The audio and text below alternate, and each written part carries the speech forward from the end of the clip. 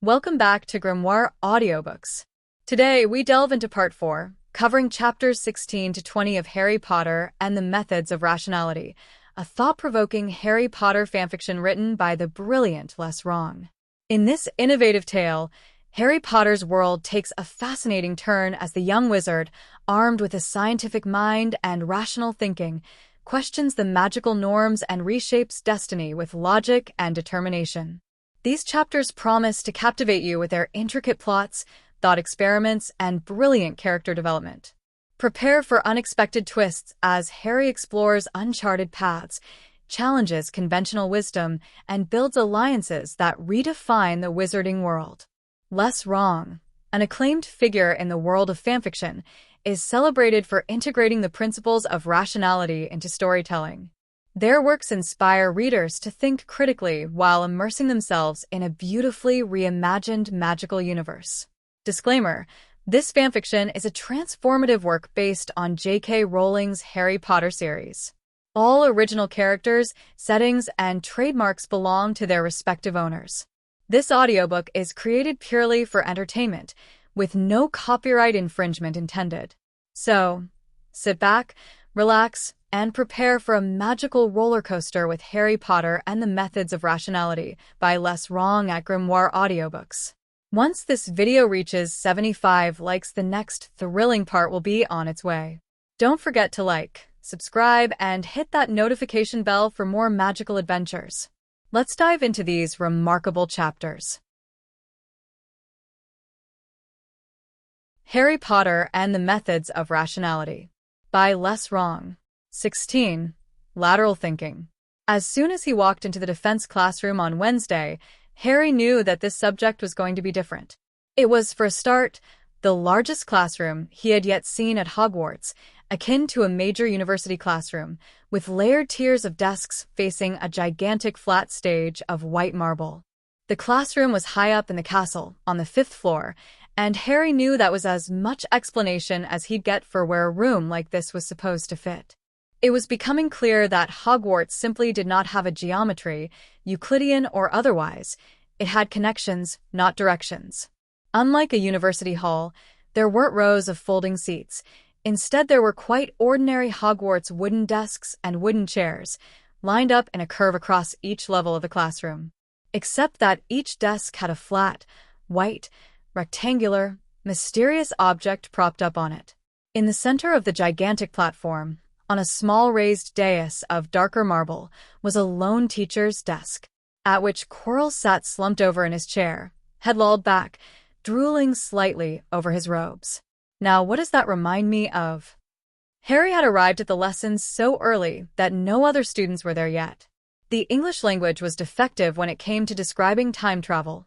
In particular, English lacked any words capable of expressing how convenient it was. Quirrell didn't seem to be functional at the moment, and Harry didn't particularly feel like approaching Quirrell anyway. Harry selected a desk, climbed up to it, sat down, and retrieved the defense textbook. He was around 7/8 of the way through. He'd planned on finishing the book before this lesson, actually, but he was running behind schedule and had already used the time turner twice today. Soon there were sounds as the classroom began to fill up. Harry ignored them. "Potter? What are you doing here?" That voice didn't belong here. Harry looked up. "Draco? What are you doing in oh my god, you have minions?" One of the lads standing behind Draco seemed to have rather a lot of muscle for an 11-year-old, and the other was poised in a suspiciously balanced-looking stance. The white blonde-haired boy smiled rather smugly and gestured behind him. "Potter, I introduced you, Mr. Crabbe." His hand moved from muscles to balance. "Mr. Goyle. Vincent, Gregory, this is Harry Potter."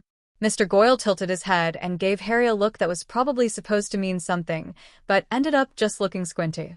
Mr. Crabbe said, "Pleased to meet Chop," in a tone that sounded like he was trying to lower his voice as far as it could go. A fleeting expression of consternation crossed Draco's face, but was quickly replaced by his superior grin. "You have minions," Harry repeated. "Where do I get minions?" Draco's smirk grew wider. "I'm afraid, Potter, that the first step is to be sorted into Slytherin Dash." "What? That's not fair." "And then for your families to have an arrangement from before you were born." Harry looked at Mr. Crabbe and Mr. Goyle. They both seemed to be trying very hard to loom. That is, they were leaning forwards, hunching over their shoulders, sticking their necks out, and staring at him. Hold on, said Harry. This was arranged years ago? Exactly, Potter. I'm afraid you're out of luck.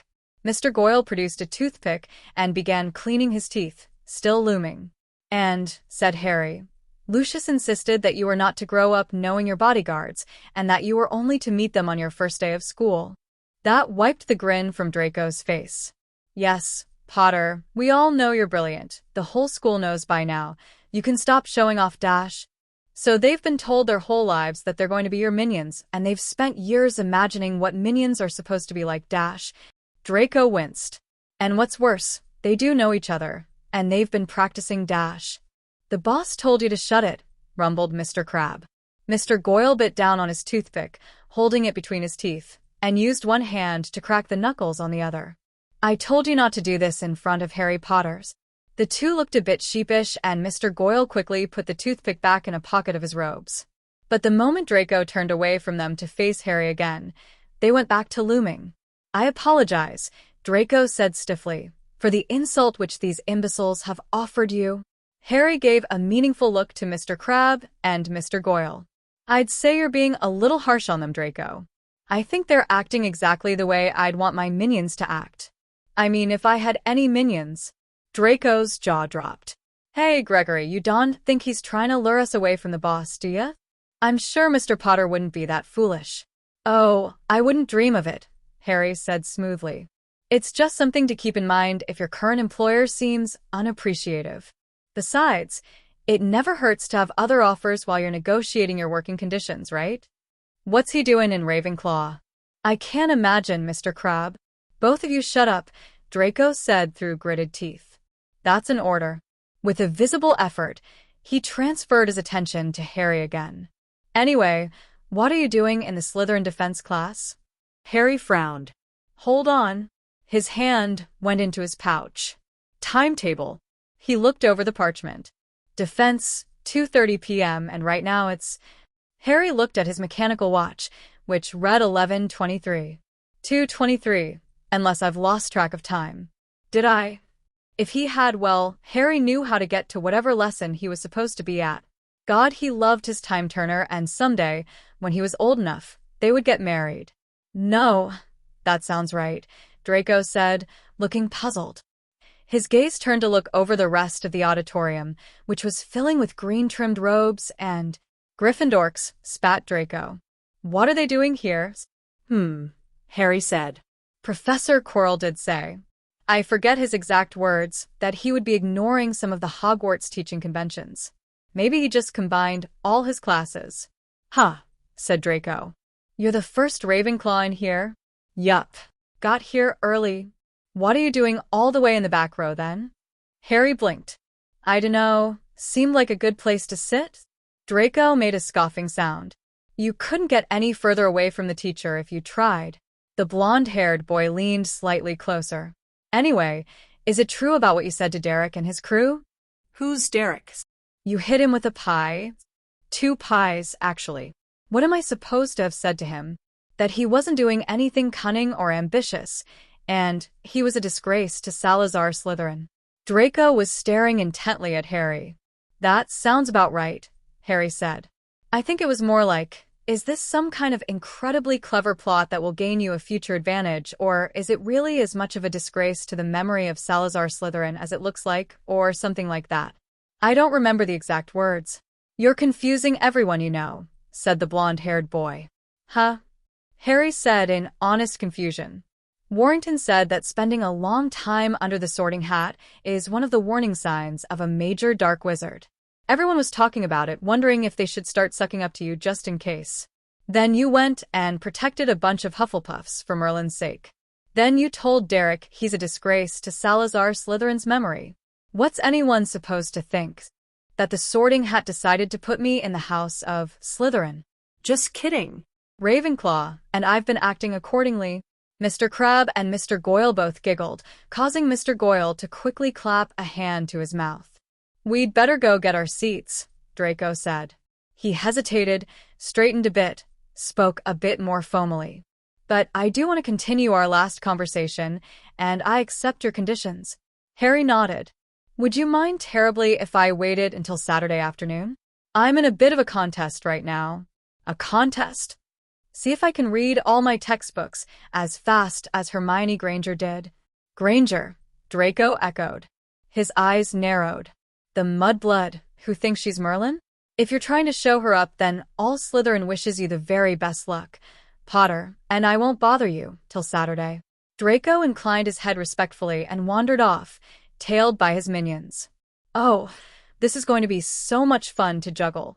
I can already tell." The classroom was filling up rapidly now with all 4 colors of trim: green, red, yellow, and blue. Draco and his 2 friends seemed to be in the midst of trying to acquire 3 contiguous front-row seats, already occupied, of course. Mr. Crabbe and Mr. Goyle were looming vigorously, but it didn't seem to be having much effect. Harry bent over his defense textbook and continued reading. At 2:35 p.m., when most of the seats were taken and no one else seemed to be coming in, Professor Quirrell gave a sudden jerk in his chair and sat up straight, and his face appeared on all the flat, white rectangular objects that were propped up on the students' desks. Harry was taken by surprise, both by the sudden appearance of Professor Quirrell's face and by the resemblance to Muggle television. There was something both nostalgic and sad about that. It seemed so much like a piece of home, and yet it wasn't really. "Good afternoon, my young apprentices," said Professor Quirrell.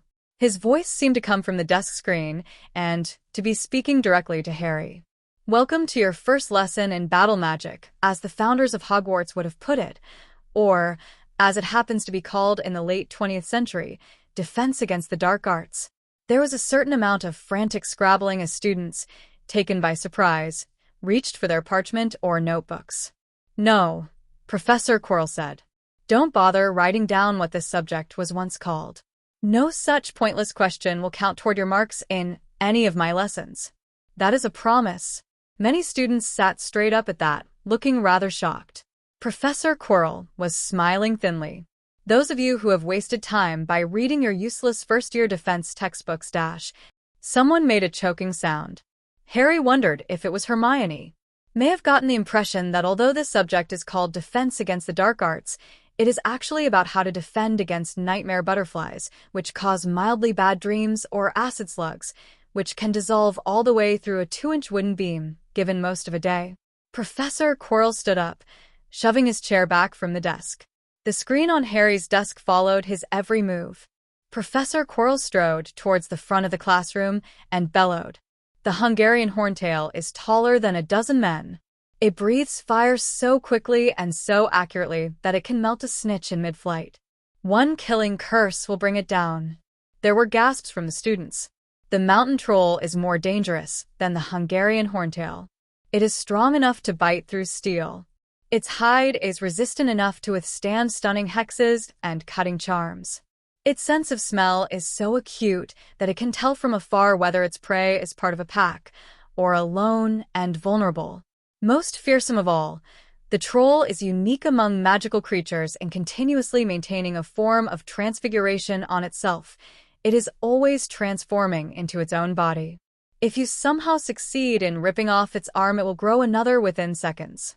Fire and acid will produce scar tissue, which can temporarily confuse a troll's regenerative powers for an hour or 2. They are smart enough to use clubs as tools. The mountain troll is the 3rd most perfect killing machine in all nature.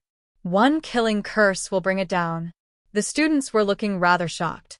Professor Quirrell was smiling rather grimly. "Your sad excuse for a 3rd-year defense textbook will suggest to you that you expose the mountain troll to sunlight, which will freeze it in place. This, my young apprentices, is the sort of useless knowledge you will never find in my lessons. You do not encounter mountain trolls in open daylight. The idea that you should use sunlight to stop them is the result of foolish textbook authors trying to show off their mastery of minutiae at the expense of practicality. Just because there is a ridiculously obscure way of dealing with mountain trolls does not mean you should actually try to use it.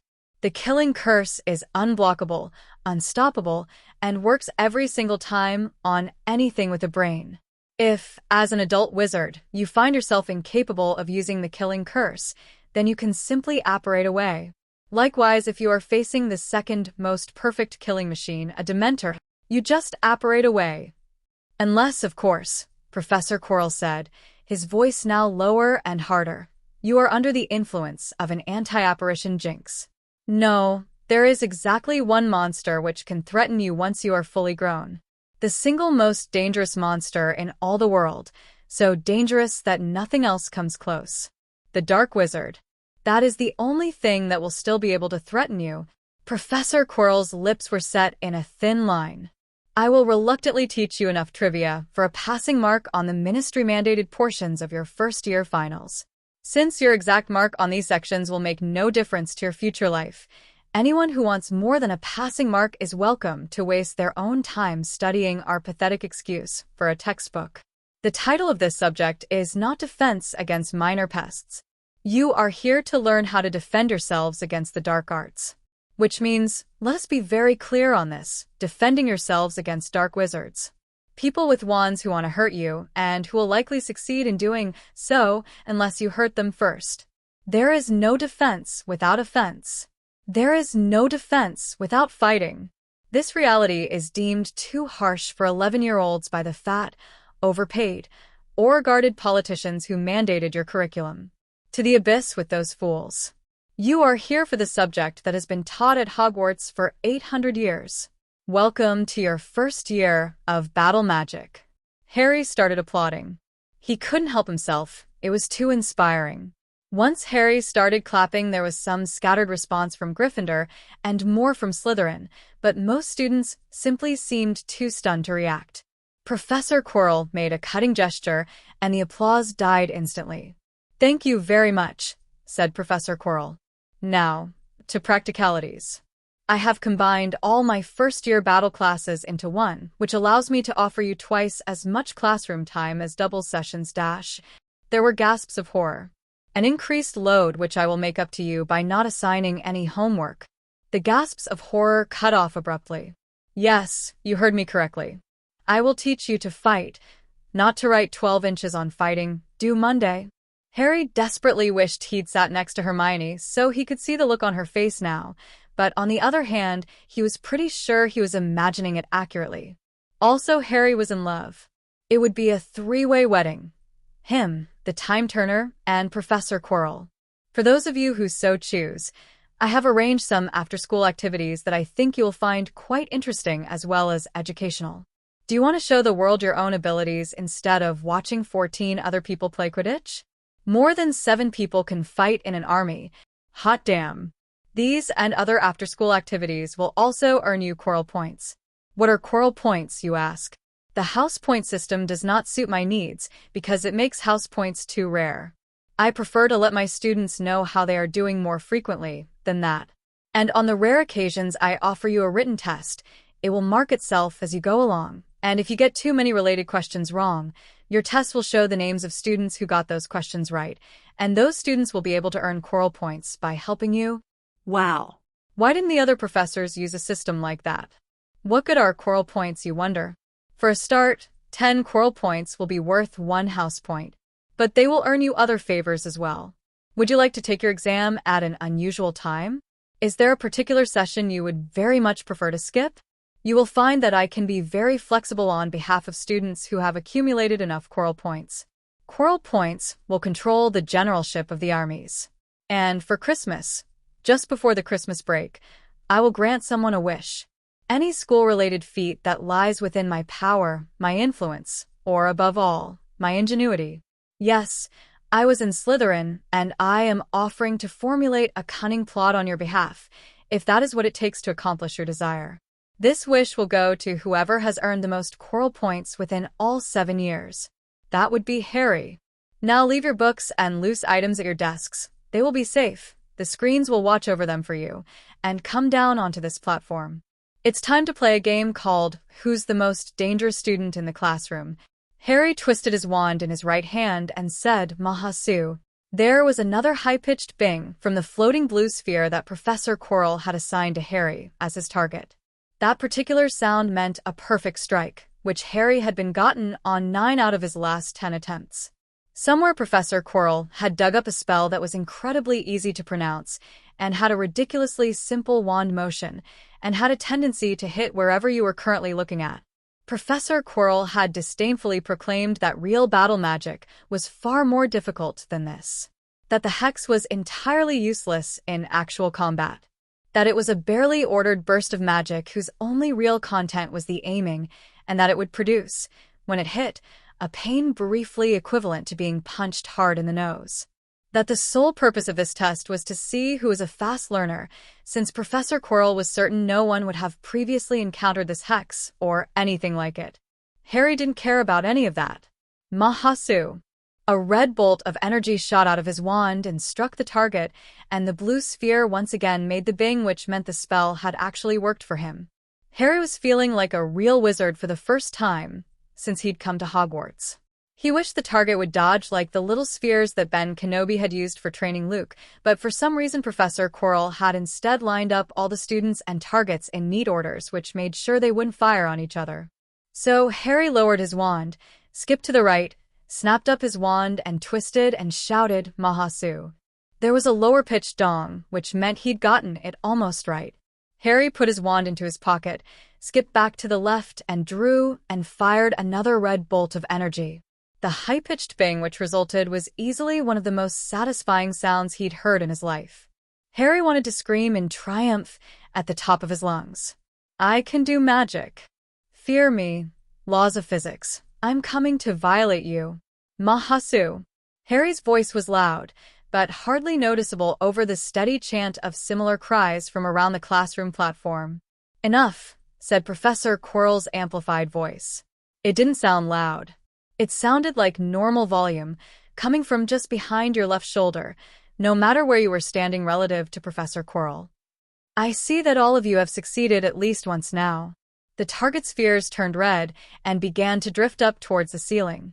Professor Quirrell was standing on the raised dais in the center of the platform, leaning slightly on his teacher's desk with one hand.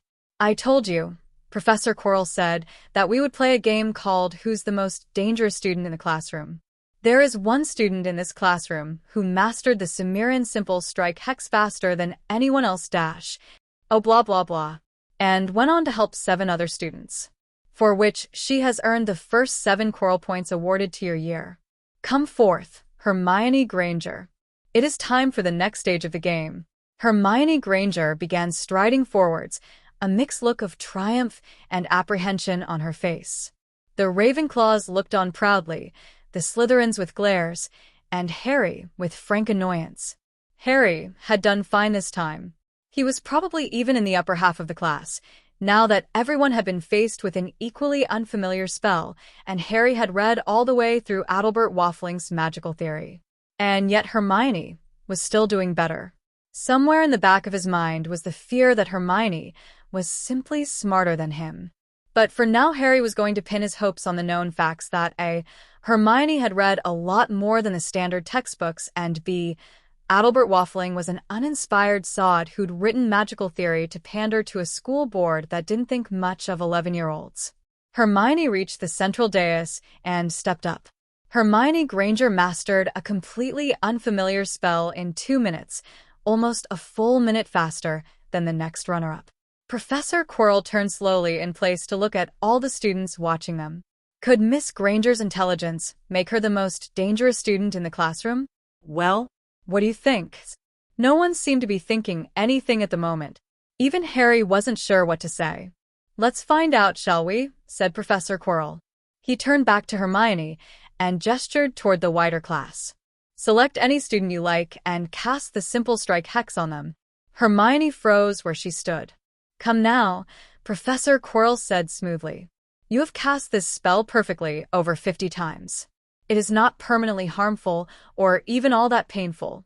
It hurts as much as a hard punch and lasts only a few seconds. Professor Quirrell's voice grew harder. This is a direct order from your professor, Miss Granger. Choose a target and fire a simple strike hex. Hermione's face was screwed up in horror, and her wand was trembling in her hand.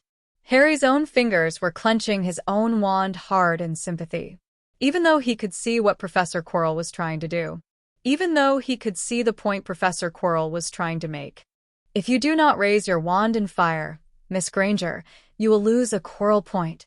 Harry stared at Hermione, willing her to look in his direction. His right hand was softly tapping his own chest. Pick me, I'm not afraid.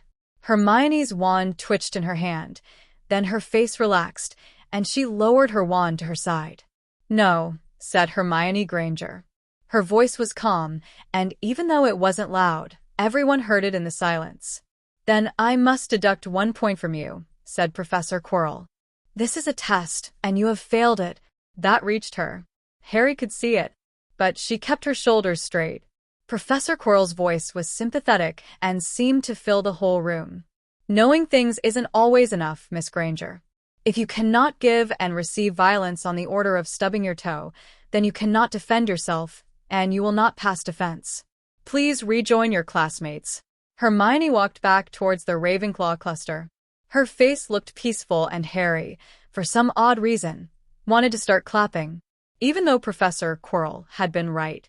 So, Professor Quirrell said, it becomes clear that Hermione Granger is not the most dangerous student in the classroom. Who do you think might actually be the most dangerous person here? Besides me, of course. Without even thinking, Harry turned to look at the Slytherin contingent. Draco, of the noble and most ancient house of Malfoy, said Professor Quirrell. It seems that many of your fellow pupils are looking in your direction. Come forth, if you would. Draco did so, walking with a certain pride in his bearing. He stepped onto the dais and looked up at Professor Quirrell with a smile. Mr. Malfoy, Professor Quirrell said. Fire. Harry would have tried to stop it if there'd been time, but in one smooth motion Draco spun on the Ravenclaw contingent and raised his wand and said Mahasu like it was all one syllable and Hermione was saying, ow, and that was that. Well struck, said Professor Quirrell.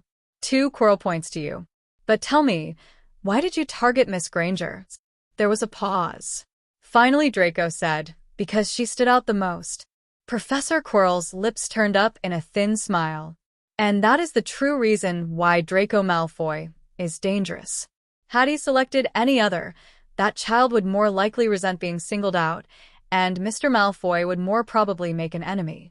And while Mr. Malfoy might have given some other justification for selecting her, that would have served him no purpose save to alienate some of you, while others are already cheering him whether he says anything or not.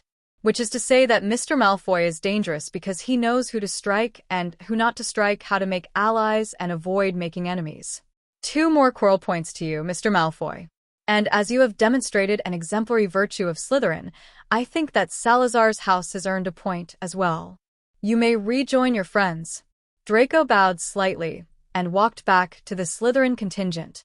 Some clapping started from the green-trimmed robes, but Professor Quirrell made a cutting gesture and silence fell again. It might seem that our game is done, said Professor Quirrell, and yet there is a single student in this classroom who is more dangerous than the scion of Malfoy. And now, for some reason, there seem to be an awful lot of people looking at Harry Potter. Come forth. This did not bode well. Harry reluctantly walked towards where Professor Quirrell stood on his raised dais, still leaning slightly against his teacher's desk. The nervousness of being put into the spotlight seemed to be sharpening Harry's wits as he approached the dais, and his mind was ruffling through possibilities for what Professor Quirrell might think could demonstrate Harry's dangerousness. Would he be asked to cast a spell? To defeat a Dark Lord? Demonstrate his supposed immunity to the killing curse? Surely Professor Quirrell was too smart for that. Harry stopped well short of the dais, and Professor Quirrell didn't ask him to come any closer. The irony is, said Professor Quirrell, you all looked at the right person for entirely the wrong reasons. You are thinking, Professor Quirrell's lips twisted, that Harry Potter has defeated the Dark Lord, and so must be very dangerous. Bah. He was 1 year old. Whatever quirk of fate killed the Dark Lord likely had little to do with Mr. Potter's abilities as a fighter. But after I heard rumors of one Ravenclaw facing down 5 older Slytherins, I interviewed several eyewitnesses and came to the conclusion that Harry Potter would be my most dangerous student. A jolt of adrenaline poured into Harry's system, making him stand up straighter.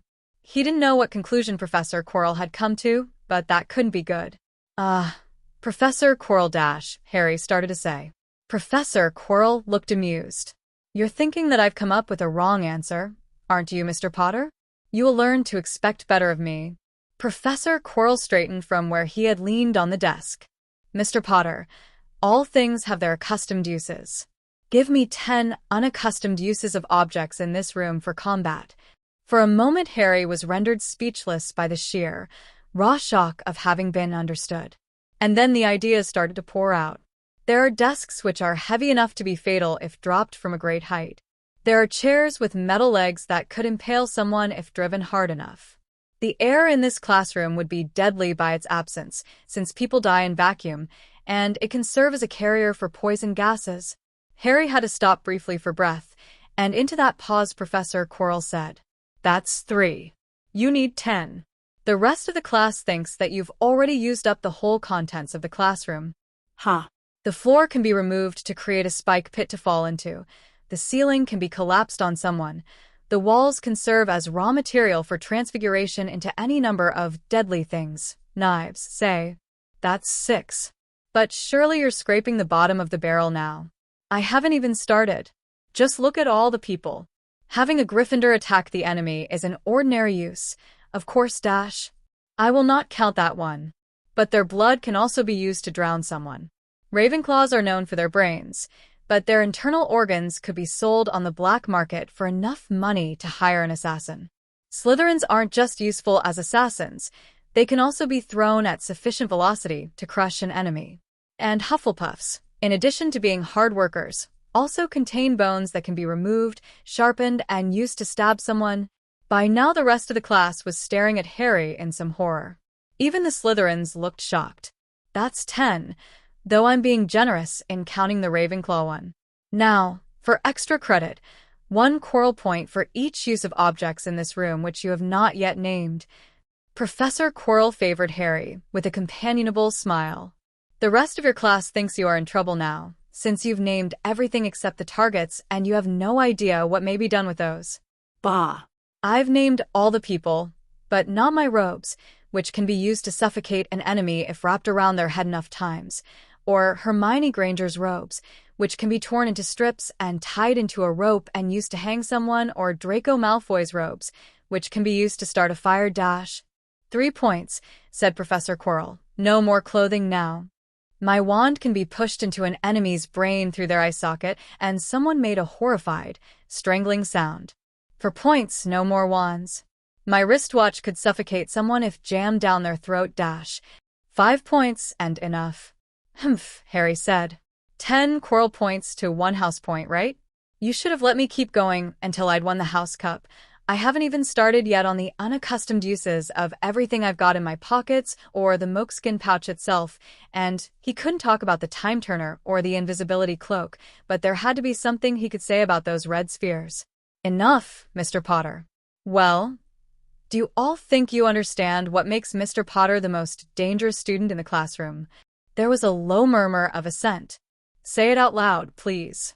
Terry Boot, what makes your dorm mate dangerous? He's creative? Wrong, bellowed Professor Quirrell, and his fist came down sharply on his desk with an amplified sound that made everyone jump. All of Mr. Potter's ideas were worse than useless. Harry started in surprise. Remove the floor to create a spike trap? Ridiculous. In combat you do not have that sort of preparation time, and if you did there would be 100 better uses. Transfigure material from the walls? Mr. Potter cannot perform transfiguration. Mr. Potter had exactly one idea which he could use immediately right now, without extensive preparation or a cooperative enemy, or magic, he does not know. That idea was to jam his wand through his enemy's eye socket, which would be more likely to break his wand than kill his opponent. In short, Mr. Potter, I'm afraid that your proposals were uniformly awful. What? Harry said indignantly. You asked for unusual ideas, not practical ones. I was thinking outside the box. How would you use something in this classroom to kill someone? Professor Quirrell's expression was disapproving, but there were smile crinkles around his eyes. Mr. Potter, I never said you were to kill. There is a time and a place for taking your enemy alive, and inside a Hogwarts classroom is usually one of those places. But to answer your question, hit them on the neck with the edge of a chair? There was some laughter from the Slytherins, but they were laughing with Harry, not at him. Everyone else was looking rather horrified. But Mr. Potter has now demonstrated why he is the most dangerous student in the classroom. Asked for unaccustomed uses of items in this room for combat. Mr. Potter could have suggested using a desk to block a curse, or using a chair to trip an oncoming enemy, or wrapping cloth around his arm to create an improvised shield. Instead, every single use that Mr. Potter named was offensive rather than defensive, and either fatal or potentially fatal. What? Wait, that couldn't be true. Harry had a sudden sense of vertigo as he tried to remember what exactly he'd suggested. Surely there had to be a counterexample. And that, Professor Quirrell said, is why Mr. Potter's ideas were so strange and useless, because he had to reach far into the impractical in order to meet his standard of killing the enemy. To him, any idea which fell short of that was not worth considering. This reflects a quality that we might call intent to kill. I have it. Harry Potter has it, which is how he could stare down 5 older Slytherins. Draco Malfoy does not have it, not yet. Mr. Malfoy would hardly shrink from talk of ordinary murder, but even he was shocked. Yes, you were Mr. Malfoy.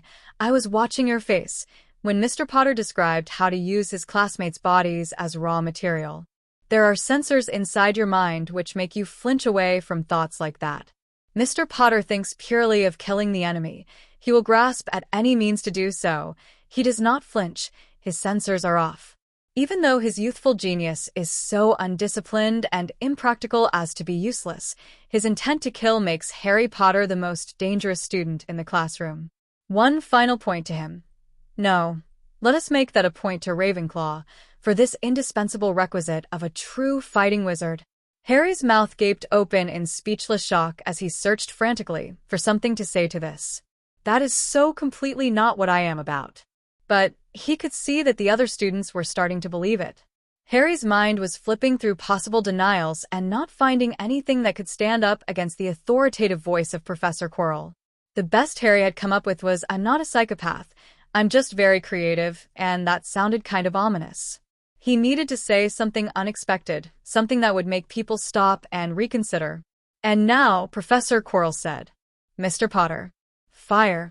Nothing happened, of course. Well, said Professor Quirrell. He sighed. I suppose we must all start somewhere. Mr. Potter, select any student you please for a simple strike hex. You will do so before I dismiss your class for the day. If you do not, I will begin deducting house points, and I will keep on deducting them until you do. Harry carefully raised his wand. He had to do that much, or Professor Quirrell might start deducting house points right away. Slowly, as though on a roasting platter, Harry turned to face the Slytherins. And Harry's eyes met Draco's. Draco Malfoy didn't look the slightest bit afraid. The blonde-haired boy wasn't giving any visible sign of assent such as Harry had given Hermione, but then he could hardly be expected to do so. The other Slytherins would think that rather odd. Why the hesitation, said Professor Quirrell. Surely there's only one obvious choice. Yes, Harry said. Only one obvious choice. Harry twisted the wand and said, Mahasu. There was complete silence in the classroom. Harry shook his left arm, trying to get rid of the lingering sting. There was more silence. Finally, Professor Quirrell sighed. Yes, quite ingenious, but there was a lesson to be taught, and you dodged it. 1 point from Ravenclaw for showing off your own cleverness at the expense of the actual goal. Class dismissed. And before anyone else could say anything, Harry sang out. Just kidding. Ravenclaw. There was silence for a brief moment after that, a sound of people thinking, and then the murmur started and rapidly rose to a roar of conversation. Harry turned towards Professor Quirrell. The two of them needed to talk. Quirrell had slumped over and was trudging back to his chair. No. Not acceptable. They really needed to talk. Stuff the zombie act. Professor Quirrell would probably wake up if Harry poked him a couple of times. Harry started forward. Wrong. Don't. Bad idea. Harry swayed and stopped in his tracks, feeling dizzy. And then a flock of Ravenclaws descended on him, and the discussions began. 17. Locating the hypothesis. Thursday. If you wanted to be specific, 7:24 a.m. on Thursday morning. Harry was sitting on his bed, a textbook lying limp in his motionless hands. Harry had just had an idea for a truly brilliant experimental test. It would mean waiting an extra hour for breakfast, but that was why he had cereal bars. No, this idea absolutely positively had to be tested right away, immediately now. Harry set the textbook aside, leapt out of bed, raced around his bed, yanked out the cavern level of his trunk, ran down the stairs, and started moving boxes of books around. He really needed to unpack and get bookcases at some point, but he was in the middle of his textbook reading contest with Hermione and falling behind, so he hadn't had time. Harry found the book he wanted and raced back upstairs. The other boys were getting ready to go down to breakfast in the Great Hall and start the day. "Excuse me, can you do something for me?" said Harry. He was flipping through the book's index as he spoke, found the page with the first 10,000 primes, flipped to that page, and thrust the book at Anthony Goldstein. "Pick 2 three-digit numbers from this list. Don't tell me what they are. Just multiply them together and tell me the product." "Oh, and can you do the calculation twice to double-check?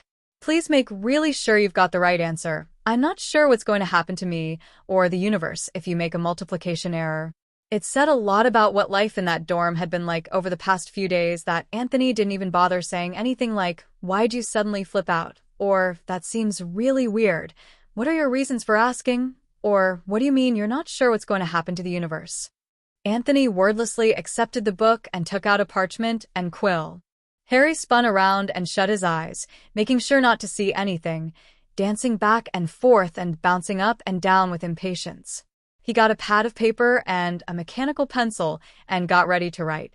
"Okay," Anthony said, 181,429. Harry wrote down 181,429. He repeated what he'd just written down, and Anthony confirmed it. Then Harry raced back down into the cavern level of his trunk, glanced at his watch. The watch said 4:28, which meant 7:28, and then shut his eyes. Around 30 seconds later, Harry heard the sound of steps, followed by the sound of the cavern level of the trunk sliding shut. Harry wasn't worried about suffocating. An automatic air freshening charm was part of what you got if you were willing to buy a really good trunk. Wasn't magic wonderful? It didn't have to worry about electric bills. And when Harry opened his eyes, he saw just what he'd been hoping to see, a folded piece of paper left on the floor, the gift of his future self. Call that piece of paper, paper 2.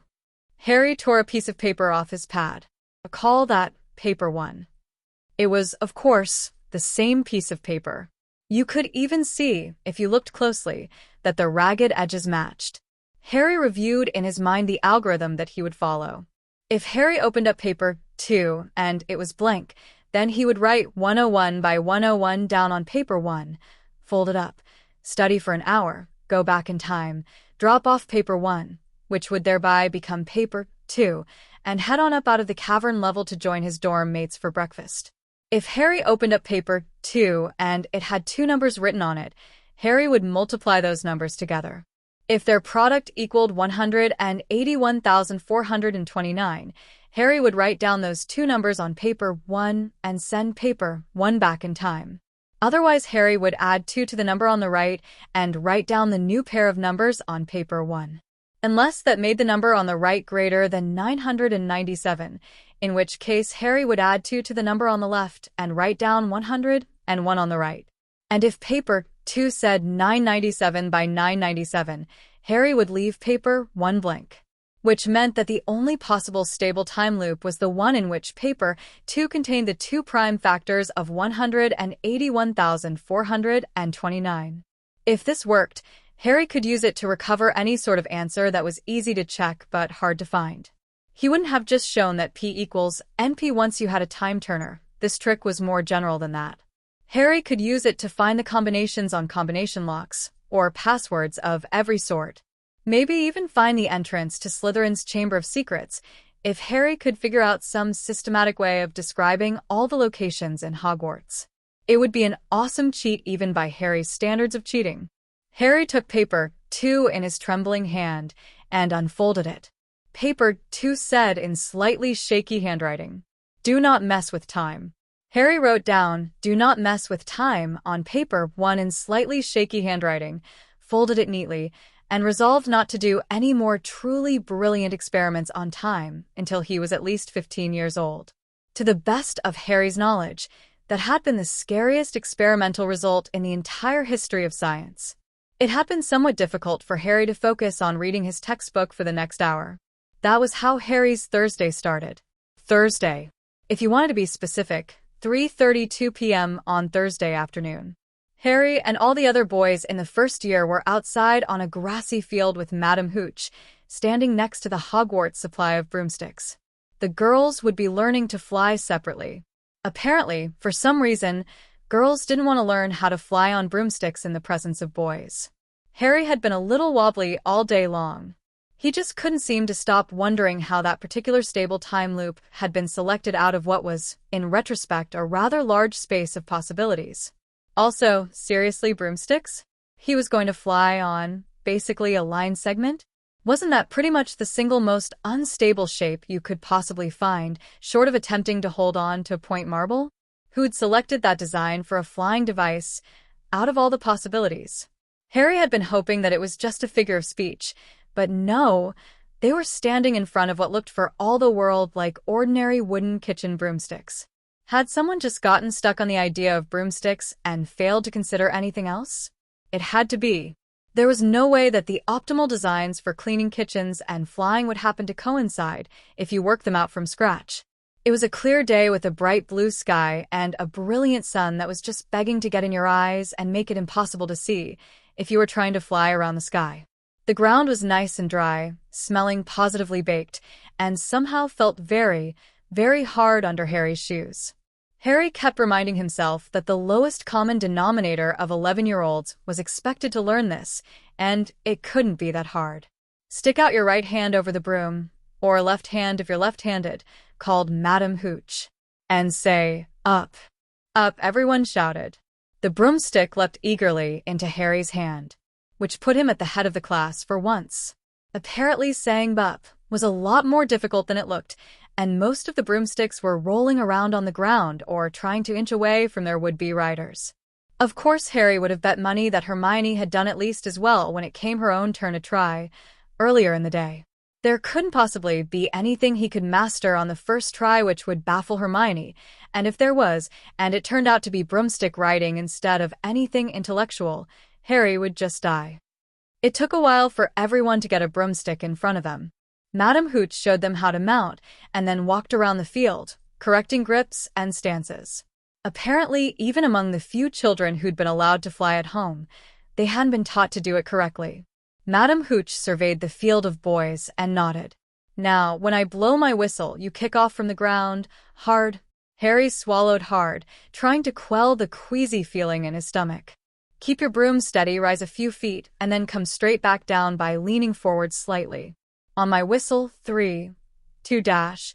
One of the brooms shot skyward, accompanied by a young boy's screams of horror, not Delight. The boy was spinning at an awful rate as he ascended. They only got glimpses of his white face. As though in slow motion, Harry was leaping back off his own broomstick and scrabbling for his wand, though he didn't really know what he planned to do with it. He'd had exactly 2 sessions of charms, and the last one had been the hover charm, but Harry had only been able to cast the spell successfully 1 time out of 3, and he certainly couldn't levitate whole people. "If there is any hidden power in me, let it reveal itself now. Come back, boy," shouted Madame Hooch, which had to be the most unhelpful instruction imaginable for dealing with an out-of-control broomstick from a flying instructor, and a fully automatic section of Harry's brain added Madame Hooch to his tally of fools. And the boy was thrown off the broomstick. He seemed to move very slowly through the air, at first. "Wingardium Leviosa," screamed Harry. The spell failed. He could feel it fail. There was a thud and a distant cracking sound, and the boy lay face down on the grass in a heap. Harry sheathed his wand and raced forwards at full speed. He arrived at the boy's side at the same time as Madame Hooch, and Harry reached into his pouch and tried to recall, oh God, what was the name? Never mind, he'd just try Healer's Pack, and it popped up into his hand and… Broken wrist, Madame Hooch said. Calm down, boy, he just has a broken wrist. There was a sort of mental lurch as Harry's mind snapped out of panic mode. The emergency healing pack plus lay open in front of him, and there was a syringe of liquid fire in Harry's hand, which would have kept the boy's brain oxygenated if he'd managed to snap his neck. Ah, Harry said in a rather wavering sort of voice. His heart was pounding so loudly that he almost couldn't hear himself panting for breath. Broken bone, right? Setting string. That's for emergencies only, snapped Madame Hooch. Put it away, he's fine. She leaned over the boy, offering him a hand. Come on, boy. It's all right, up you get. You're not seriously going to make him ride the broomstick again? Harry said in horror. Madame Hooch sent Harry a glare. Of course not. She pulled the boy to his feet using his good arm. Harry saw with a shock that it was Neville Longbottom again. What was with him? And she turned to all the watching children. None of you is to move while I take this boy to the hospital wing. You leave those brooms where they are, or you'll be out of Hogwarts before you can say, Quidditch. Come on, dear. And Madame Hooch walked off with Neville, who was clutching his wrist and trying to control his sniffles. When they were out of earshot, one of the Slytherins started giggling. That set off the others. Harry turned and looked at them. It seemed like a good time to memorize some faces. And Harry saw that Draco was strolling towards him, accompanied by Mr. Crabbe and Mr. Goyle. Mr. Crabbe wasn't smiling. Mr. Goyle decidedly was.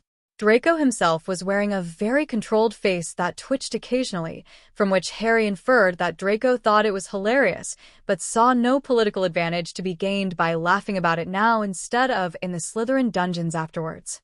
Well, Potter, Draco said in a low voice that didn't carry, still with that very controlled face that was twitching occasionally, just wanted to say, when you take advantage of emergencies to demonstrate leadership, you want to look like you're in total control of the situation, rather than, say, going into a complete panic. Mr. Goyle giggled, and Draco shot him a quelling look. But you probably scored a few points anyway. You need any help stowing that healer's kit? Harry turned to look at the healing pack, which got his own face turned away from Draco. I think I'm fine, Harry said. He put the syringe back in its place, redid the latches, and stood up. Ernie Macmillan arrived just as Harry was feeding the pack back into his moleskin pouch. Thank you, Harry Potter. On behalf of Hufflepuff, Ernie Macmillan said formally. It was a good try and a good thought. A good thought indeed, drawled Draco. Why didn't anyone in Hufflepuff have their wands out? Maybe if you'd all helped instead of just Potter, you could have caught him. I thought Hufflepuffs were supposed to stick together. Ernie looked like he was torn between getting angry and wanting to die of shame. We didn't think of it in time dash. Ah, said Draco. Didn't think of it. I guess that's why it's better to have one Ravenclaw as a friend than all of Hufflepuff. Oh, hell. How is Harry supposed to juggle this one? You're not helping, Harry said in a mild tone. Hoping Draco would interpret that as you're interfering with my plans. Please shut up. Hey, what's this? Said Mr. Goyle. He stooped to the grass and picked up something around the size of a large marble, a glass ball that seemed to be filled with a swirling white mist. Ernie blinked. Neville's Remembrall. What's a Remembrall? Asked Harry. It turns red if you've forgotten something, Ernie said. It doesn't tell you what you forgot, though. Give it here, please, and I'll hand it back to Neville later. Ernie held out his hand. A sudden grin flashed across Mr. Goyle's face, and he spun around and raced away.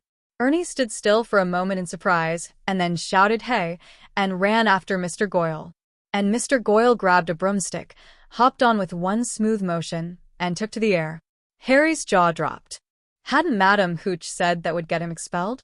That idiot! Draco hissed. He opened his mouth to shout. Hey! Shouted Ernie. That's Neville's. Give it back. The Slytherins started cheering and hooting. Draco's mouth snapped shut. Harry caught the sudden look of indecision on his face. Draco, Harry said in a low tone, if you don't order that idiot back on the ground, the teacher's going to get back and dash. Come and get it, Hufflepuffle, shouted Mr. Goyle, and a great cheer went up from the Slytherins. I can't, whispered Draco. Everyone in Slytherin would think I'm weak. And if Mr. Goyle gets expelled, hissed Harry, your father is going to think you're a moron. Draco's face twisted in agony. At that moment, hey, Slither Slime, shouted Ernie, didn't anyone ever tell you that Hufflepuffs stick together? Wands out, Hufflepuff. And there were suddenly a whole lot of wands pointed in Mr. Goyle's direction. 3 seconds later, wands out Slytherin, said around 5 different Slytherins. And there were a whole lot of wands pointed in Hufflepuff's direction. 2 seconds later, wands out, Gryffindor. Do something, Potter, whispered Draco. I can't be the one to stop this, it has to be you. I'll owe you a favor, just think of something, aren't you supposed to be brilliant? In around 5.5 seconds, realized Harry, someone was going to cast the Sumerian Simple Strike Hex, and by the time it was over and the teachers were done expelling people, the only boys left in his year would be Ravenclaws. Wands out, Ravenclaw, shouted Michael Corner, who was apparently feeling left out of the disaster. Gregory Goyle, screamed Harry. I challenge you to a contest for possession of Neville's Remembrall. There was a sudden pause. Oh, really? Said Draco in the loudest drawl Harry had ever heard. That sounds interesting. What sort of contest? Potter's?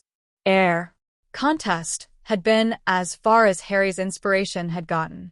What sort of contest? He couldn't say chess because Draco wouldn't be able to accept without it looking strange. He couldn't. Say arm wrestling because Mr. Goyle would crush him. How about this? Harry said loudly. Gregory Goyle and I stand apart from each other, and no one else is allowed to come near either of us. We don't use our wands, and neither does anyone else. I don't move from where I'm standing, and neither does he.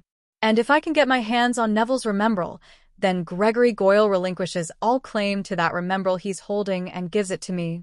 There was another pause as people's looks of relief transmuted to confusion. Potter, said Draco loudly. I'd like to see you do that. Mr. Goyle accepts. It's on, said Harry. Potter, what? Whispered Draco, which he somehow did without moving his lips. Harry didn't know how to answer without moving his. People were putting their wands away, and Mr. Goyle swooped gracefully to the ground, looking rather confused. Some Hufflepuffs started over towards Mr. Goyle, but Harry shot them a desperately pleading look and they backed off. Harry walked toward Mr. Goyle and stopped when he was a few paces away, far enough apart that they couldn't reach each other. Slowly, deliberately, Harry sheathed his wand. Everyone else backed away. Harry swallowed. He knew in broad outline what he wanted to do, but it had to be done in such a way that no one understood what he'd done. All right, Harry said loudly. And now? He took a deep breath and raised one hand, fingers ready to snap. There were gasps from anyone who'd heard about the pies, which was practically everyone. I call upon the insanity of Hogwarts. Happy, happy, boom, boom, swamp, swamp, swamp. And Harry snapped his fingers. A lot of people flinched, and nothing happened. Harry let the silence stretch on for a while, developing, until, someone said, Is that it? Harry looked at the boy who'd spoken. Look in front of you. You see that patch of ground that looks barren, without any grass on it? Yeah, said the boy, a Gryffindor. Dean something? Dig it up. Now Harry was getting a lot of strange looks. Why, said Dean something. Just do it, said Terry Boot in a weary voice. No point asking why, trust me on this one. Dean something kneeled down and began to scoop away dirt. After a minute or so, Dean stood up again. There's nothing there, Dean said. Harry had been planning to go back in time and bury a treasure map that would lead to another treasure map that would lead to Neville's Remembrall, which he would put there after getting it back from Mr. Goyle. Then Harry realized there was a much simpler way, which didn't threaten the secret of time turners quite as much. Thanks, Dean, Harry said loudly. Ernie, would you look around on the ground where Neville fell and see if you can find Neville's Remembrall? People looked even more confused. Just do it, said Terry Boot. He'll keep trying until something works, and the scary thing is that dash. Merlin, gasped Ernie. He was holding up Neville's Remembrall. It's here, right where he fell. What? Cried Mr. Goyle. He looked down and saw. that he was still holding Neville's Remembrall. There was a rather long pause.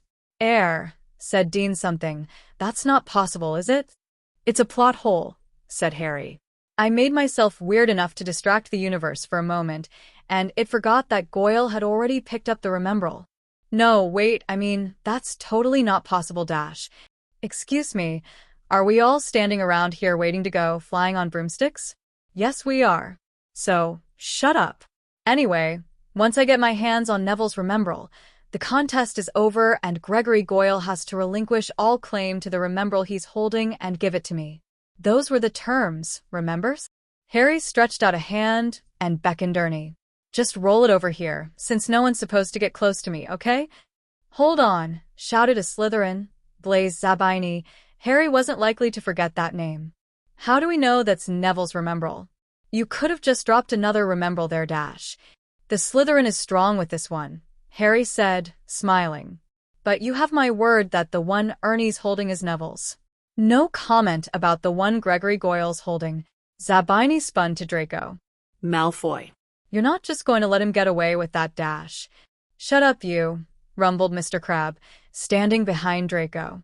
Mr. Malfoy doesn't need you to tell him what to do. Good minion. My bet was with Draco, of the noble and most ancient house of Malfoy, Harry said. Not with you, Zabini. I have done what Mr. Malfoy said he'd like to see me do, and as for the judgment of the bet, I leave that up to Mr. Malfoy. Harry inclined his head towards Draco and raised his eyebrows slightly. That ought to allow Draco to save enough face. There was a pause. You promise that actually is Neville's Remembrall?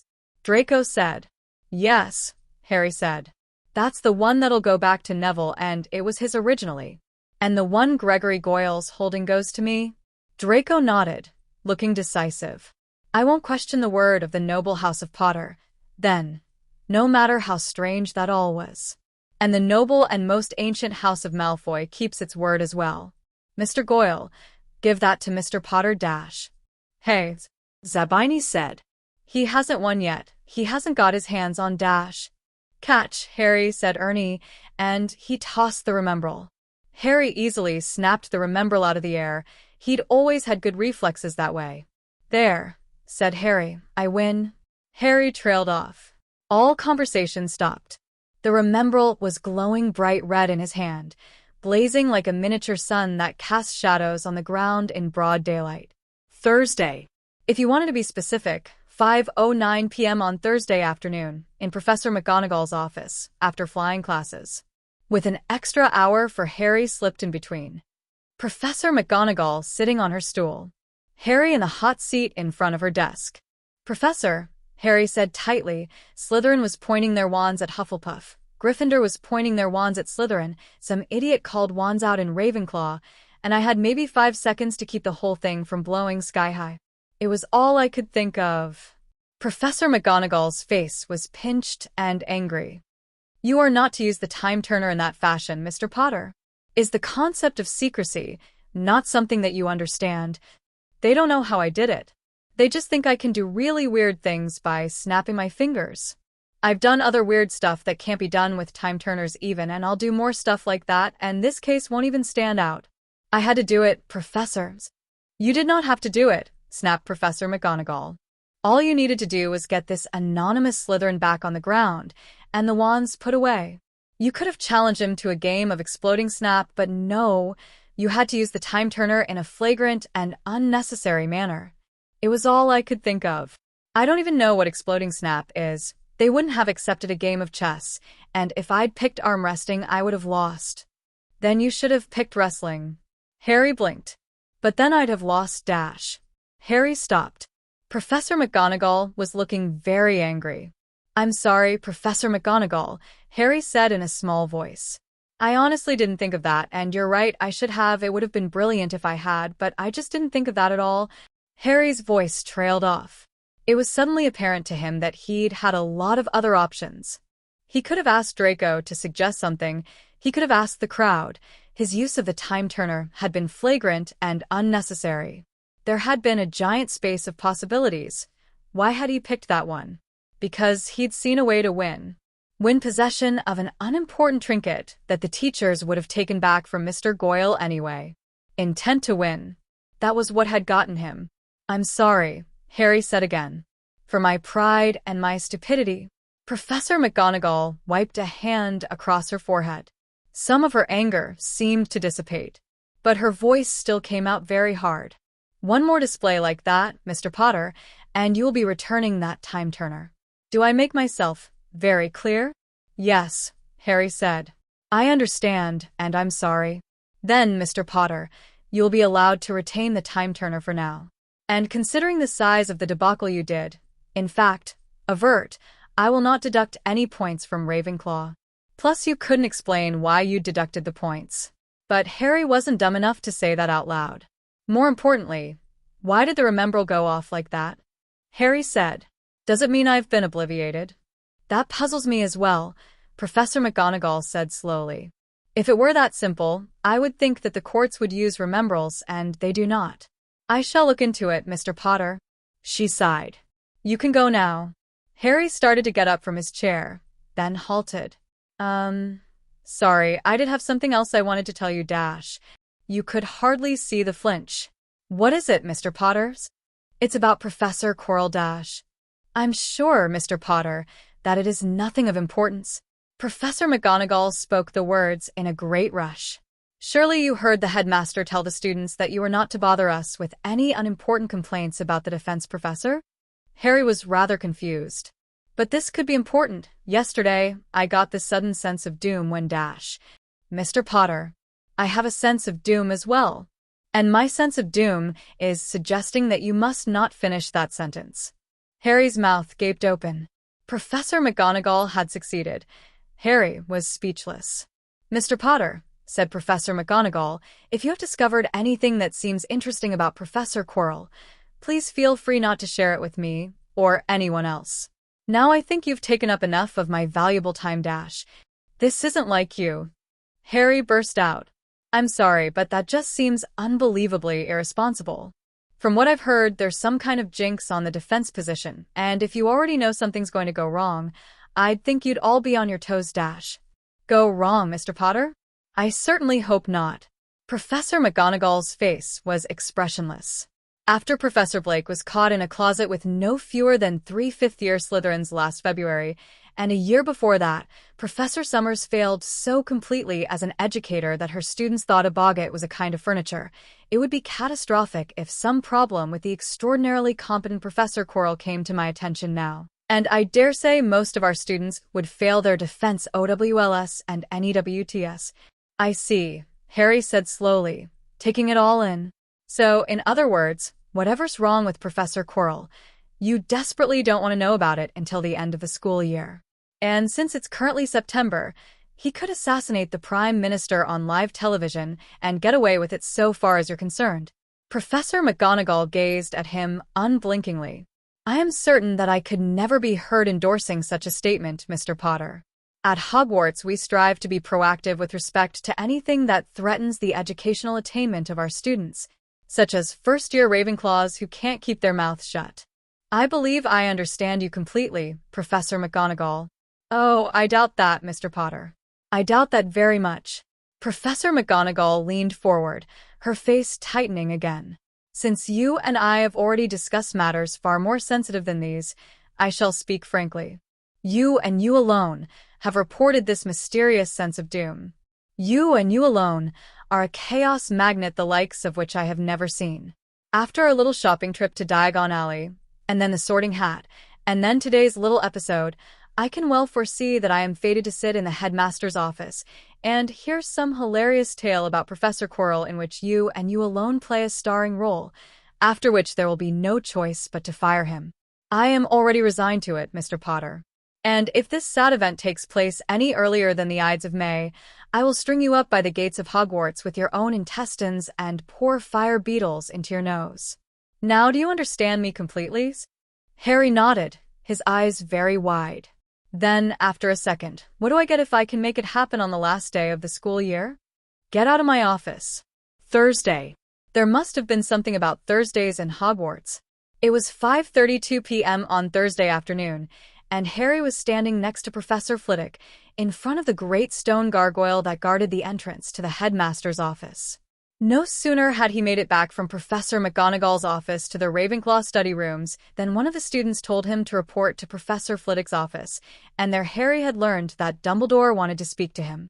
Harry, feeling rather apprehensive, had asked Professor Flitwick if the headmaster had said what this was about. Professor Flitwick had shrugged in a helpless sort of way. Apparently Dumbledore had said that Harry was far too young to invoke the words of power and madness. Happy, happy, boom, boom, swamp, swamp, swamp?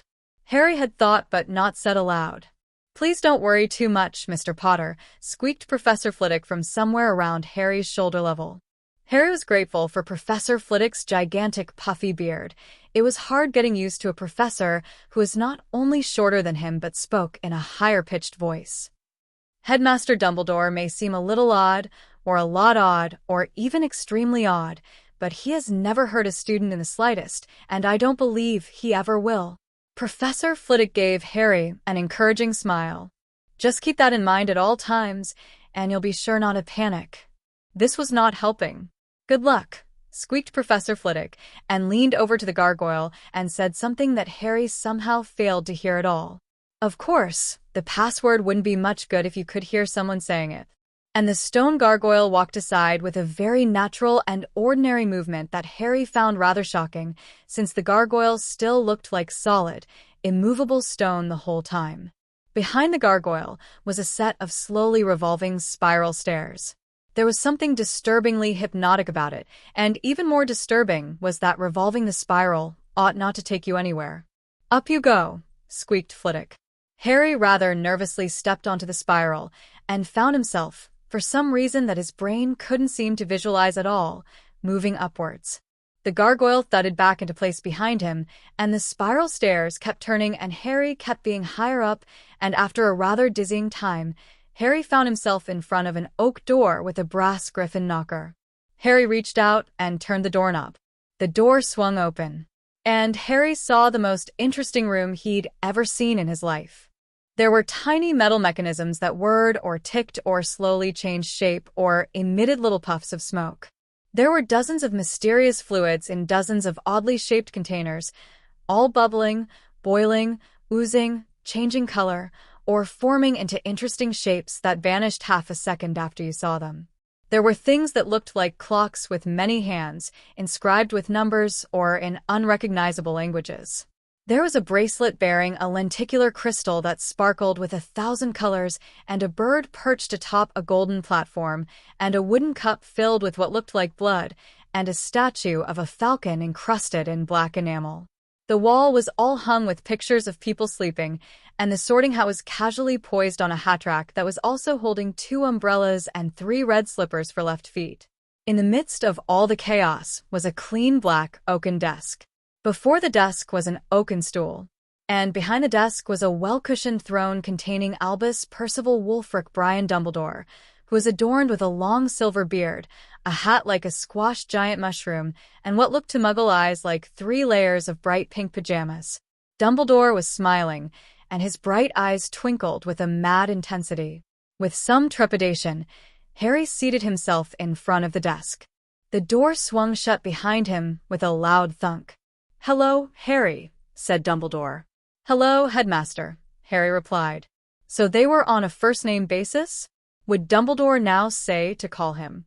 "Please, Harry," said Dumbledore. "Headmaster sounds so formal. Just call me Hef for short." "I'll be sure to, Hef," said Harry. There was a slight pause.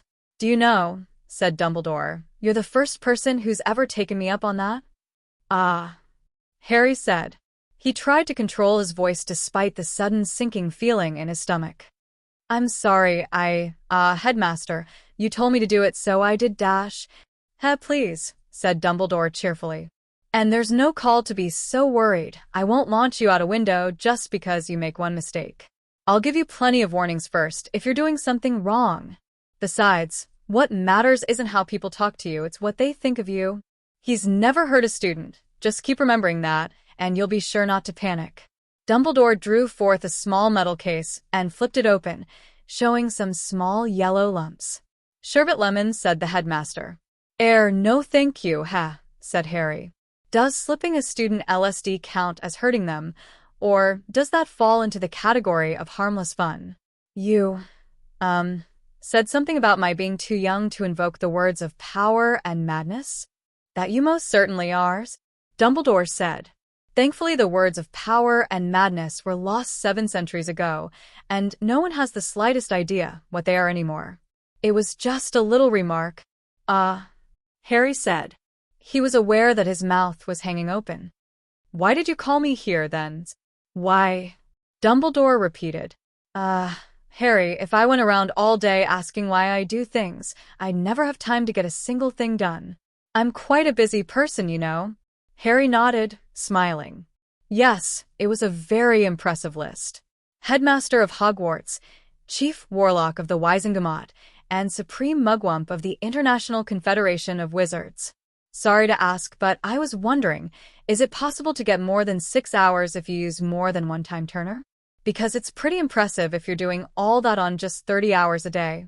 There was another slight pause, during which Harry went on smiling.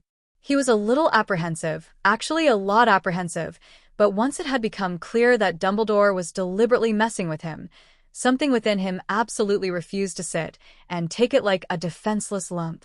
I'm afraid time doesn't like being stretched out too much, said Dumbledore after the slight pause, and yet we ourselves seem to be a little too large for it, and so it's a constant struggle to fit our lives into time. Indeed, Harry said with grave solemnity. That's why it's best to come to our points quickly. For a moment Harry wondered if he'd gone too far. Then Dumbledore chuckled. Straight to the point it shall be. The headmaster leaned forwards, tilting his squashed mushroom hat and brushing his beard against his desk. Harry, this Monday you did something that should have been impossible even with a time turner. Or rather, impossible with only a time turner. Where did those 2 pies come from, I wonder? A jolt of adrenaline shot through Harry.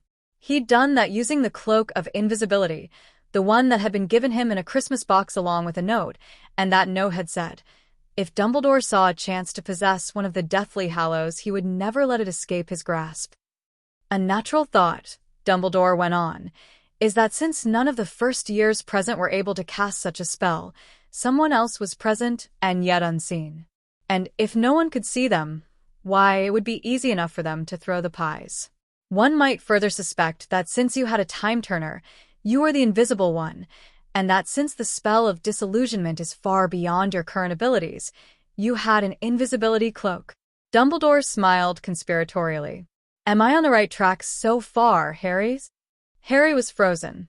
He had the feeling that an outright lie would not at all be wise, and possibly not the least bit helpful, and he couldn't think of anything else to say.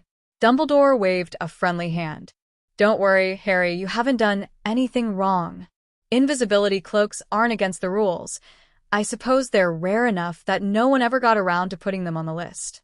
But really I was wondering something else entirely.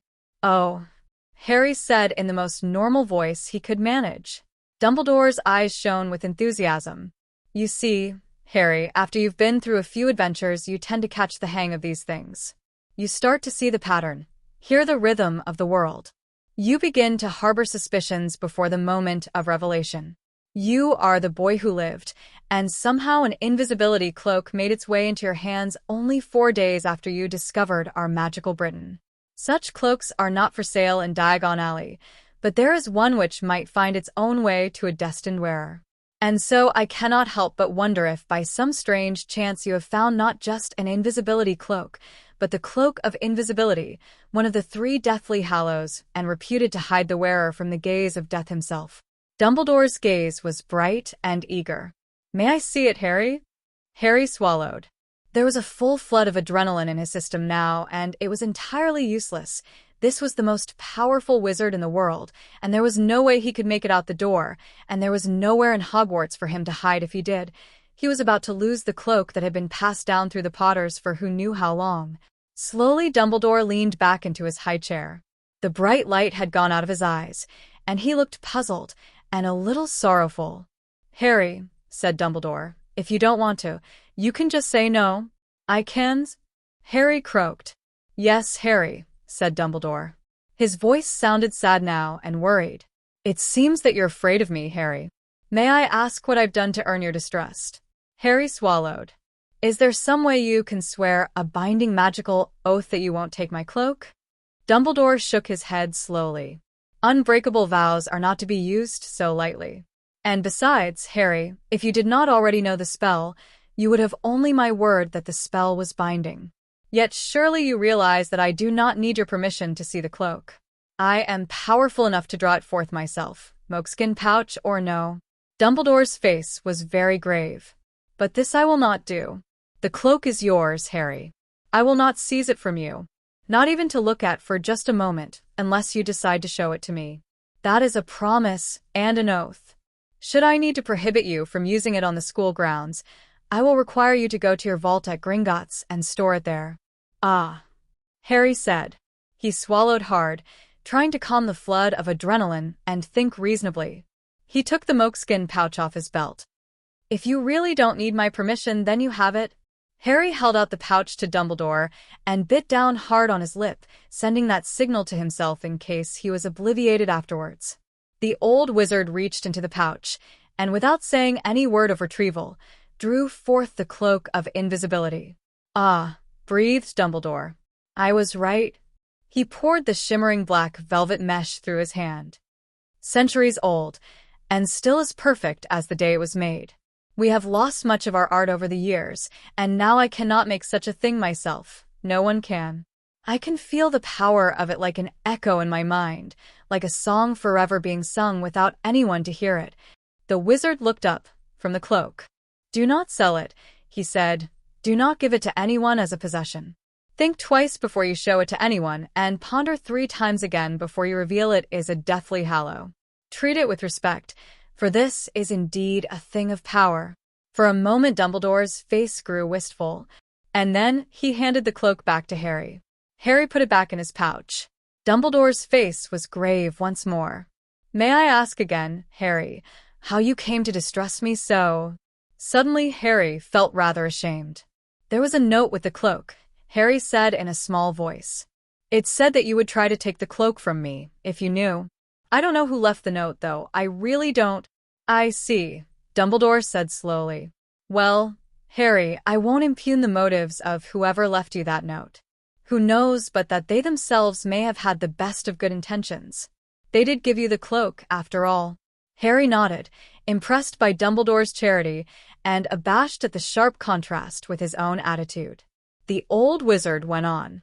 But you and I are both game pieces of the same color, I think. The boy who finally defeated Voldemort, and the old man who held him off long enough for you to save the day.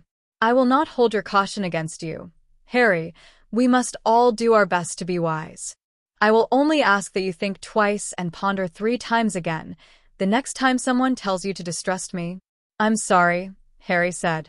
He felt wretched at this point. He just told off Gandalf essentially, and Dumbledore's kindness was only making him feel worse. I shouldn't have distrusted you. Alas, Harry, in this world, the old wizard shook his head. I cannot even say you are unwise. You did not know me. And in truth there are some at Hogwarts who you would do well not to trust. Perhaps even some you call friends. Harry swallowed. That sounded rather ominous. Like who? Dumbledore stood up from his chair and began examining one of his instruments, a dial with 8 hands of varying length. After a few moments, the old wizard spoke again. He probably seems to you quite charming, said Dumbledore. Polite, to you at least. Well spoken. Maybe even admiring. Always ready with a helping hand, a favor, a word of advice dash. Oh, Draco Malfoy. Harry said, feeling rather relieved that it wasn't Hermione or something. Oh no, you've got it all wrong. He's not turning me, I'm turning him. Dumbledore froze where he was peering at the dial. You're what? I'm going to turn Draco Malfoy from the dark side, Harry said. You know, make him a good guy. Dumbledore straightened and turned to Harry. He was wearing one of the most astonished expressions Harry had ever seen on anyone, let alone someone with a long silver beard. Are you certain, said the old wizard after a moment, that he is ready to be redeemed? I fear that whatever goodness you think you see within him is only wishful thinking, or worse, a lure, a bait-air. Not likely, Harry said. I mean, if he's trying to disguise himself as a good guy, he's incredibly bad at it. This isn't a question of Draco coming up to me and being all charming, and me deciding that he must have a hidden core of goodness deep down. I selected him for redemption specifically, because he's the heir to House Malfoy, and if you had to pick one person to redeem, it would obviously be him. Dumbledore's left eye twitched. You intend to sow seeds of love and kindness in Draco Malfoy's heart because you expect Malfoy's heir to prove valuable to you? Not just to me, Harry said indignantly. To all of magical Britain, if this works out. And he'll have a happier and mentally healthier life himself. Look, I don't have enough time to turn everyone away from the dark side, and I've got to ask where the light can gain the most advantage the fastest dash. Dumbledore started laughing. Laughing a lot harder than Harry would expect, almost howling. It seemed positively undignified. An ancient and powerful wizard ought to chuckle in deep booming tones, not laugh so hard he was gasping for breath. Harry had once literally fallen out of his chair while watching the Marx Brothers movie Duck Soup, and that was how hard Dumbledore was laughing now. It's not that funny, Harry said after a while. He was starting to worry about Dumbledore's sanity again. Dumbledore got himself under control again, with a visible effort.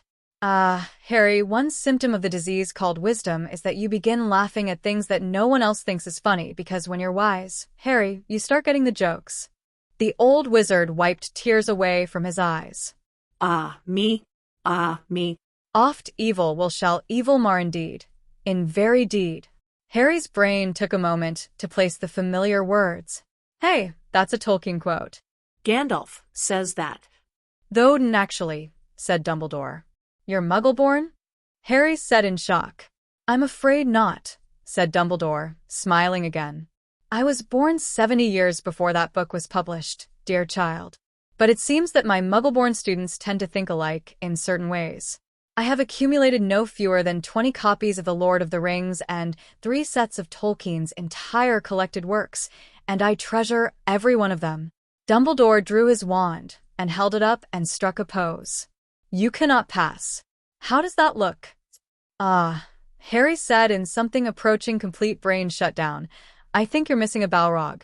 And the pink pajamas and squashed mushroom hat were not helping in the slightest. I see. Dumbledore sighed and glumly sheathed the wand in his belt. I fear there have been precious few Balrogs in my life of late. Nowadays it's all meetings of the Wisengamot where I must try desperately to prevent any work from getting done, and formal dinners where foreign politicians compete to see who can be the most obstinate fool. And being mysterious at people, knowing things I have no way of knowing, making cryptic statements which can only be understood in hindsight, and all the other small ways in which powerful wizards amuse themselves after they have left the part of the pattern that allows them to be heroes. Speaking of which, Harry, I have a certain something to give you, something which belonged to your father. You do? Said Harry. Gosh, who would have figured? Yes, indeed, said Dumbledore. I suppose it is a little predictable, isn't it? His face turned solemn. Nonetheless, Dumbledore went back to his desk and sat down, pulling out one of the drawers as he did so. He reached in using both arms and, straining slightly, pulled a rather large and heavy-looking object out of the drawer, which he then deposited on his oaken desk with a huge thunk. This, Dumbledore said, was your father's rock. Harry stared at it.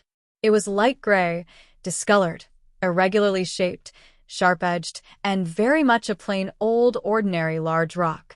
Dumbledore had deposited it so that it rested on the widest available cross-section, but it still wobbled unstably on his desk. Harry looked up. This is a joke, right? It is not, said Dumbledore, shaking his head and looking very serious. I took this from the ruins of James and Lily's home in Godric's Hollow, where also I found you, and I have kept it from then until now, against the day when I could give it to you. In the mixture of hypotheses that served as Harry's model of the world, Dumbledore's insanity was rapidly rising in probability. But there was still a substantial amount of probability allocated to other alternatives. Is it a magical rock? Not so far as I know, said Dumbledore. "But I advise you with the greatest possible stringency to keep it close about your person at all times." All right. Dumbledore was probably insane, but if he wasn't, well, it would be just too embarrassing to get in trouble from ignoring the advice of the inscrutable old wizard. That had to be like number 4 on the list of the top 100 obvious failure modes. Harry stepped forward and put his hands on the rock, trying to find some angle from which to lift it without cutting himself. "I'll put it in my pouch, then." Dumbledore frowned. "That may not be close enough to your person. And what if your moleskin pouch is lost or stolen? You think I should just carry a big rock everywhere I go?" Dumbledore gave Harry a serious look. "That might prove wise." "Ah," Harry said. It looked rather heavy. "I'd think the other students would tend to ask me questions about that." "Tell them I ordered you to do it," said Dumbledore. "No one will question that, since they all think I'm insane." His face was still perfectly serious. To be honest, if you go around ordering your students to carry large rocks, I can kind of see why people would think that." Harry," said Dumbledore. The old wizard gestured, a sweep of one hand that seemed to take in all the mysterious instruments around the room.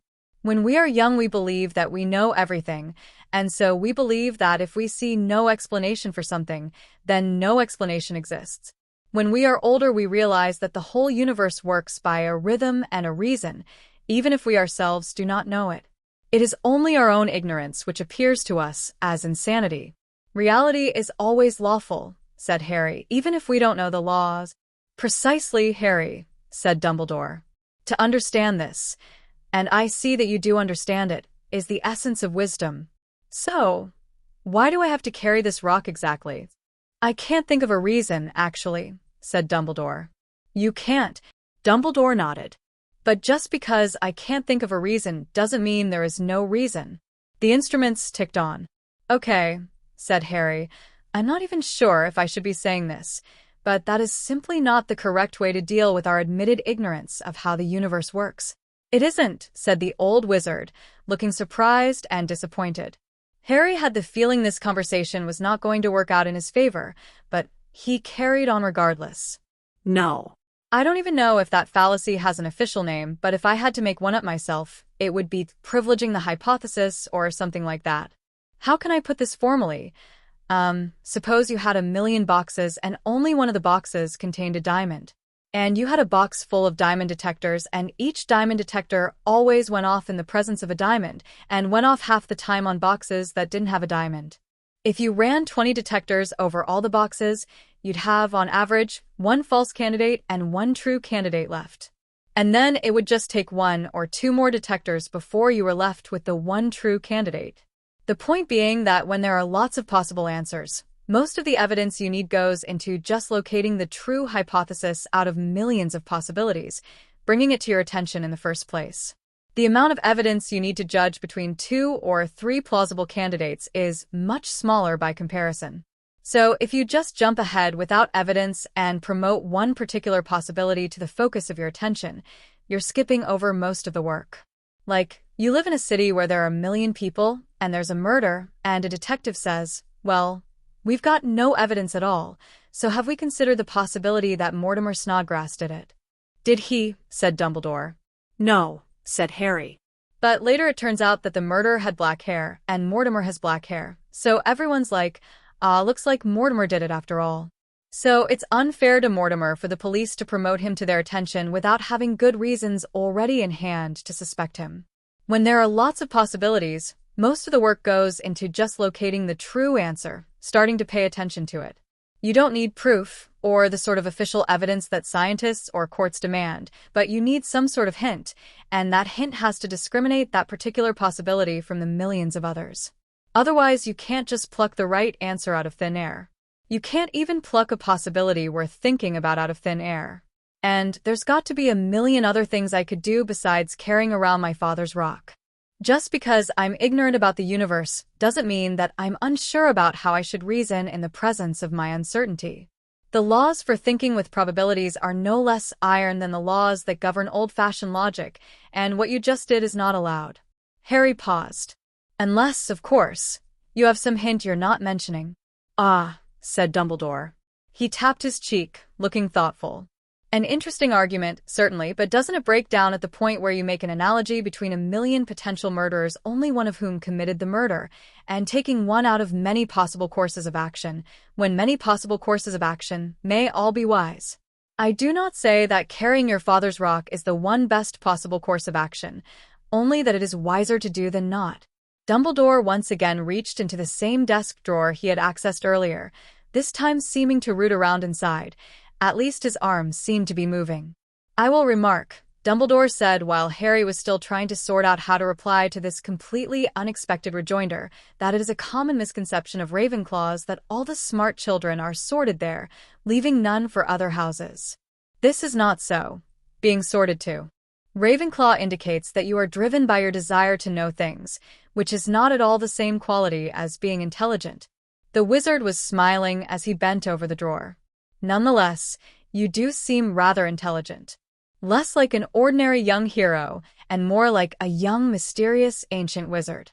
I think I may have been taking the wrong approach with you, Harry, and that you may be able to understand things that few others could grasp.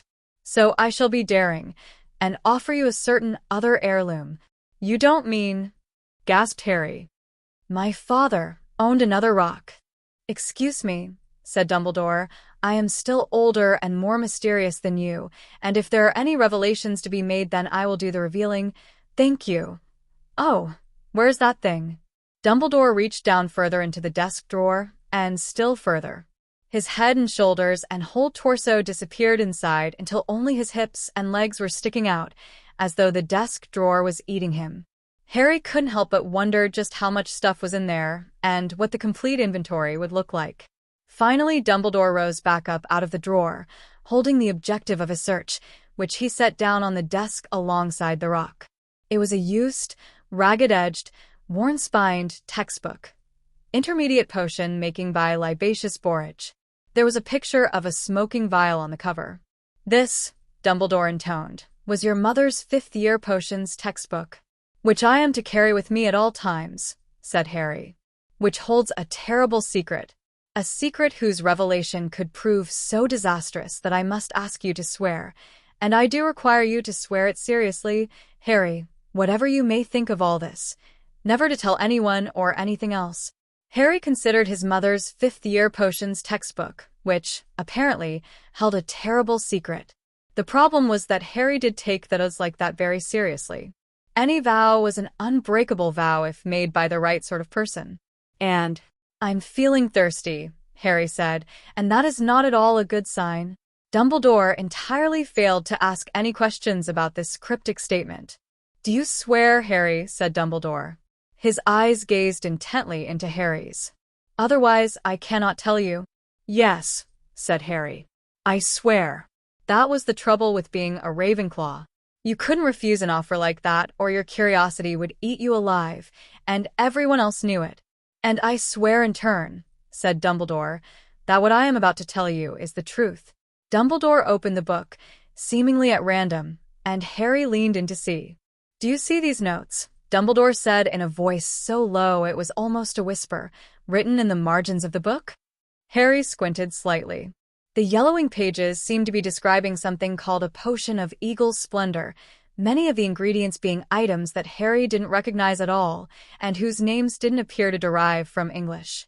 Scrawled in the margin was a handwritten annotation saying, I wonder what would happen if you used thestral blood here instead of blueberries?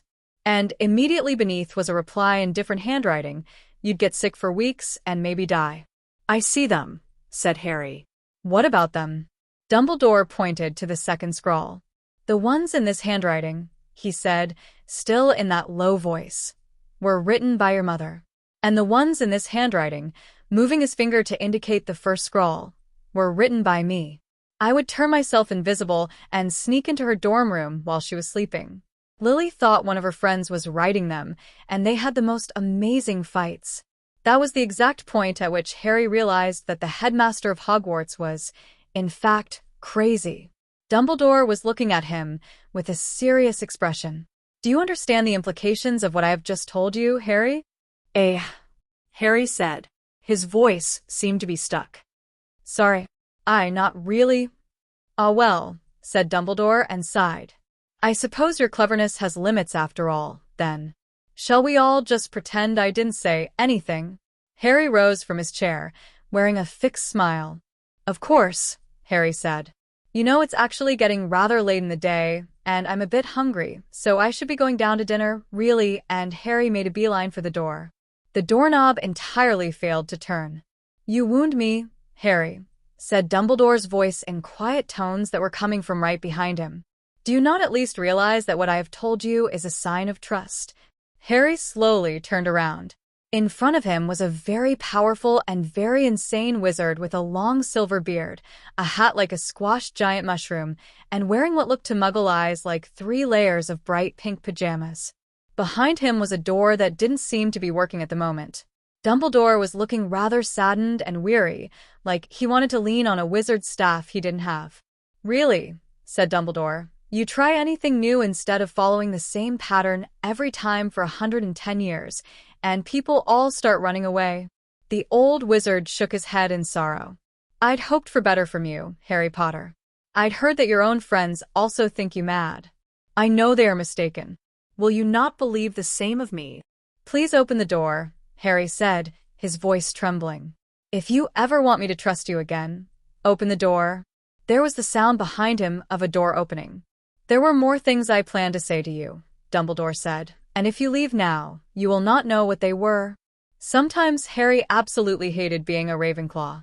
He's never hurt a student, said Harry's Gryffindor side. Just keep remembering that, and you'll be sure not to panic. You're not going to run away just because things are getting interesting, are you? You can't just walk out on the headmaster, said the Hufflepuff part. What if he starts deducting house points? He could make your school life very difficult if he decides he doesn't like you. And a piece of himself which Harry didn't much like, but couldn't quite manage to silence, was pondering the potential advantages of being one of the few friends of this mad old wizard, who also happened to be headmaster, chief warlock, and supreme mugwump. And, unfortunately, his inner Slytherin seemed to be much better than Draco at turning people to the dark side, because it was saying things like, poor fellow, he looks like he needs someone to talk to, doesn't he? And you wouldn't want such a powerful man to end up trusting someone less virtuous, would you? And I wonder what sort of incredible secrets Dumbledore could tell you if, you became friends with him, and even I bet he's got a really interesting book collection. You're all a bunch of lunatics, Harry thought at the entire assemblage, but he'd been unanimously outvoted by every component part of himself. Harry turned, took a step towards the open door, reached out, and deliberately closed it again. It was a costless sacrifice given that he was staying anyway. Dumbledore could control his movements regardless, but maybe it would impress Dumbledore. When Harry turned back around, he saw that the powerful, insane wizard was once more smiling and looking friendly. That was good, maybe. Please don't do that again, Harry said. I don't like being trapped. I am sorry about that, Harry, said Dumbledore in what sounded like tones of sincere apology. But it would have been terribly unwise to let you leave without your father's rock. Of course, Harry said. It wasn't reasonable of me to expect the door to open before I put the quest items in my inventory. Dumbledore smiled and nodded. Harry went over to the desk, twisted his moleskin pouch around to the front of his belt, and, with some effort, managed to heave up the rock in his 11-year-old arms and feed it in. He could actually feel the weight slowly diminishing as the widening lip charm ate the rock, and the burp which followed was rather noisy and had a distinctly complaining sound to it. His mother's fifth-year potions textbook, which held a secret that was in fact pretty terrible, followed shortly after. And then Harry's inner Slytherin made a sly suggestion for ingratiating himself with the headmaster, which, unfortunately, had been perfectly pitched in such a way as to gain the support of the majority Ravenclaw faction. So, Harry said, As long as I'm hanging around, I don't suppose you would like to give me a bit of a tour of your office? I'm a bit curious as to what some of these things are, and that was his understatement for the month of September. Dumbledore gazed at him, and then nodded with a slight grin. I'm flattered by your interest, said Dumbledore, but I'm afraid there isn't much to say. Dumbledore took a step closer to the wall and pointed to a painting of a sleeping man. These are portraits of past headmasters of Hogwarts. He turned and pointed to his desk. This is my desk. He pointed to his chair. This is my chair. Excuse me, Harry said. Actually, I was wondering about those. Harry pointed to a small cube that was softly whispering, "Blorple, blorple, blorple." "Oh, the little fiddly things," said Dumbledore. "They came with the headmaster's office, and I have absolutely no idea what most of them do. Although this dial with the 8 hands counts the number of, let's call them sneezes, by left-handed witches within the borders of France, you would not believe how much work it took to nail that down. And this one with the golden wibblers is my own invention, and Minerva is never, ever going to figure out what it's doing." Dumbledore took a step over to the hat rack while Harry was still processing this. "Here, of course, we have the sorting hat. I believe the two of you have met. It told me that it was never again to be placed on your head under any circumstances. You're only the 14th student in history it said that about. Baba Yaga was another one, and I'll tell you about the other 12 when you're older. This is an umbrella. This is another umbrella." Dumbledore took another few steps and turned around, now smiling quite broadly. "And of course, most people who come to my office want to see Fawkes." Dumbledore was standing next to the bird on the golden platform. Harry came over, rather puzzled. "This is Fawkes." "Fawkes is a phoenix," said Dumbledore. "Very rare, very powerful magical creatures." "Ah," Harry said. He lowered his head and stared into the tiny, beady black eyes, which showed not the slightest sign of power or intelligence. "Ah," Harry said again. He was pretty sure he recognized the shape of the bird. It was pretty hard to miss. Say something intelligent." Harry's mind roared at itself. "Don't just stand there sounding like a gibbering moron." "Well, what the heck am I supposed to say?" Harry's mind fired back. "Anything." "You mean anything besides, Fawkes is a chicken?" "Yes. Anything but that." "So, what sort of magic do phoenixes do then?" "Their tears have the power to heal," Dumbledore said. "They are creatures of fire, and move between all places as easily as fire may extinguish itself in one place and be kindled in another. The tremendous strain of their innate magic ages their bodies quickly, and yet they are as close to undying as any creature that exists in this world, for whenever their bodies fail them, they immolate themselves in a burst of fire and leave behind a hatchling, or sometimes an egg." Dumbledore came closer and inspected the chicken, frowning. Looking a little peaky there, I'd say." By the time this statement registered fully in Harry's mind, the chicken was already on fire. The chicken's beak opened, but it didn't have time for so much as a single caw before it began to wither and char. The blaze was brief, intense, and entirely self-contained. There was no smell of burning. And then the fire died down only seconds after it had begun, leaving behind a tiny, pathetic heap of ashes on the golden platform. "Don't look so horrified, Harry," said Dumbledore. "Fawkes hasn't been hurt." Dumbledore's hand dipped into a pocket, and then the same hand sifted through the ashes and turned up a small yellowish egg. "Look, here's an egg." "Oh, wow, amazing. But now we really should get on with things," Dumbledore said. Leaving the egg behind in the ashes of the chicken, he returned to his throne and seated himself. "It's almost time for dinner, after all, and we wouldn't want to have to use our time-turners." There was a violent power struggle going on in the government of Harry. Slytherin and Hufflepuff had switched sides after seeing the headmaster of Hogwarts set fire to a chicken. "Yes, things," said Harry's lips. "And then dinner." "You're sounding like a gibbering moron again," observed Harry's internal critic. "Well," Dumbledore said, "I fear I have a confession to make, Harry." "A confession and an apology." "Apologies are good, that doesn't even make sense." "What am I talking about?" The old wizard sighed deeply. "You may not still think so, after understanding what I have to say. I'm afraid, Harry, that I've been manipulating you your entire life. It was I who consigned you to the care of your wicked step-parents. "My step-parents aren't wicked," blurted Harry. "My parents, I mean, they aren't," Dumbledore said, looking surprised and disappointed. "Not even a little wicked? That doesn't fit the pattern." Harry's inner Slytherin screamed at the top of its mental lungs. "Shut up, you idiot, he'll take you away from them." "No, no," said Harry, lips frozen in a ghastly grimace. "I was just trying to spare your feelings. They're actually very wicked." "They are." Dumbledore leaned forward, gazing at him intently. What do they do? Talk fast, I have to do dishes and wash problems, and they don't let me read a lot of books and dash. Good, that's good to hear, said Dumbledore, leaning back again. He smiled in a sad sort of way. I apologize for that, then. Now where was I? Yes. I'm sorry to say, Harry, that I am responsible for virtually everything bad that has ever happened to you. I know that this will probably make you very angry. Yes, I'm very angry, said Harry. Grr. Harry's internal critic promptly awarded him the all-time award for the worst acting in the history of ever. And I just wanted you to know, Dumbledore said, I wanted to tell you as early as possible, in case something happens to one of us later, that I am truly, truly sorry. For everything that has already happened, and everything that will. Moisture glistened in the old wizard's eyes. And I'm very angry, said Harry. So angry that I want to leave right now, unless you've got anything else to say. Just go before he sets you on fire, shrieked Slytherin, Hufflepuff, and Gryffindor.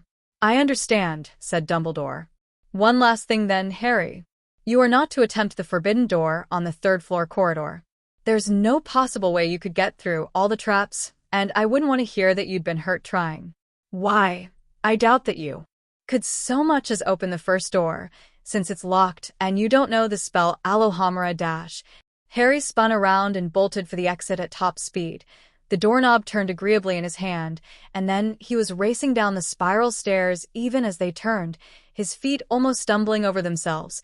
In just a moment, he was at the bottom, and the gargoyle was walking aside, and Harry fired out of the stairwell like a cannonball. Harry Potter. There must have been something about Harry Potter. It was Thursday for everyone, after all, and yet this sort of thing didn't seem to happen to anyone else. It was 6:21 p.m. on Thursday afternoon when Harry Potter, firing out of the stairwell like a cannonball and accelerating at top speed, ran directly into Minerva McGonagall as she was turning a corner on her way to the headmaster's office. Thankfully, neither of them were much hurt. As had been explained to Harry a little earlier in the day, back when he was refusing to go anywhere near a broomstick again, Quidditch needed solid iron bludgers just to stand a decent chance of injuring the players, since wizards tended to be a lot more resistant than muggles to impacts. Harry and Professor McGonagall did both end up on the floor, and the parchments she had been carrying went all over the corridor. There was a terrible, terrible pause. Harry Potter, breathed Professor McGonagall from where she was lying on the floor right next to Harry. Her voice rose to nearly a shriek. What were you doing in the headmaster's office? Nothing, squeaked Harry. Were you talking about the defense professor? No. Dumbledore called me up there, and he gave me this big rock and said it was my father's and I should carry it everywhere. There was another terrible pause. I see, said Professor McGonagall, her voice a little calmer. She stood up, brushed herself off, and glared at the scattered parchments, which jumped into a neat stack and scurried back against the corridor wall as though to hide from her gaze. My sympathies, Mr. Potter, and I apologize for doubting you. Professor McGonagall, Harry said. His voice was wavering. He pushed himself off the floor, stood, and looked up at her trustworthy, sane face. Professor McGonagall. Yes, Mr. Potters? Do you think I should? Harry said in a small voice. Carry my father's rock everywhere. Professor McGonagall sighed. That is between you and the headmaster, I'm afraid. She hesitated. I will say that ignoring the headmaster completely is almost never wise. I am sorry to hear of your dilemma, Mr. Potter, and if there's any way I can help you with whatever you decide to do, Harry said. Actually, I was thinking that once I know how, I could transfigure the rock into a ring and wear it on my finger. If you could teach me how to sustain a transfiguration dash. It is good that you asked me first, Professor McGonagall said, her face growing a bit stern. If you lost control of the transfiguration, the reversal would cut off your finger and probably rip your hand in half. And at your age, even a ring is too large a target for you to sustain indefinitely without it being a serious drain on your magic. But I can have a ring forged for you with a setting for a jewel, a small jewel, in contact with your skin, and you can practice sustaining a safe subject, like a marshmallow. When you have kept it up successfully, even in your sleep, for a full month, I will allow you to transfigure. Ah, your father's rock. Professor McGonagall's voice trailed off. Did the headmaster really dash? Yes. Professor McGonagall sighed. That's a bit strange even for him. She stooped and picked up the stack of parchments. I'm sorry about this, Mr. Potter. I apologize again for mistrusting you. But now it's my own turn to see the headmaster. Good luck, I guess. Air. Thank you, Mr. Potter. Professor McGonagall walked over to the gargoyle, inaudibly spoke the password, and stepped through into the revolving spiral stairs. She began to rise out of sight, and the gargoyle started back. Professor McGonagall, the headmaster, set fire to a chicken. He wadash. 18. Dominance hierarchies. It was breakfast time on Friday morning. Harry took another huge bite out of his toast and then tried to remind his brain that scarfing his breakfast wouldn't actually get him into the dungeons any faster. Anyway, they had a full hour of study time between breakfast and the start of potions. But dungeons? In Hogwarts? Harry's imagination was already sketching the chasms, narrow bridges, torchlit sconces, and patches of glowing moss. Would there be rats? Would there be dragons? Harry Potter, said a quiet voice from behind him. Harry looked over his shoulder and found himself beholding Ernie Macmillan, smartly dressed in yellow-trimmed robes and looking a little worried. Neville thought I should warn you, Ernie said in a low voice. I think he's right. Be careful of the potions master in our session today. The older Hufflepuffs told us that Professor Snape can be really nasty to people he doesn't like, and he doesn't like most people who aren't Slytherins. If you say anything smart to him, it could be really bad for you from what I've heard. Just keep your head down and don't give him any reason to notice you. There was a pause as Harry processed this, and then he lifted his eyebrows. Harry wished he could raise just one eyebrow, like Spock, but he'd never been able to manage. Thanks, Harry said. You might have just saved me a lot of trouble. Ernie nodded and turned to go back to the Hufflepuff table. Harry resumed eating his toast. It was around 4 bites afterward that someone said, "Pardon me," and Harry turned around to see an older Ravenclaw, looking a little worried. Some time later, Harry was finishing up his 3rd plate of rashers. He'd learned to eat heavily at breakfast. He could always eat lightly at lunch if he didn't end up using the time turner. And there was yet another voice from behind him saying, Harry? Yes, Harry said wearily. I'll try not to draw Professor Snape's attention. Oh, that's hopeless, said Fred. Completely hopeless, said George. So we had the house elves bake you a cake, said Fred. We're going to put 1 candle on it for every point you lose for Ravenclaw, said George. And have a party for you at the Gryffindor table during lunch, said Fred. We hope that'll cheer you up afterward, finished George. Harry swallowed his last bite of rasher and turned around. All right, said Harry. I wasn't going to ask this after Professor Binns, I really wasn't, but if Professor Snape is that awful, why hasn't he been fired? Fired, said Fred. You mean let go, said George. Yes, Harry said. It's what you do to bad teachers. You fire them. Then you hire a better teacher instead. You don't have unions or tenure here, right? Fred and George were frowning in much the same way that hunter-gatherer tribal elders might frown if you tried to tell them about calculus.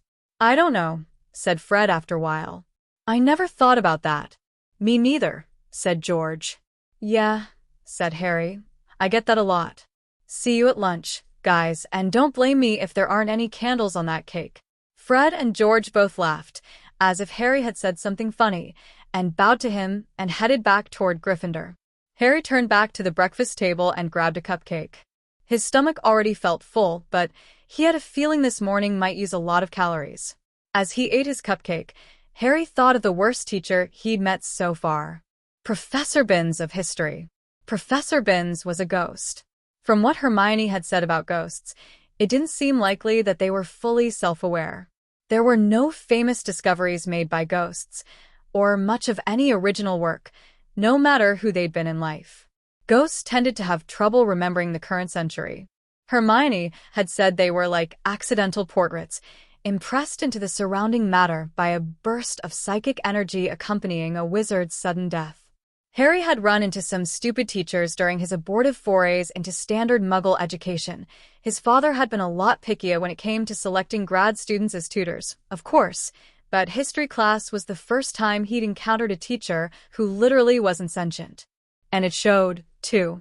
Harry had given up after 5 minutes and started reading a textbook. When it became clear that Professor Binns wasn't going to object, Harry had also reached into his pouch and gotten earplugs.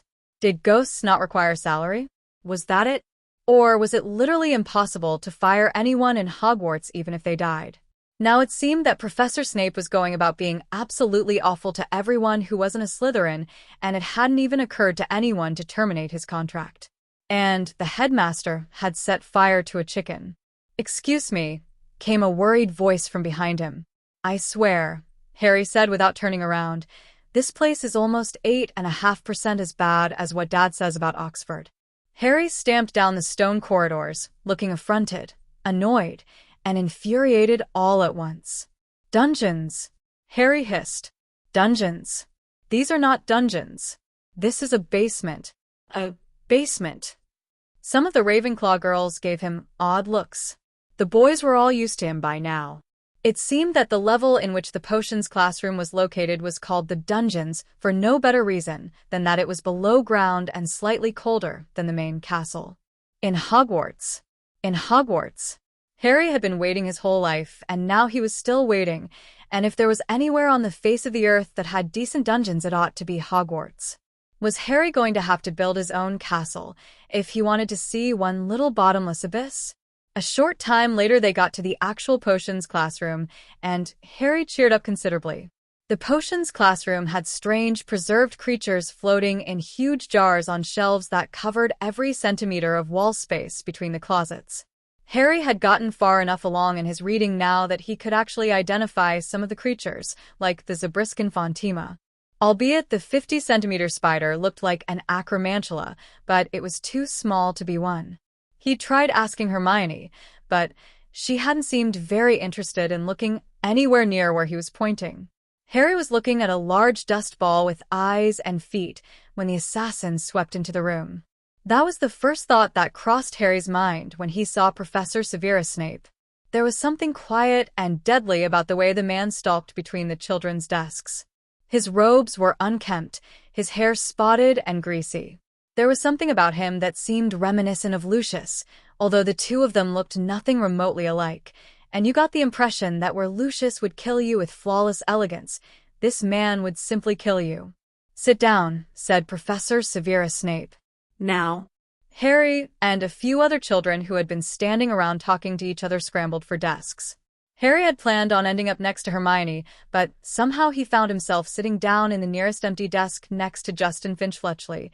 It was a double session, Ravenclaw and Hufflepuff, which put him 2 desks to the left of Hermione. Severus seated himself behind the teacher's desk, and without the slightest transition or introduction, said, "Hannah Abbott." "Here," said Hannah in a somewhat trembling voice. "Susan Bones." "Present." And so it went, no one daring to say a word in edgewise, until, Yes. "Harry Potter. Our new celebrity." "The celebrity is present, sir." Half the class flinched, and some of the smarter ones suddenly looked like they wanted to run out the door while the classroom was still there. Severus smiled in an anticipatory sort of way and called the next name on his list. Harry gave a mental sigh. That had happened way too fast for him to do anything about it. Oh well.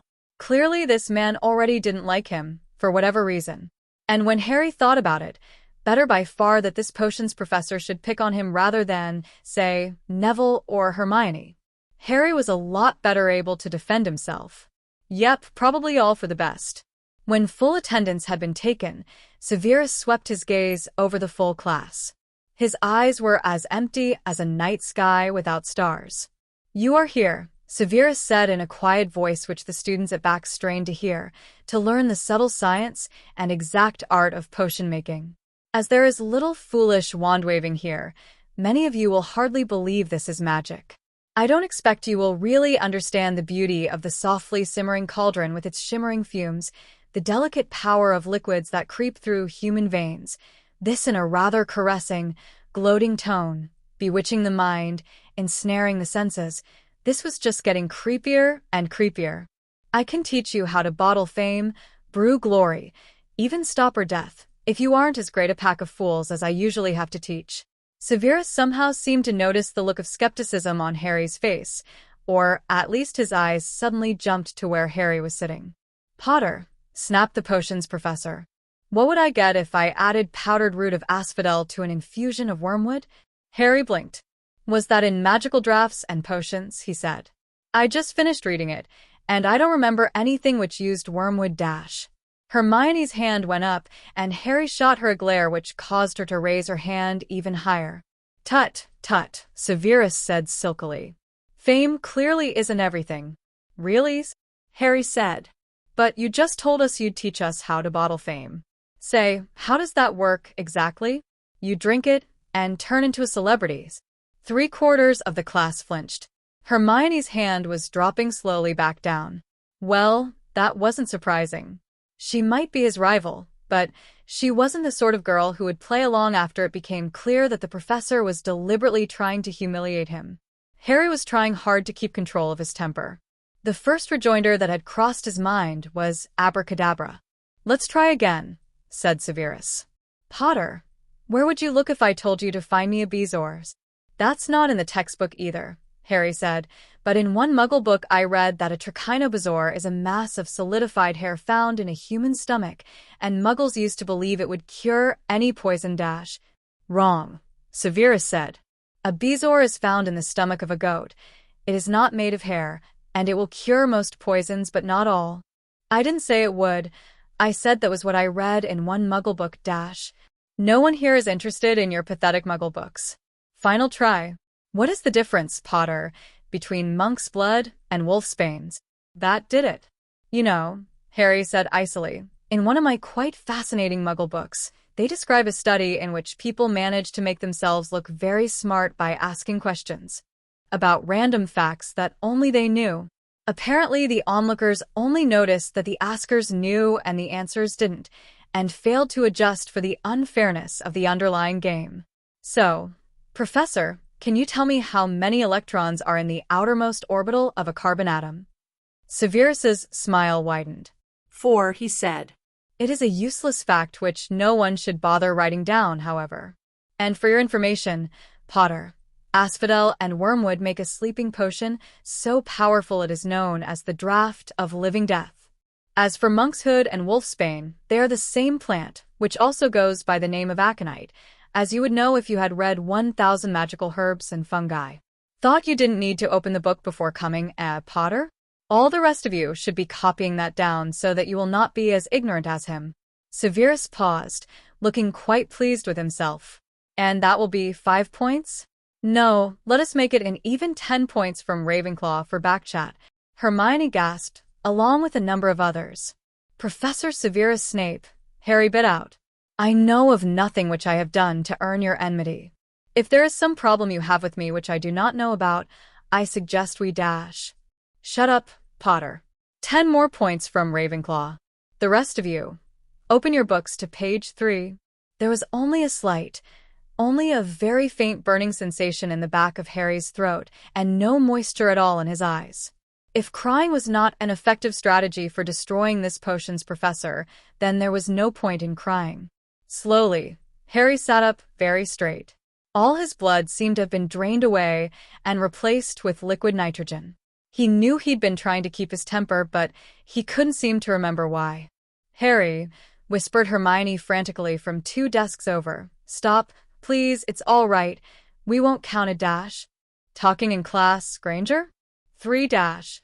So, said a voice colder than 0 Kelvin, how does one go about filing a formal complaint against an abusive professor? Does one talk to the deputy headmistress, write a letter to the board of governors? Would you care to explain how it works? The class was utterly frozen. Detention for 1 month, Potter, Severus said, smiling even more broadly.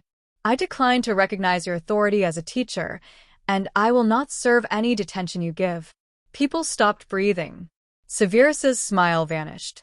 Then you will be dash, his voice stopped short. Expelled, were you about to say? Harry, on the other hand, was now smiling thinly. But then you seem to doubt your ability to carry out the threat, or fear the consequences if you did. I, on the other hand, neither doubt nor fear the prospect of finding a school with less abusive professors. Or perhaps I should hire private tutors, as is my accustomed practice, and be taught at my full learning speed. I have enough money in my vault. Something about bounties on a dark lord I defeated.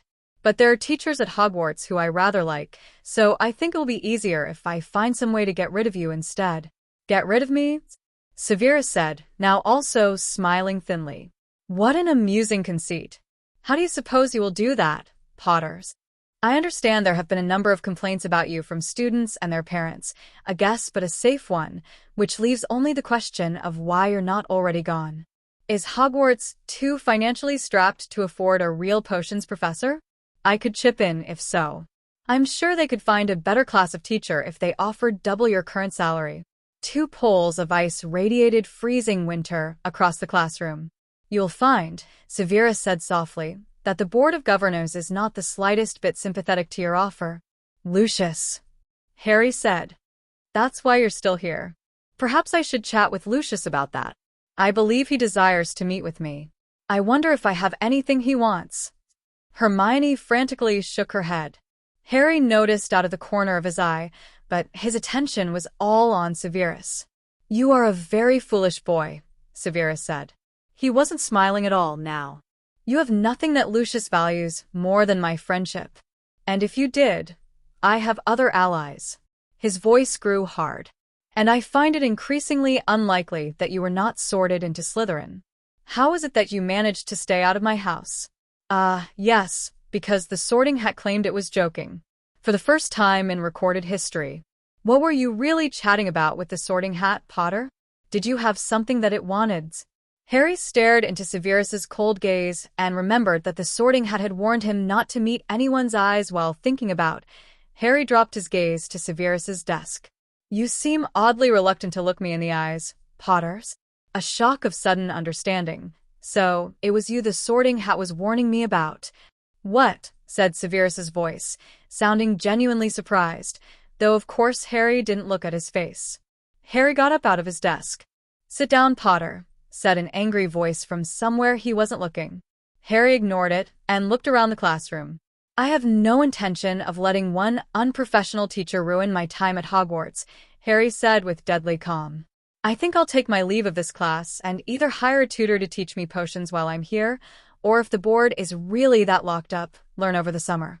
If any of you decide that you don't care to be bullied by this man, my sessions will be open to you. Sit down, Potters. Harry strode across the room and grasped the doorknob. It didn't turn. Harry slowly turned around and caught a glimpse of Severus smiling nastily before he remembered to look away. Open this door. No, said Severus. You are making me feel threatened, said a voice so icy it didn't sound like Harry's at all, and that is a mistake.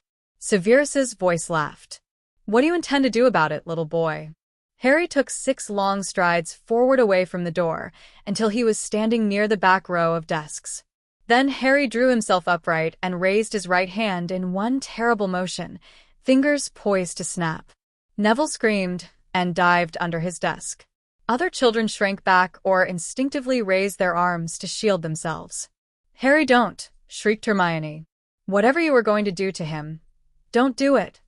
Have you all gone mad? Barked Severus's voice. Slowly, Harry lowered his hand. I wasn't going to hurt him, Hermione, Harry said, his voice a little lower. I was just going to blow up the door. Though now that Harry remembered it, you weren't supposed to transfigure things that were to be burned, which meant that going back in time afterward and getting Fred or George to transfigure some carefully measured amount of explosives might not actually have been such a good idea.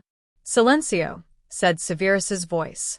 Harry tried to say what, and found that no sound was coming out. This has become ridiculous. I think you've been allowed to get yourself in enough trouble for one day, Potter. You are the most disruptive and unruly student I have ever seen, and I don't recall how many points Ravenclaw has right now, but I'm sure I can manage to wipe them all out. 10 points from Ravenclaw. 10 points from Ravenclaw. 10 points from Ravenclaw. 50 points from Ravenclaw. Now sit down and watch the rest of the class take their lesson. Harry put his hand into his pouch and tried to say marker, but of course no words came out. For one brief moment that stopped him, and then it occurred to Harry to spell out MARKVR using finger motions, which worked. PAD, and he had a pad of paper.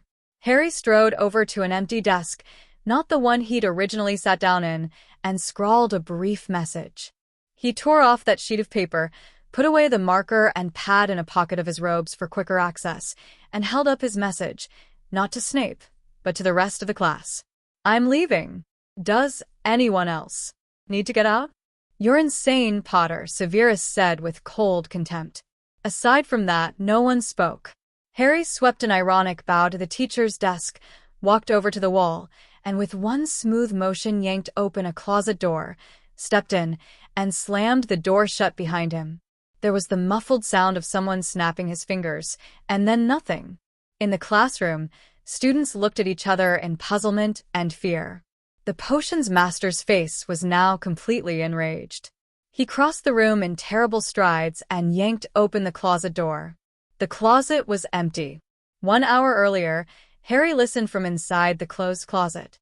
There was no sound from outside and no point in taking risks either. CLOAK, his fingers spelled out. Once he was invisible, he very carefully and slowly cracked open the closet door and peeked out. No one seemed to be in the classroom. The door wasn't locked. It was when Harry was outside the dangerous place and inside the hallway, safely invisible, that some of the anger drained away, and he realized what he'd just done.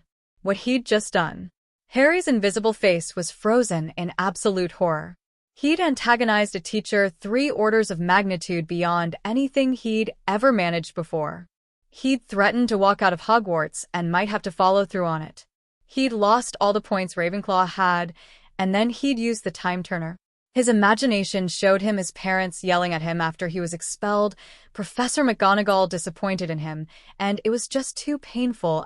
He couldn't bear it, and he couldn't think of any way to save himself. The thought that Harry allowed himself to think was that if getting angry had gotten him into all this trouble, then maybe when he was angry he'd think of a way out. Things seemed clearer somehow when he was angry. And the thought that Harry didn't let himself think was that he just couldn't face this future if he wasn't angry. So he cast his thoughts back and remembered the burning humiliation. Tut tut. Fame clearly isn't everything. 10 points from Ravenclaw for backchat. The calming cold washed back through his veins like a wave reflected and returning from some breaker, and Harry let out his breath. Okay. Back to being sane now. He was actually feeling a bit disappointed in his non-angry self for collapsing like that and wanting only to get out of trouble. Professor Severus Snape was everyone's problem. Normal Harry had forgotten that and wished for a way to protect himself. And let all the other victims go hang? The question wasn't how to protect himself. The question was how to destroy this potions professor. So, this is my dark side, is it? Bit of a prejudiced term that my light side seems more selfish and cowardly, not to mention confused and panicky. And now that he was thinking clearly, it was equally clear what to do next. He'd already given himself an extra hour to prepare and could get up to 5 hours more if required. Minerva McGonagall waited in the headmaster's office. Dumbledore sat in his padded throne behind his desk, dressed in 4 layers of formal lavender robes. Minerva sat in a chair before him, opposite Severus in another chair. Facing the 3 of them was an empty wooden stool. They were waiting for Harry Potter. Harry, Minerva thought despairingly, you promised you wouldn't bite any teachers. And in her mind, she could see very clearly the reply, Harry's angry face and his outraged response. I said I wouldn't bite anyone who didn't bite me first. There was a knock at the door. Come in, Dumbledore called. The door swept open, and Harry Potter entered. Minerva almost gasped out loud. The boy looked cool, collected, and utterly in control of himself. Good more dash, Harry's voice suddenly cut off. His jaw dropped. Minerva tracked Harry's gaze, and she saw that Harry was staring at Fawkes where the phoenix sat on its golden perch. Fawkes fluttered his bright red-golden wings like the flickering of a flame, and dipped his head in a measured nod to the boy. Harry turned to stare at Dumbledore. Dumbledore winked at him. Minerva felt she was missing something. Sudden uncertainty crossed Harry's face. His coolness wavered. Fear showed in his eyes, then anger, and then the boy was calm again. A chill went down Minerva's spine. Something was not right here. "Please sit down," said Dumbledore. His face was now serious once more. Harry sat. "So, Harry," said Dumbledore, "I've heard one report of this day from Professor Snape. Would you care to tell me what happened in your own words?" Harry's gaze flicked dismissively to Severus. "It's not complicated," said the boy, smiling thinly. "He tried bullying me the way he's been bullying every non-Slytherin in the school since the day Lucius foisted him off on you. As for the other details, I request a private conversation with you concerning them. A student who is reporting abusive behavior from a professor can hardly be expected to speak frankly in front of that same professor, after all." This time Minerva couldn't stop herself from gasping out loud. Severus simply laughed, and the headmaster's face grew grave. "Mr. Potter," the headmaster said, "one does not speak of a Hogwarts professor in such terms. I fear that you labor under a terrible misapprehension. Professor Severus Snape has my fullest confidence and serves Hogwarts at my own behest, not Lucius Malfoy's." There was silence for a few moments.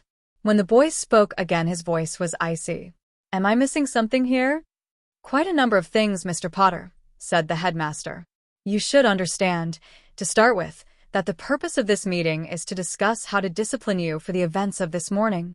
This man has terrorized your school for years. I spoke to students and collected stories to make sure there would be enough for a newspaper campaign to rally the parents against him. Some of the younger students cried while they told me. I almost cried when I heard them. You allowed this abuser to run free? You did this to your students?" Why? Minerva swallowed a lump in her throat. She'd thought that, sometimes, but somehow she'd never quite. "Mr. Potter," said the headmaster, his voice now stern, "this meeting is not about Professor Snape. It is about you and your disregard for school discipline. Professor Snape has suggested, and I have agreed, that 3 full months of detention will be appropriate. Declined," Harry said icily. Minerva was speechless. "This is not a request, Mr. Potter," the headmaster said. The full, entire force of the wizard's gaze was turned on the boy. "This is your punishment. You will explain to me why you allowed this man to hurt the children placed in your care, and if your explanation is not sufficient, then I will begin my newspaper campaign with you as the target." Minerva's body swayed with the force of that blow, with the sheer raw lèse majesté. Even Severus looked shocked. "That, Harry, would be most extremely unwise," Dumbledore said slowly. "I am the primary piece opposing Lucius on the game board. For you to do such a thing would strengthen him greatly, and I did not think that was your chosen side." The boy was still for a long moment. "This conversation grows private," Harry said. His hand flicked in Severus's direction. "Send him away." Dumbledore shook his head. "Harry, did I not tell you that Severus Snape has my fullest confidence?" The boy's face showed the shock of it. "This man's bullying makes you vulnerable. I am not the only one who could start a newspaper campaign against you. This is insane. Why are you doing this?" Dumbledore sighed. "I'm sorry, Harry. It has to do with things that you are not, at this time, ready to hear." The boy stared at Dumbledore. Then he turned to look at Severus. Then back to Dumbledore again. "It is insanity," the boy said slowly. "You haven't reined him in because you think he's part of the pattern.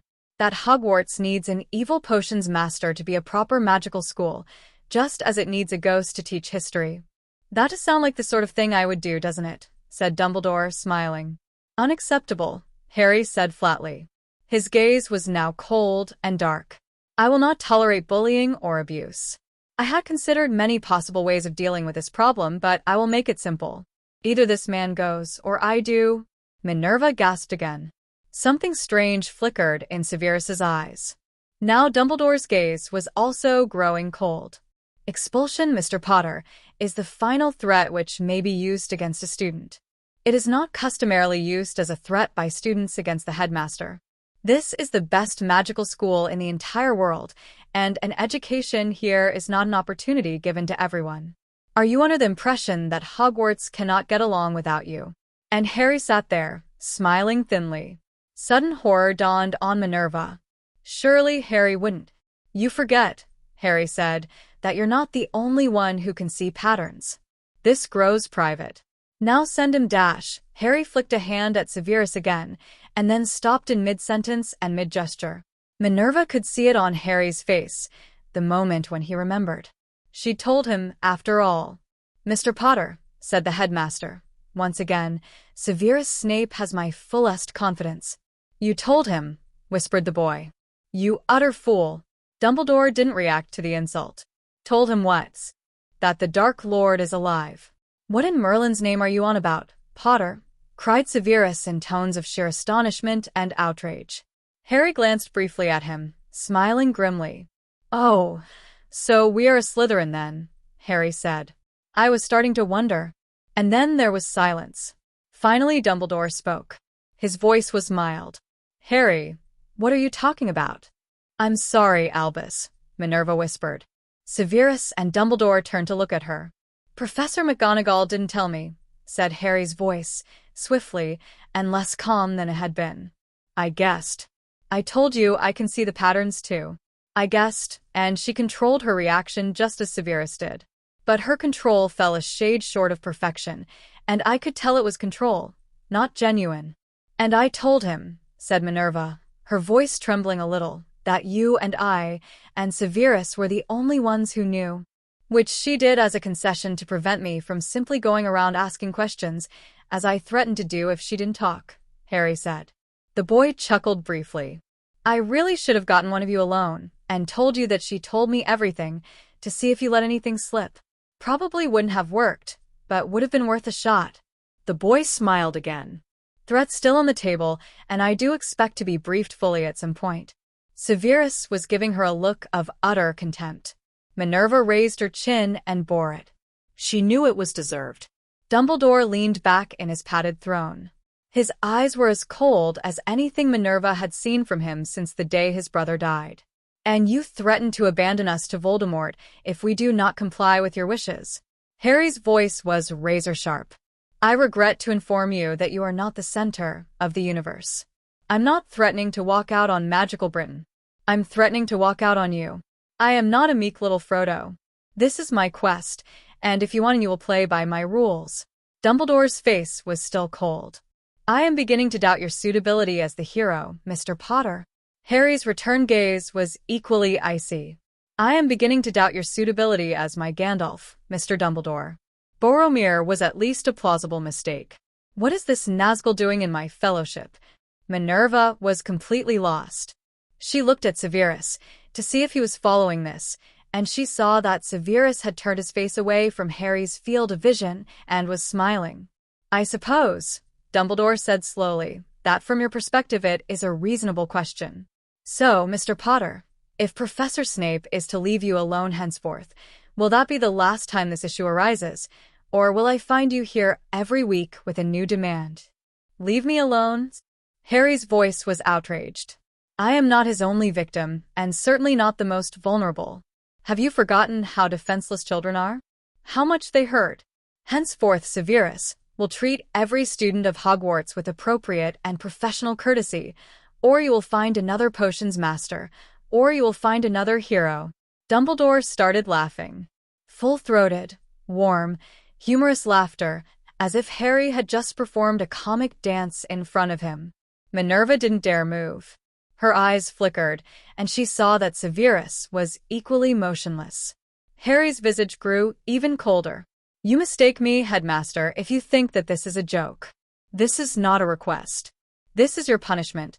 Mr. Potter Minerva said. She didn't even know what she was going to say. She simply couldn't let that go by. Harry made a shushing gesture at her and continued to speak to Dumbledore.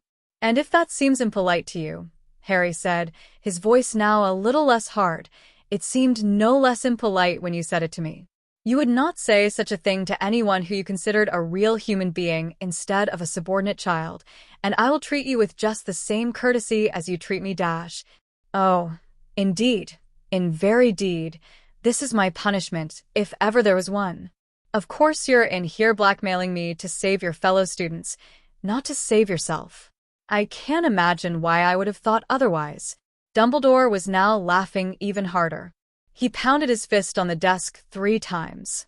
Harry's gaze grew uncertain. His face turned toward her, addressing her for the first time.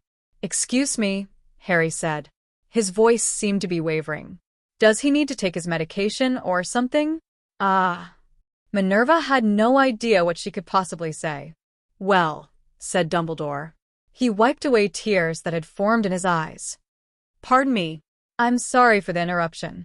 Please continue with the blackmail." Harry opened his mouth, then closed it again. He now seemed a little unsteady. He's also to stop reading students' minds." "Minerva," Severus said, his voice deadly. "You dash?" "Sorting Hat warned me," said Harry. What? "Can't say anything else. Anyway, I think that's it. I'm done." Silence. "Now what?" Minerva said, when it became apparent that no one else was going to say anything. "Now what?" Dumbledore echoed. "Why, now the hero wins, of course." "What?" said Severus, Minerva, and Harry. "Well, he certainly seems to have backed us into a corner," Dumbledore said, smiling happily. "But Hogwarts does need an evil potions master, or it just wouldn't be a proper magical school, now would it? So how about if Professor Snape is only awful toward students in their 5th year and higher?" "What?" said all 3 of them again. "If it's the most vulnerable victims about whom you're concerned." "Maybe you're right, Harry. Maybe I have forgotten over the decades what it's like to be a child. So, let's compromise. Severus will continue to unfairly award points to Slytherin and impose lax discipline on his house, and he will be awful to non-Slytherin students in their 5th year and higher. To others he will be scary, but not abusive. He will promise to only read minds when the safety of a student requires it. Hogwarts will have its evil potions master, and the most vulnerable victims, as you put it, will be safe." Minerva McGonagall was as shocked as she'd ever been in her life. She glanced uncertainly at Severus, whose face had been left completely neutral, as though he couldn't decide what sort of expression he ought to be wearing. "I suppose that is acceptable," Harry said. His voice sounded a bit odd. "You can't be serious," Severus said, his voice as expressionless as his face. "I am very much in favor of this," Minerva said slowly. She was so much in favor that her heart was pounding wildly beneath her robes. But what could we possibly tell the students? They might not have questioned this while Severus was being awful to everyone. But Harry can tell the other students that he discovered a terrible secret of Severus's and did a bit of blackmail, said Dumbledore. It's true, after all. He discovered that Severus was reading minds, and he certainly did blackmail us. "This is insanity," exploded Severus. "Bwahaha," said Dumbledore. "Ah," said Harry uncertainly. "And if anyone asks me why 5th years and above got shafted, I wouldn't blame them for being irate, and that part wasn't exactly my idea. Tell them," said Dumbledore, "that it wasn't you who suggested the compromise, that it was all you could get. And then refuse to say anything more. That, too, is true. There's an art to it. You'll pick it up with practice." Harry nodded slowly. "And the points he took from Ravenclaw? They must not be given back." It was Minerva who said it. Harry looked at her. "I'm sorry, Mr. Potter," she said. She was sorry, but it had to be done.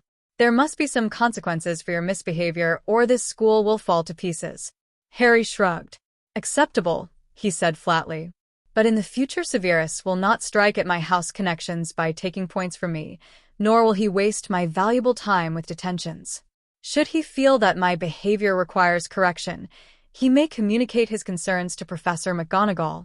"Harry," Minerva said, "will you continue to submit to school discipline, or are you to be above the law now, as Severus was?" Harry looked at her. Something warm touched his gaze, briefly before it was quashed. "I will continue to be an ordinary student to every member of the staff who is not insane or evil, provided that they do not come under pressure from others who are." Harry glanced briefly at Severus, then turned back to Dumbledore. "Leave Minerva alone, and I'll be a regular Hogwarts student in her presence. No special privileges or immunities." "Beautiful," Dumbledore said sincerely. "Spoken like a true hero." "And," she said, Mr. Potter must publicly apologize for his actions of today. Harry gave her another look. This one was a bit skeptical. The discipline of the school has been gravely injured by your actions, Mr. Potter, Minerva said. It must be restored. I think, Professor McGonagall, that you considerably overestimate the importance of what you call school discipline, as compared to having history taught by a live teacher or not torturing your students. Maintaining the current status hierarchy and enforcing its rules seems ever so much more wise and moral and important when you are on the top and doing the enforcing than when you are on the bottom, and I can cite studies to this effect if required. I could go on for several hours about this point, but I will leave it at that. Minerva shook her head. Mr. Potter, you underestimate the importance of discipline because you are not in need of it yourself. She paused. That hadn't come out right, and Severus, Dumbledore, and even Harry were giving her strange looks. To learn, I mean. Not every child can learn in the absence of authority. And it is the other children who will be hurt, Mr. Potter, if they see your example as one to be followed. Harry's lips curved into a twisted smile. The first and last resort is the truth. The truth is that I shouldn't have gotten angry. I shouldn't have disrupted the class. I shouldn't have done what I did, and I set a bad example for everyone. The truth is also that Severus Snape behaved in a fashion unbecoming a Hogwarts professor, and that from now on he will be more mindful of the injured feelings of students in their 4th year and under. The two of us could both get up and speak the truth. I could live with that. In your dreams, Potter, spat Severus. After all, said Harry, smiling grimly, if the students see that rules are for everyone, for professors too, not just for poor, helpless students who get nothing but suffering out of the system, why, the positive effects on school discipline should be tremendous. There was a brief pause, and then Dumbledore chuckled. Minerva is thinking that you're righter than you have any right to be. Harry's gaze jerked away from Dumbledore, down to the floor. Are you reading her mind? Common sense is often mistaken for legitimacy, said Dumbledore. I shall talk over this matter with Severus, and no apology will be required from you unless he apologizes as well. And now I declare this matter concluded, at least until lunchtime. He paused. Although, Harry, I'm afraid that Minerva wished to speak with you about an additional matter. And that is not the result of any pressure on my part. Minerva, if you would. Minerva rose from her chair and almost fell. There was too much adrenaline in her blood. Her heart was beating too fast. Fawkes, said Dumbledore, accompany her, please. I don't. She started to say. Dumbledore shot her a look, and she fell silent. The phoenix soared across the room like a smooth tongue of flame leaping out, and landed on her shoulder. She felt the warmth through her robes, all through her body. Please follow me, Mr. Potter, she said, firmly now, and they left through the door. They stood on the rotating stairs, descending in silence. Minerva didn't know what to say. She didn't know this person who stood beside her. And Fawkes began to croon. It was tender and soft, like a fireplace would sound if it had melody, and it washed over Minerva's mind, easing, soothing, gentling what it touched. What is that? Harry whispered beside her. His voice was unstable, wobbling, changing pitch. The Song of the Phoenix, said Minerva. Not really aware of what she was saying, her attention was all on that strange, quiet music. It, too, heals. Harry turned his face from her, but she caught a glimpse of something agonized. The descent seemed to take a very long time, or maybe it was only that the music seemed to take a very long time, and when they stepped out through the gap where a gargoyle had been, she was holding Harry's hand firmly in hers. As the gargoyle stepped back into place, Fawkes left her shoulder and swooped to hover in front of Harry. Harry stared at Fawkes like someone hypnotized by the ever-changing light of a fire. What am I to do, Fawkes? Whispered Harry. I couldn't have protected them if I hadn't been angry. The phoenix's wings continued flapping. It continued hovering in place. There was no sound but the beating of the wings. Then there was a flash like a fire flaring up and going out, and Fawkes was gone. Both of them blinked, like waking up from a dream, or maybe like falling asleep again. Minerva looked down. Harry Potter's bright young face looked up at her. Are phoenixes people? Said Harry. I mean, are they smart enough to count as people? Could I talk with Fawkes if I knew how? Minerva blinked hard. Then she blinked again. "No," Minerva said, her voice wavering. "Phoenixes are creatures of powerful magic.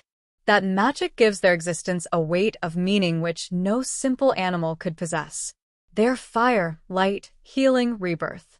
But in the end, no. Where can I get one?" Minerva leaned down and hugged him. She hadn't meant to, but she didn't seem to have much choice in the matter. When she stood up, she found it hard to speak. But she had to ask, "What happened today, Harry?" "I don't know the answers to any of the important questions either. Aside from that, I'd really rather not think about it for a while." Minerva took his hand in hers again, and they walked the rest of the way in silence. It was only a short trip, since naturally the office of the deputy was close to the office of the headmaster. Minerva sat behind her desk. Harry sat in front of her desk. "So," Minerva whispered.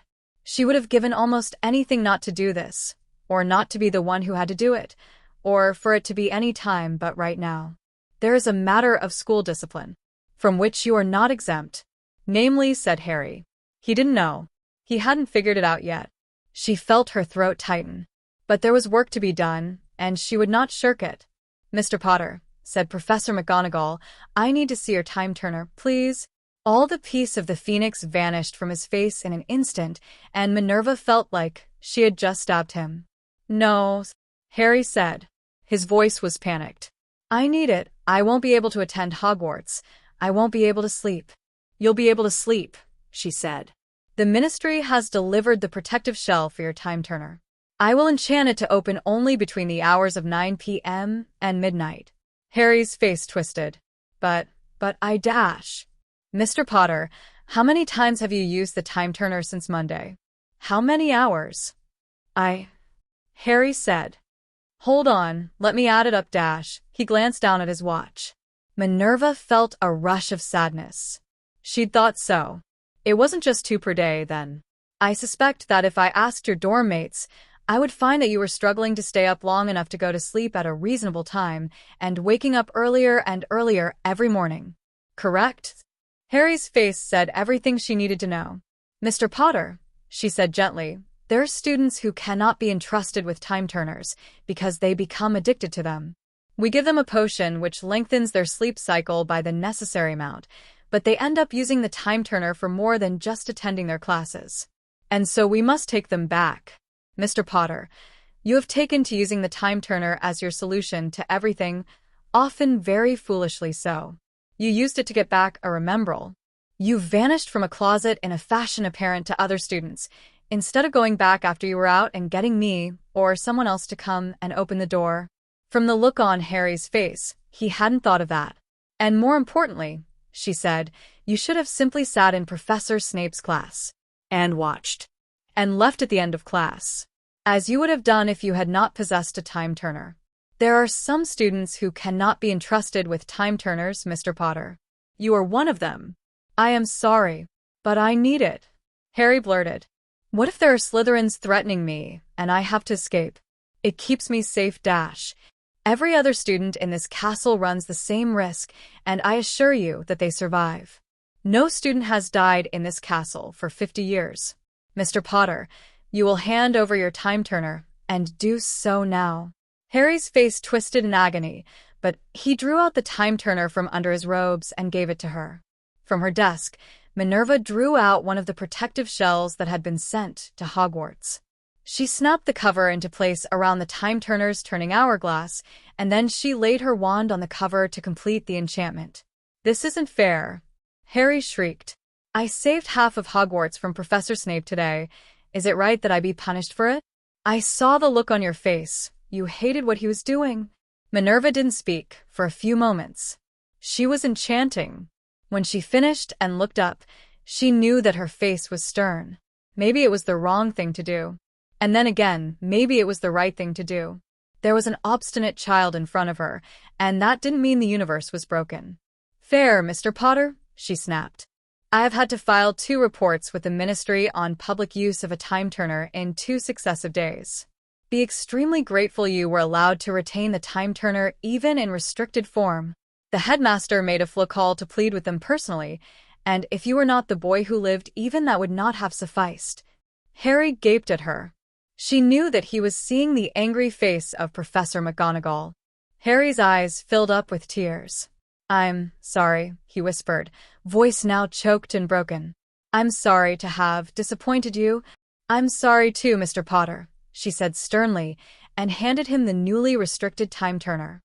"You may go." Harry turned and fled from her office, sobbing. She heard his feet pattering away down the hall, and then the sound cut off as the door swung closed. "I'm sorry too, Harry," she whispered to the quiet room. "I'm sorry too." 15 minutes into lunch hour. No one was speaking to Harry. Some of the Ravenclaws were shooting him looks of anger, others of sympathy. A few of the youngest students even had looks of admiration, but no one was talking to him. Even Hermione hadn't tried to come over. Fred and George had gingerly stepped near. They hadn't said anything. The offer was clear, and its optionality. Harry had told them that he would come over when dessert started, no earlier. They had nodded and quickly walked away. It was probably the utterly expressionless look on Harry's face that was doing it. The others probably thought he was controlling anger or dismay.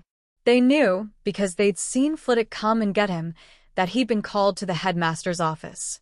Harry was trying not to smile because if he smiled, he would start laughing, and if he started laughing, he wouldn't stop until the nice people in white jackets came to haul him away. It was too much. It was just all too much. Harry had almost gone over to the dark side. His dark side had done things that seemed in retrospect insane. His dark side had won an impossible victory that might have been real and might have been a pure whim of a crazy headmaster. His dark side had protected his friends. He just couldn't handle it anymore. He needed Fawkes to sing to him again. He needed to use the time turner to go off and take a quiet hour to recover, but that wasn't an option anymore, and the loss was like a hole in his existence, but he couldn't think about that because then he might start laughing. 20 minutes. All the students who were going to eat lunch had arrived. Almost none had departed. The tapping of a spoon rang through the great hall. "If I may have your attention, please," Dumbledore said. "Harry Potter has something he would like to share with us." Harry took a deep breath and got up. He walked over to the head table, with every eye staring at him. Harry turned and looked out at the 4 tables. It was becoming harder and harder not to smile, but Harry kept his face expressionless as he spoke his brief and memorized speech. "The truth is sacred," Harry said tonelessly. "One of my most treasured possessions is a button which reads, 'Speak the truth,' even if your voice trembles. This, then, is the truth. Remember that. I am not saying it because I am being forced to say it. I am saying it because it is true. What I did in Professor Snape's class was foolish, stupid, childish, and an inexcusable violation of the rules of Hogwarts.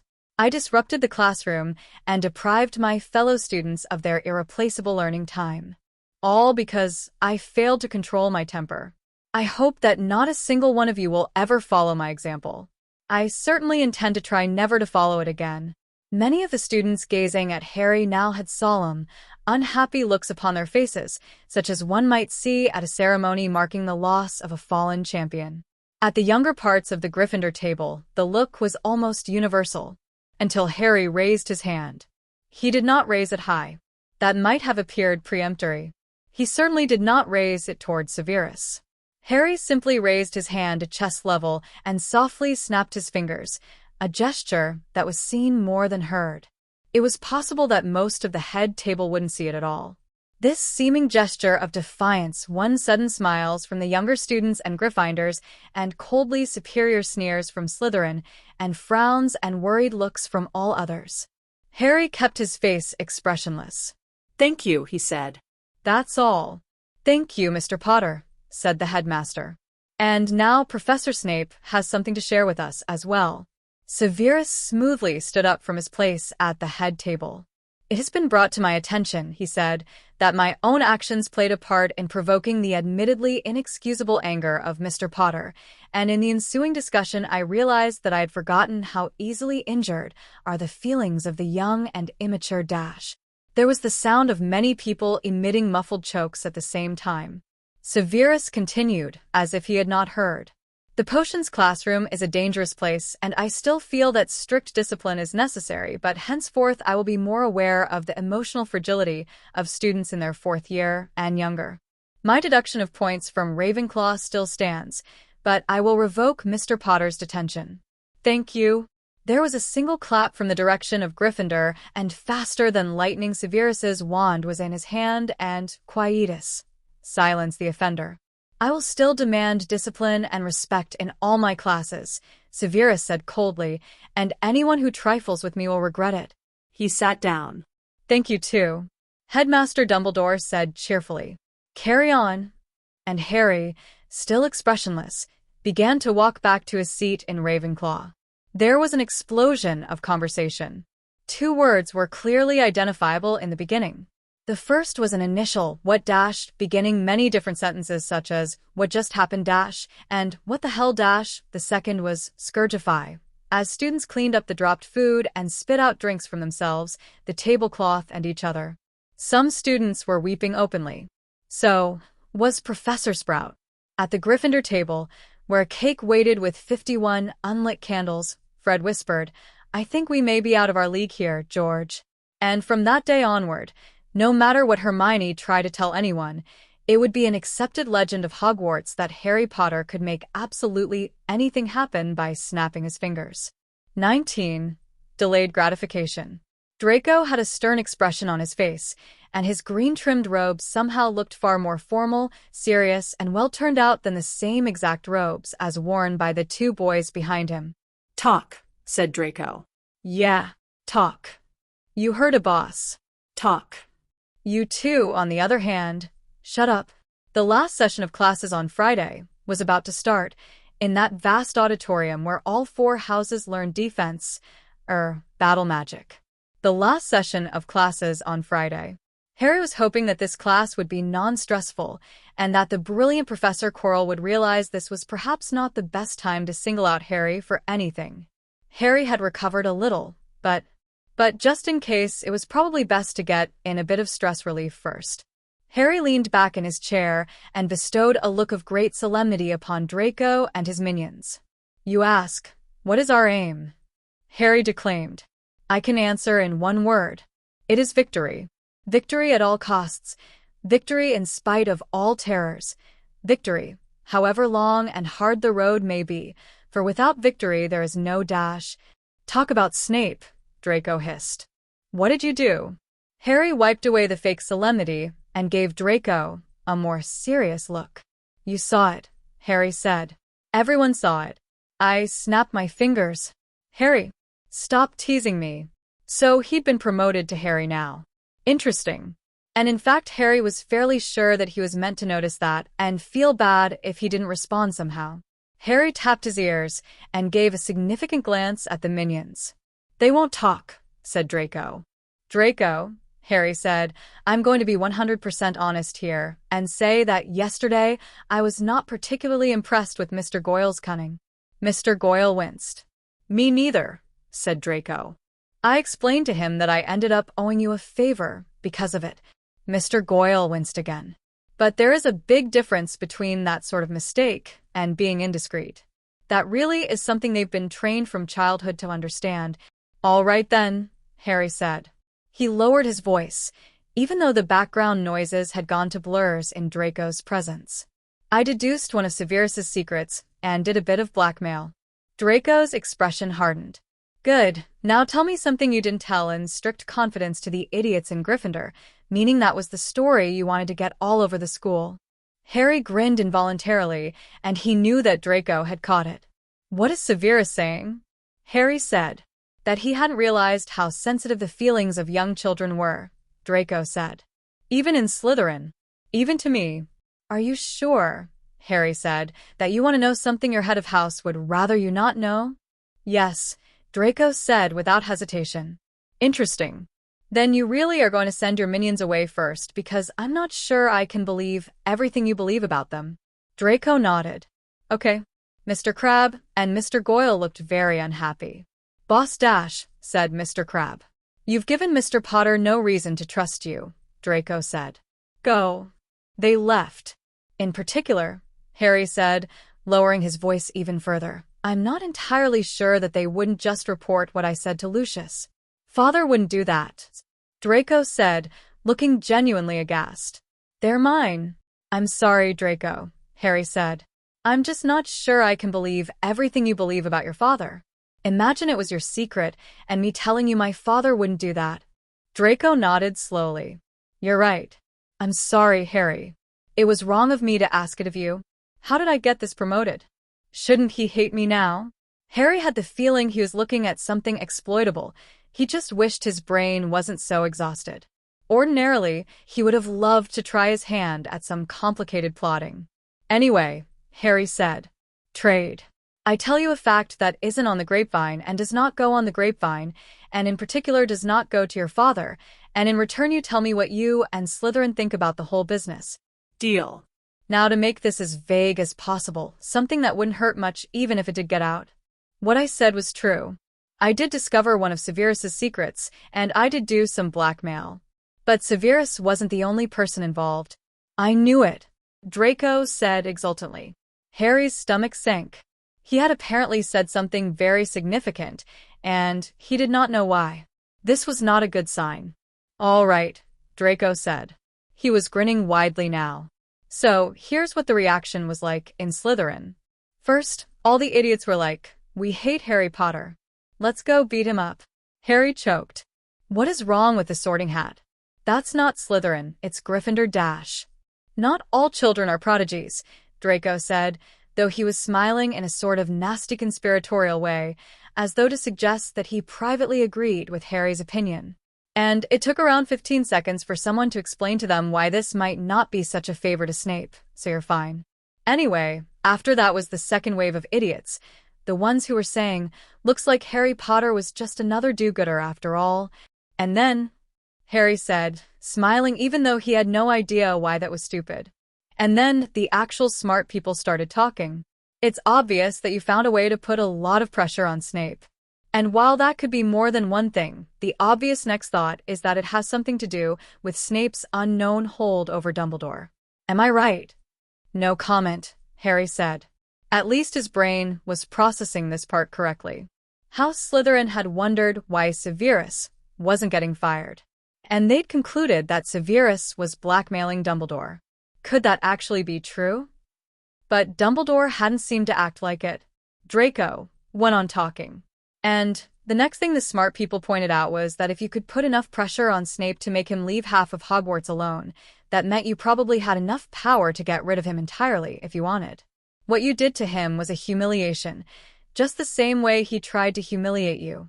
But you left us our head of house. Harry made his smile wider.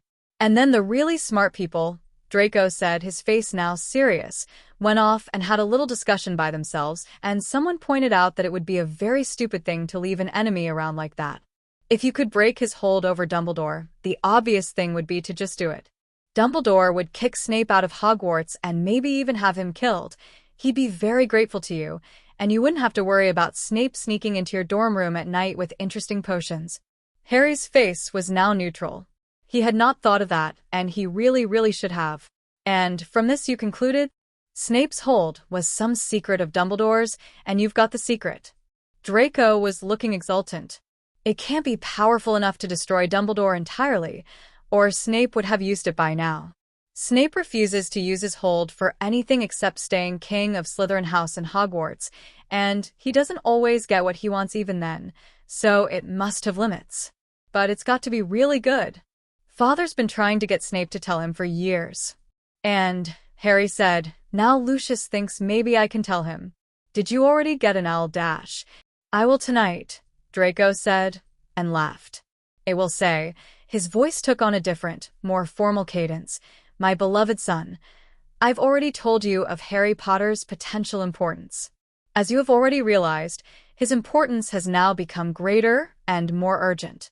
If you see any possible avenue of friendship or point of pressure with him, you must pursue it, and the full resources of Malfoy are at your disposal if needed. Gosh.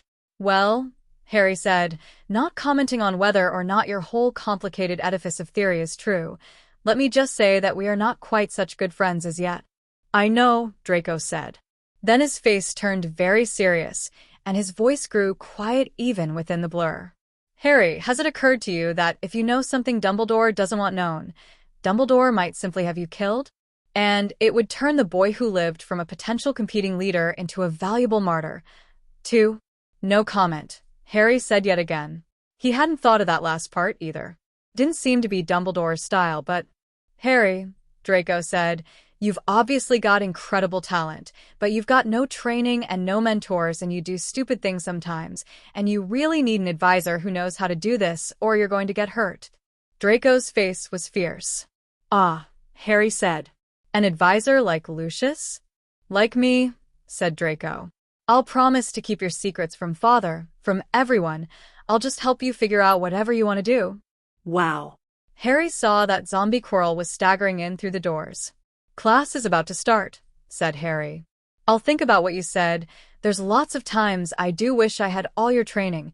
It's just I don't know how I can trust you so quickly. You shouldn't, Draco said. It's too soon. See? I'll give you good advice even if it hurts me. But we should maybe hurry up and become closer friends. I'm open to that, said Harry, who was already trying to figure out how to exploit it. Another bit of advice, Draco said hurriedly as Quirrell slouched toward his desk. Right now, everyone in Slytherin's wondering about you. So if you're courting us, which I think you are, you should do something that signals friendship to Slytherin. Soon, like today or tomorrow. Letting Severus go on awarding extra house points to Slytherin wasn't enough? No reason Harry couldn't take credit for it.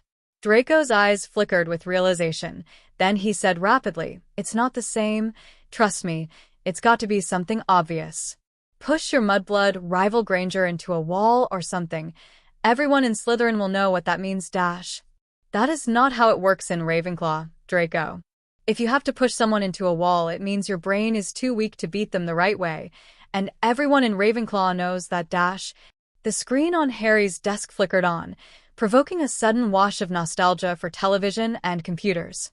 Ahem, said Professor Quirrell's voice, seeming to speak personally to Harry out of the screen. Please take your seats. And the children were all seated and staring at the repeater screens on their desks, or looking down directly at the great white marble stage where Professor Quirrell stood, leaning on his desk atop the small dais of darker marble. Today, said Professor Quirrell, I had planned to teach you your first offensive spell, a small shield that was the ancestor of today's Protego. But on second thought, I have changed today's lesson plan in the light of recent events. Professor Quirrell's gaze searched the rows of seats. Harry winced from where he was sitting, in the back row. He had a feeling he knew who was about to be called on. Draco, of the noble and most ancient house of Malfoy, said Professor Quirrell. Phew. Yes, Professor, said Draco. His voice was amplified, seeming to come from the repeater screen on Harry's desk, which showed Draco's face as he spoke. Then the screen shifted back to Professor Quirrell, who said, Is it your ambition to become the next Dark Lord? That's an odd question, Professor, said Draco. I mean, who'd be dumb enough to admit it? A few students laughed, but not many. Indeed, said Professor Quirrell. So, while there's no point in asking any of you, it would not surprise me in the slightest if there were a student or two in my classes who harbored ambitions of being the next Dark Lord. After all, I wanted to be the next Dark Lord when I was a young Slytherin. This time the laughter was much more widespread. Well, it is the house of the ambitious, after all, Professor Quirrell said, smiling. I didn't realize until later that what I really enjoyed was battle magic, and that my true ambition was to become a great fighting wizard and someday teach at Hogwarts. In any case, when I was 13 years old, I read through the historical sections of the Hogwarts library, scrutinizing the lives and fates of past Dark Lords, and I made a list of all the mistakes that I would never make when I was a Dark Lord. Harry giggled before he could stop himself. Yes, Mr. Potter, very amusing. So, Mr. Potter, can you guess what was the very first item on that list? Great. Never use a complicated way of dealing with an enemy when you can just abracadabra them. The term, Mr. Potter, is Avada Kedavra. Professor Quirrell's voice sounded a bit sharp for some reason. And no, that was not on the list I made at age 13. Would you care to guess again? Never brag to anyone about your evil master plan? Professor Quirrell laughed. Now that was number 2. My, Mr. Potter, have we been reading the same books? There was more laughter, with an undertone of nervousness. Harry clenched his jaw tightly shut and said nothing. A denial would accomplish nothing. But no. The first item was, I will not go around provoking strong, vicious enemies. The history of the world would be very different if Mornalithe Falconsbane or Hitler had grasped that elementary point. Now if, Mr. Potter, just if by some chance you harbor an ambition similar to the one I held as a young Slytherin, even so, I hope it is not your ambition to become a stupid Dark Lord. Professor Quirrell, Harry said, gritting his teeth, I am a Ravenclaw, and it is not my ambition to be stupid, period. I know that what I did today was dumb. But it wasn't dark. I was not the one who threw the first punch in that fight. You, Mr. Potter, are an idiot. But then so was I at your age. Thus I anticipated your answer and altered today's lesson plan accordingly. Mr. Gregory Goyle, if you would come forward, please. There was a surprised pause in the classroom. Harry hadn't been expecting that. Neither, from the looks of it, had Mr. Goyle, who looked rather uncertain and worried as he mounted the marble stage and approached the dais. Professor Quirrell straightened from where he was leaning on the desk. He looked suddenly stronger, and his hands formed fists, and he drew himself up into a clearly recognizable martial arts stance. Harry's eyes widened at the sight, and he realized why Mr. Goyle had been called up.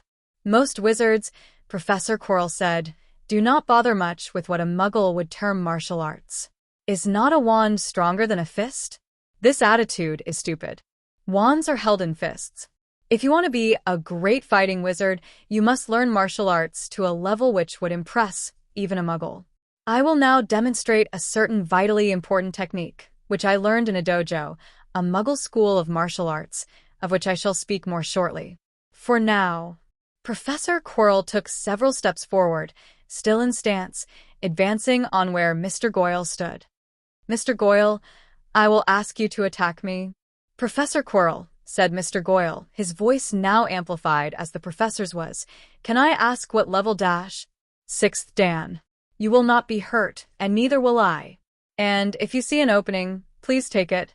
Mr. Goyle nodded, looking much relieved. Note, Professor Quirrell said, that Mr. Goyle was afraid to attack someone who did not know martial arts to an acceptable level for fear that I, or he, would be hurt. Mr. Goyle's attitude is exactly correct, and he has earned 3 Quirrell points for it. Now, fight!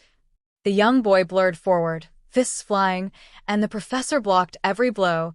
Dancing backward, Quirrell kicked and Goyle blocked and spun and tried to trip Quirrell with a sweeping leg, and Quirrell hopped over it, and it was all happening too fast for Harry to make sense of what was going on, and then Goyle was on his back with his legs pushing, and Quirrell was actually flying through the air, and then he hit the ground shoulder first and rolled. Stop! Cried Professor Quirrell from the ground, sounding a little panicked. You win! Mr. Goyle pulled up so sharply he staggered, almost tripping and falling from the aborted momentum of his headlong charge toward Professor Quirrell. His face showed utter shock. Professor Quirrell arched his back and bounced to his feet using a peculiar springing motion that made no use of his hands. There was a silence in the classroom, a silence born of total confusion. Mr. Goyle, said Professor Quirrell, what vitally important technique did I demonstrate? How to fall correctly when someone throws you, said Mr. Goyle.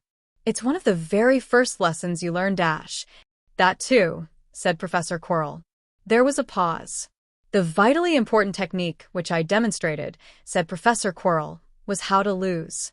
You may go, Mr. Goyle. Thank you. Mr. Goyle walked off the platform, looking rather bewildered. Harry felt the same way. Professor Quirrell walked back to his desk and resumed leaning on it. Sometimes we forget the most basic things, since it has been too long since we learned them. I realized I had done the same with my own lesson plan. You do not teach students to throw until you have taught them to fall. And I must not teach you to fight if you do not understand how to lose. Professor Quirrell's face hardened, and Harry thought he saw a hint of pain, a touch of sorrow, in those eyes. I learned how to lose in a dojo in Asia, which, as any muggle knows, is where all the good martial artists live. This dojo taught a style which had a reputation among fighting wizards as adapting well to magical dueling. The master of that dojo, an old man by muggle standards, was that style's greatest living teacher. He had no idea that magic existed, of course. I applied to study there and was one of the few students accepted that year, from among many contenders. There might have been a tiny bit of special influence involved. There was some laughter in the classroom. Harry didn't share it. That hadn't been right at all. In any case, during one of my first fights, after I had been beaten in a particularly humiliating fashion, I lost control and attacked my sparring partner Dash. Yikes. Thankfully with my fists, rather than my magic. The master, surprisingly, did not expel me on the spot. But he told me that there was a flaw in my temperament. He explained it to me and I knew that he was right. And then he said that I would learn how to lose. Professor Quirrell's face was expressionless. Upon his strict orders, all of the students of the dojo lined up. One by one they approached me. I was not to defend myself. I was only to beg for mercy.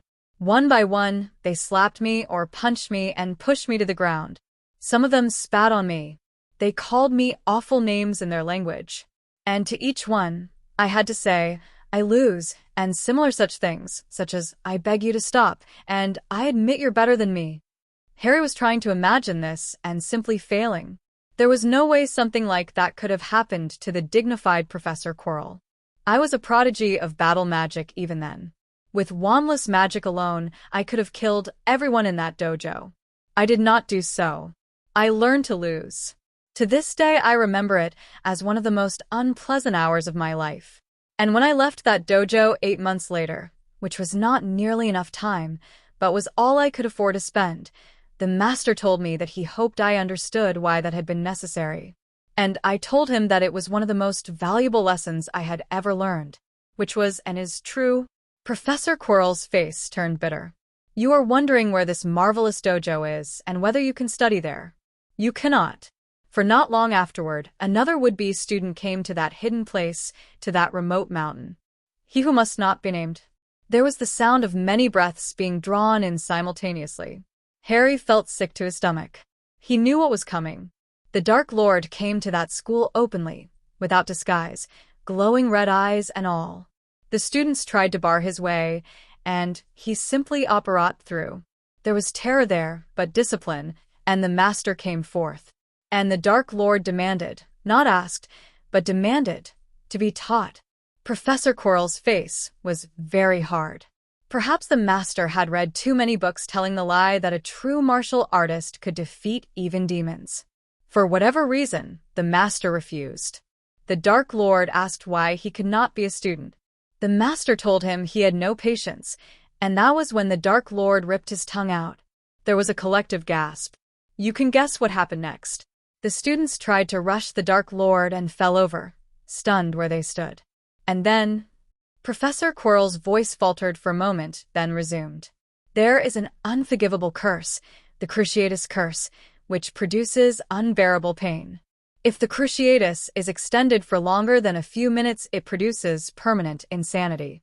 One by one, the Dark Lord crucioed the master's students into insanity and then finished them off with a killing curse, while the master was forced to watch. When all his students had died in this way, the master followed.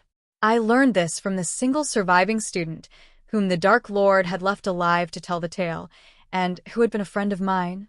Professor Quirrell turned away, and when he turned back a moment later, he once again seemed calm and composed. Dark wizards cannot keep their tempers, Professor Quirrell said quietly. It is a nearly universal flaw of the species, and anyone who makes a habit of fighting them soon learns to rely on it. Understand that the Dark Lord did not win that day. His goal was to learn martial arts, and yet he left without a single lesson. The Dark Lord was foolish to wish that story retold. It did not show his strength, but rather an exploitable weakness.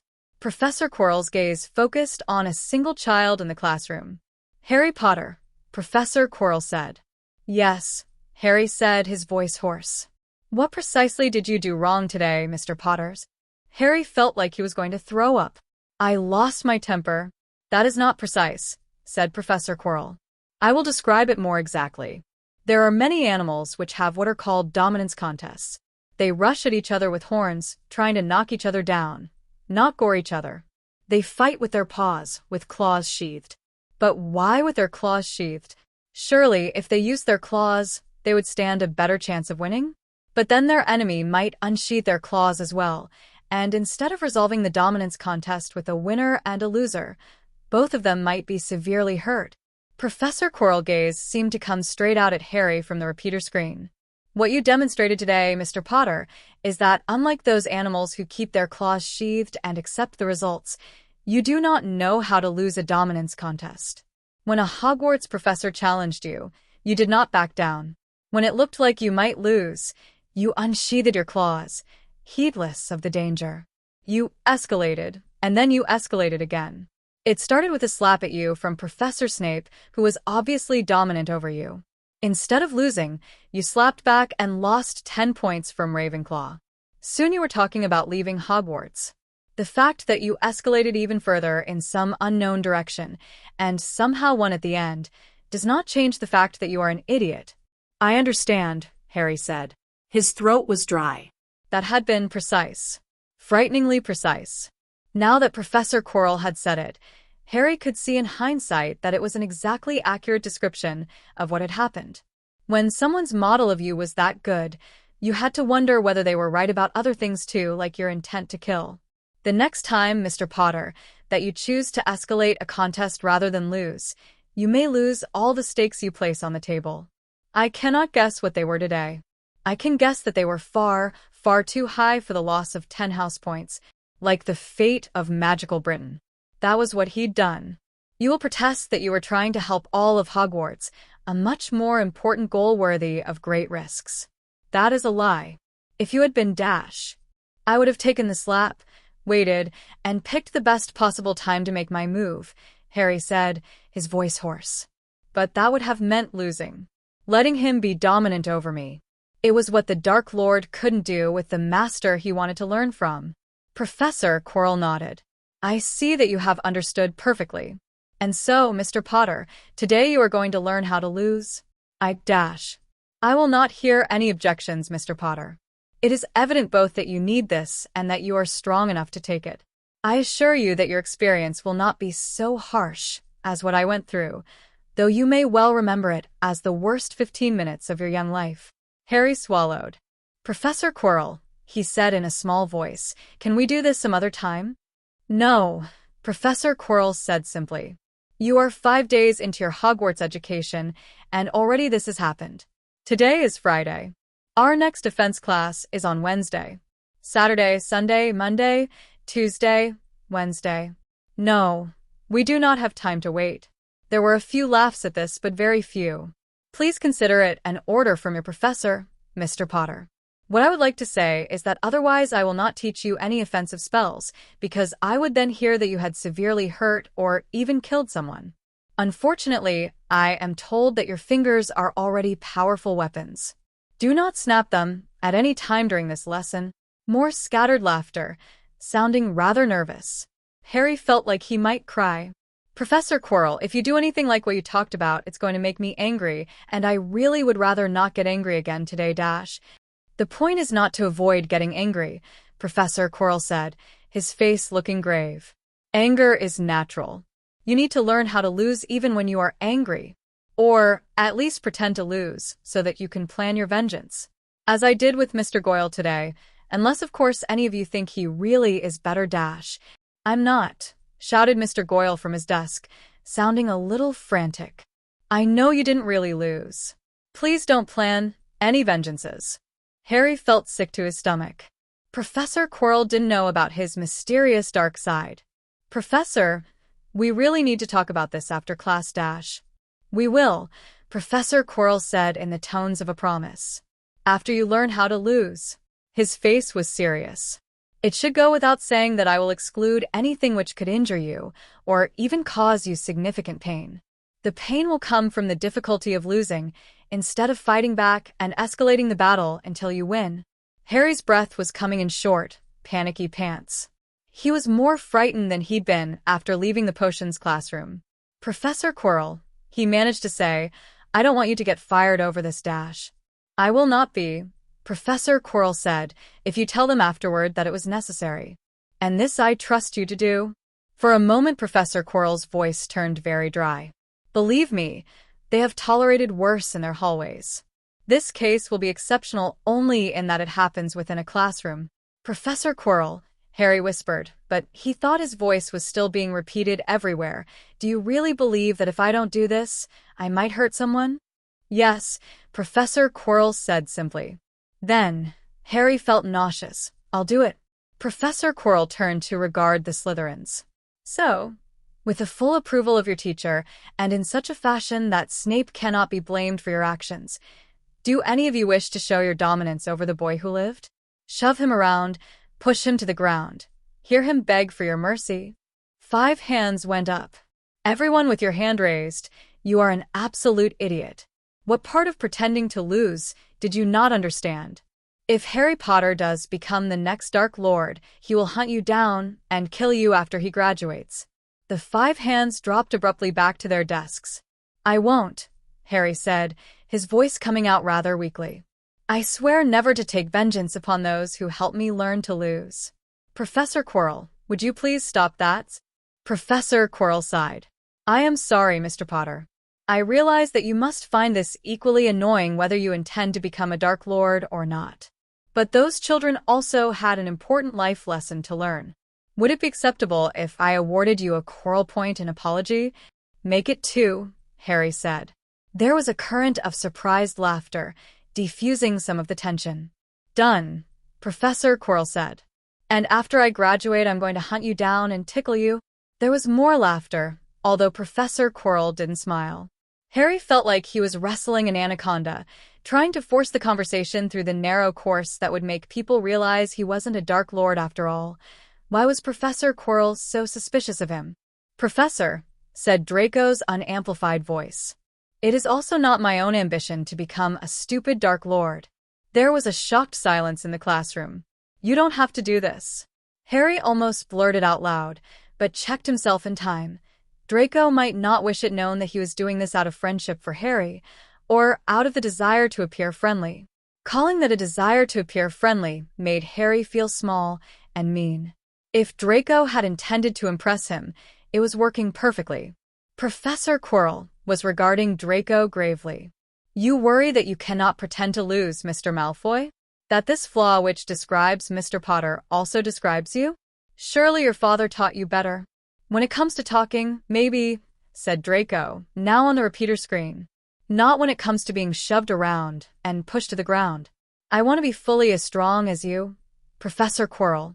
Professor Quirrell's eyebrows went up and stayed up. I am afraid, Mr. Malfoy, he said after a time, that the arrangements I made for Mr. Potter, involving some older Slytherins who will be told afterward how stupid they were, would not carry over onto you. But it is my professional opinion that you are already very strong. Should I hear that you have failed, as Mr. Potter failed today, I will make the appropriate arrangements and apologize to you and whomever you have hurt. I do not think this will be necessary, however. I understand, Professor, said Draco. Professor Quirrell looked over the class. Does anyone else wish to become strong? Some students glanced around nervously. Some, Harry thought from his back row, looked like they were opening their mouths, but not saying anything. In the end, no one spoke. Draco Malfoy will be one of the generals of your year's armies, said Professor Quirrell, should he deign to engage in that after-school activity. And now, Mr. Potter, please come forward. Yes, Professor Quirrell had said it must be in front of everyone, in front of your friends, because that is where Snape confronted you, and that is where you must learn to lose. So now the first year watched.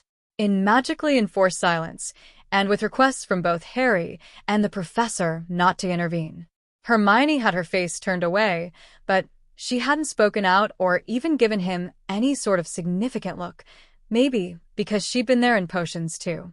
Harry stood on a soft blue mat, such as might be found in a Muggle dojo, which Professor Quirrell had laid out upon the floor for when Harry was pushed down. Harry was frightened of what he might do. If Professor Quirrell was right about his intent to kill, Harry's wand lay on Professor Quirrell's desk, not because Harry knew any spells that could defend him, but because otherwise, Harry thought, he might have tried to jam it through someone's eye socket. His pouch lay there, now containing his protected but still potentially fragile time-turner. Harry had pleaded with Professor Quirrell to transfigure him some boxing gloves and lock them on his hands. Professor Quirrell had given him a look of silent understanding and refused. I will not go for their eyes. I will not go for their eyes. I will not go for their eyes. It would be the end of my life in Hogwarts. I'll be arrested, Harry chanted to himself, trying to hammer the thought into his brain, hoping it would stay there if his intent to kill took over. Professor Quirrell returned, escorting 13 older Slytherins of different years. Harry recognized one of them as the one he'd hit with a pie. 2 others from that confrontation were also present. The one who'd said to stop, that they really shouldn't do this, was missing. I repeat, Professor Quirrell said, sounding very stern, Potter is not to be really hurt. Any and all accidents will be treated as deliberate. Do you understand? The older Slytherins nodded, grinning. Then please feel free to take the boy who lived down a few pegs, Professor Quirrell said, with a twisted smile that only the first years understood. By some form of mutual consent, the pie target was at the front of the group. Potter, said Professor Quirrell, meet Mr. Peregrine Derek. He is better than you, and he is about to show you that. Derek strode forward and Harry's brain screamed discordantly. He must not run away. He must not fight back. Derek stopped an arm's length away from Harry. Harry wasn't angry yet, just frightened. And that meant he beheld a teenage boy fully half a meter taller than himself, with clearly defined muscles, facial hair, and a grin of terrible anticipation. Ask him not to hurt you, Professor Quirrell said. Perhaps if he sees that you're pathetic enough, he'll decide that you're boring, and go away. There was laughter from the watching older Slytherins. Please, Harry said, his voice faltering. Don't hurt me? That didn't sound very sincere, said Professor Quirrell. Derek's smile widened. The clumsy imbecile was looking very superior, and Harry's blood temperature was dropping. Please don't hurt me, Harry tried again. Professor Quirrell shook his head. How in Merlin's name did you manage to make that sound like an insult, Potter?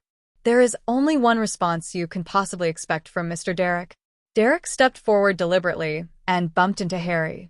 Harry staggered back a few feet and, before he could stop himself, straightened up icily. Wrong, said Professor Quirrell. Wrong, wrong, wrong. You bumped into me, Potter, Derek said. Apologize. I'm sorry. You don't sound sorry, said Derek. Harry's eyes widened in indignation. He had managed to make that sound pleading. Derek pushed him, hard, and Harry fell to the mat on his hands and knees. The blue fabric seemed to waver in Harry's vision, not far away. He was beginning to doubt Professor Quirrell's real motives in teaching this so-called lesson. A foot rested on Harry's buttocks, and a moment later Harry was pushed hard to the side, sending him sprawling on his back. Derek laughed. This is fun, he said. All he had to do was say it was over, and report the whole thing to the headmaster's office. That would be the end of this defense professor and his ill-fated stay at Hogwarts, and Professor McGonagall would be angry about that, but an image of Professor McGonagall's face flashed before his eyes. She didn't look angry, just sad. Now tell him that he's better than you, Potter, said Professor Quirrell's voice. You're better than me. Harry started to raise himself, and Derek put a foot on his chest and shoved him back down to the mat. The world was becoming transparent as crystal. Lines of action and their consequences stretched out before him in utter clarity. The fool wouldn't be expecting him to strike back. A quick hit in the groin would stun him long enough for. Try again, said Professor Quirrell, and with a sudden sharp motion Harry rolled and sprang to his feet and whirled on where stood his real enemy, the defense professor. Professor Quirrell said, "You have no patience." Harry faltered. His mind, well honed in pessimism, drew a picture of a wizened old man with blood pouring from his mouth after Harry had ripped his tongue out. A moment later, Derek pushed Harry to the mat again and then sat down on him, sending Harry's breath whooshing out. "Stop!" Harry screamed. "Please stop." "Better," said Professor Quirrell. That even sounded sincere. It had been. That was the horrible thing, the sickening thing. It had been sincere. Harry was panting rapidly, fear and cold anger both flushing through him. "Lose," said Professor Quirrell. "I lose," Harry forced out. "I like it," Derek said from on top of him. "Lose some more." Hands shoved Harry, sending him stumbling across the circle of older Slytherins to another set of hands that shoved him again. Harry had long since passed the point of trying not to cry, and was now just trying not to fall down. "What are you, Potter?" said Derek. "A loser. I lose. I give up. You win. You're be better than me. Please stop, Dash." Harry tripped over a foot and went crashing to the ground, hands not quite able to catch himself. He was dazed for a moment, then began struggling to his feet again.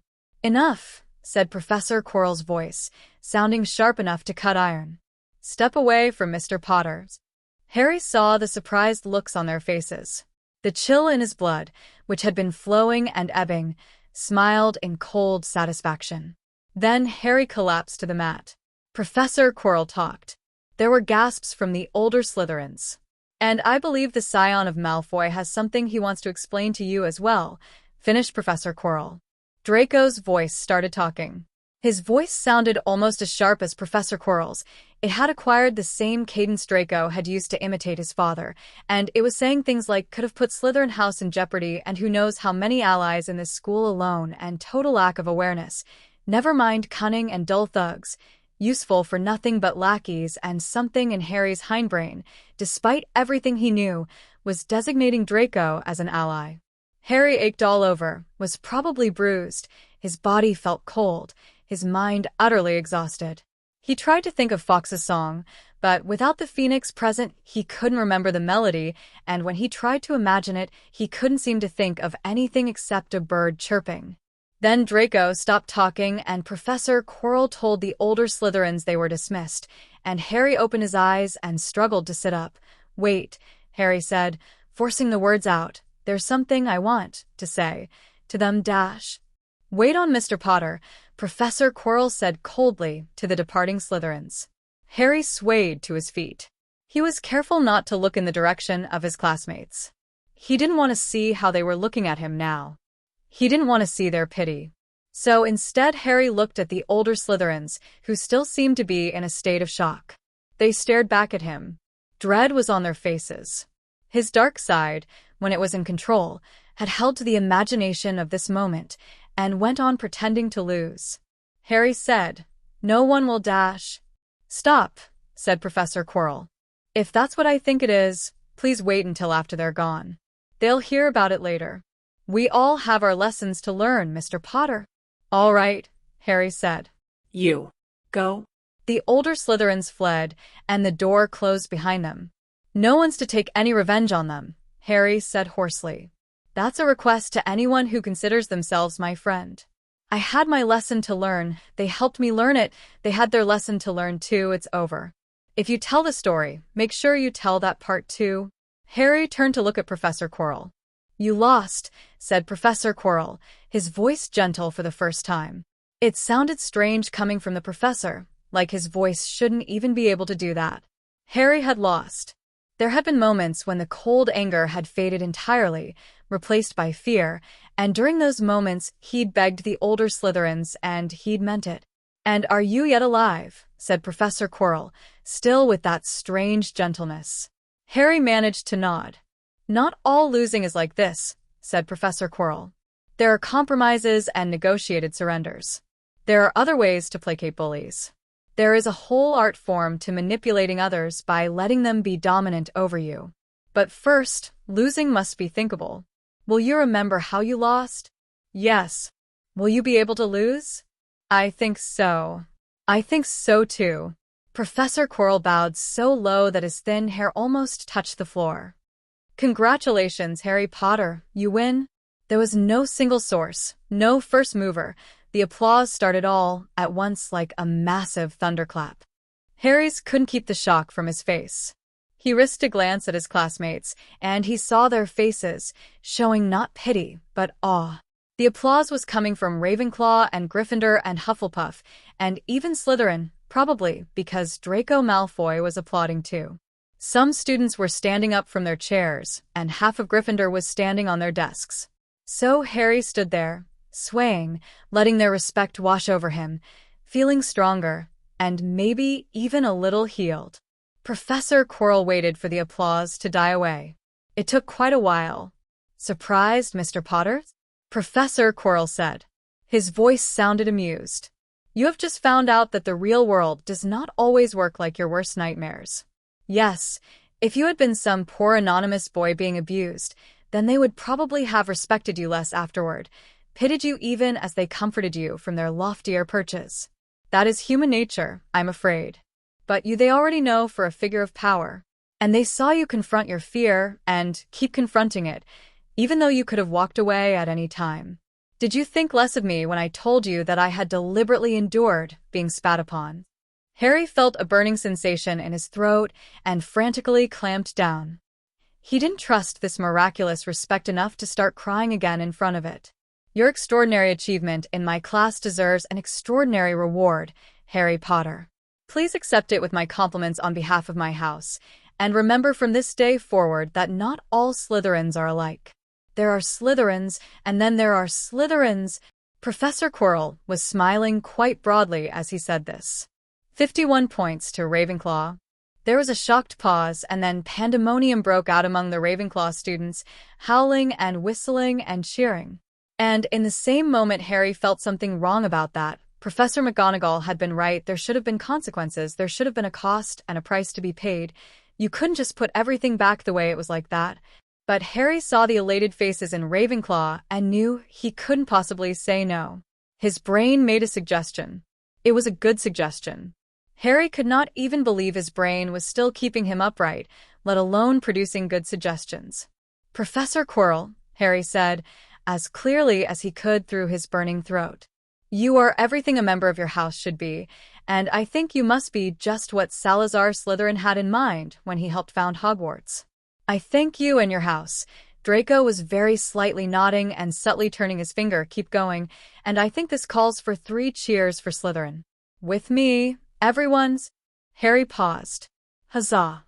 Only a few people managed to join in on the first try. Huzzah. This time most of Ravenclaw was in on it. Huzzah.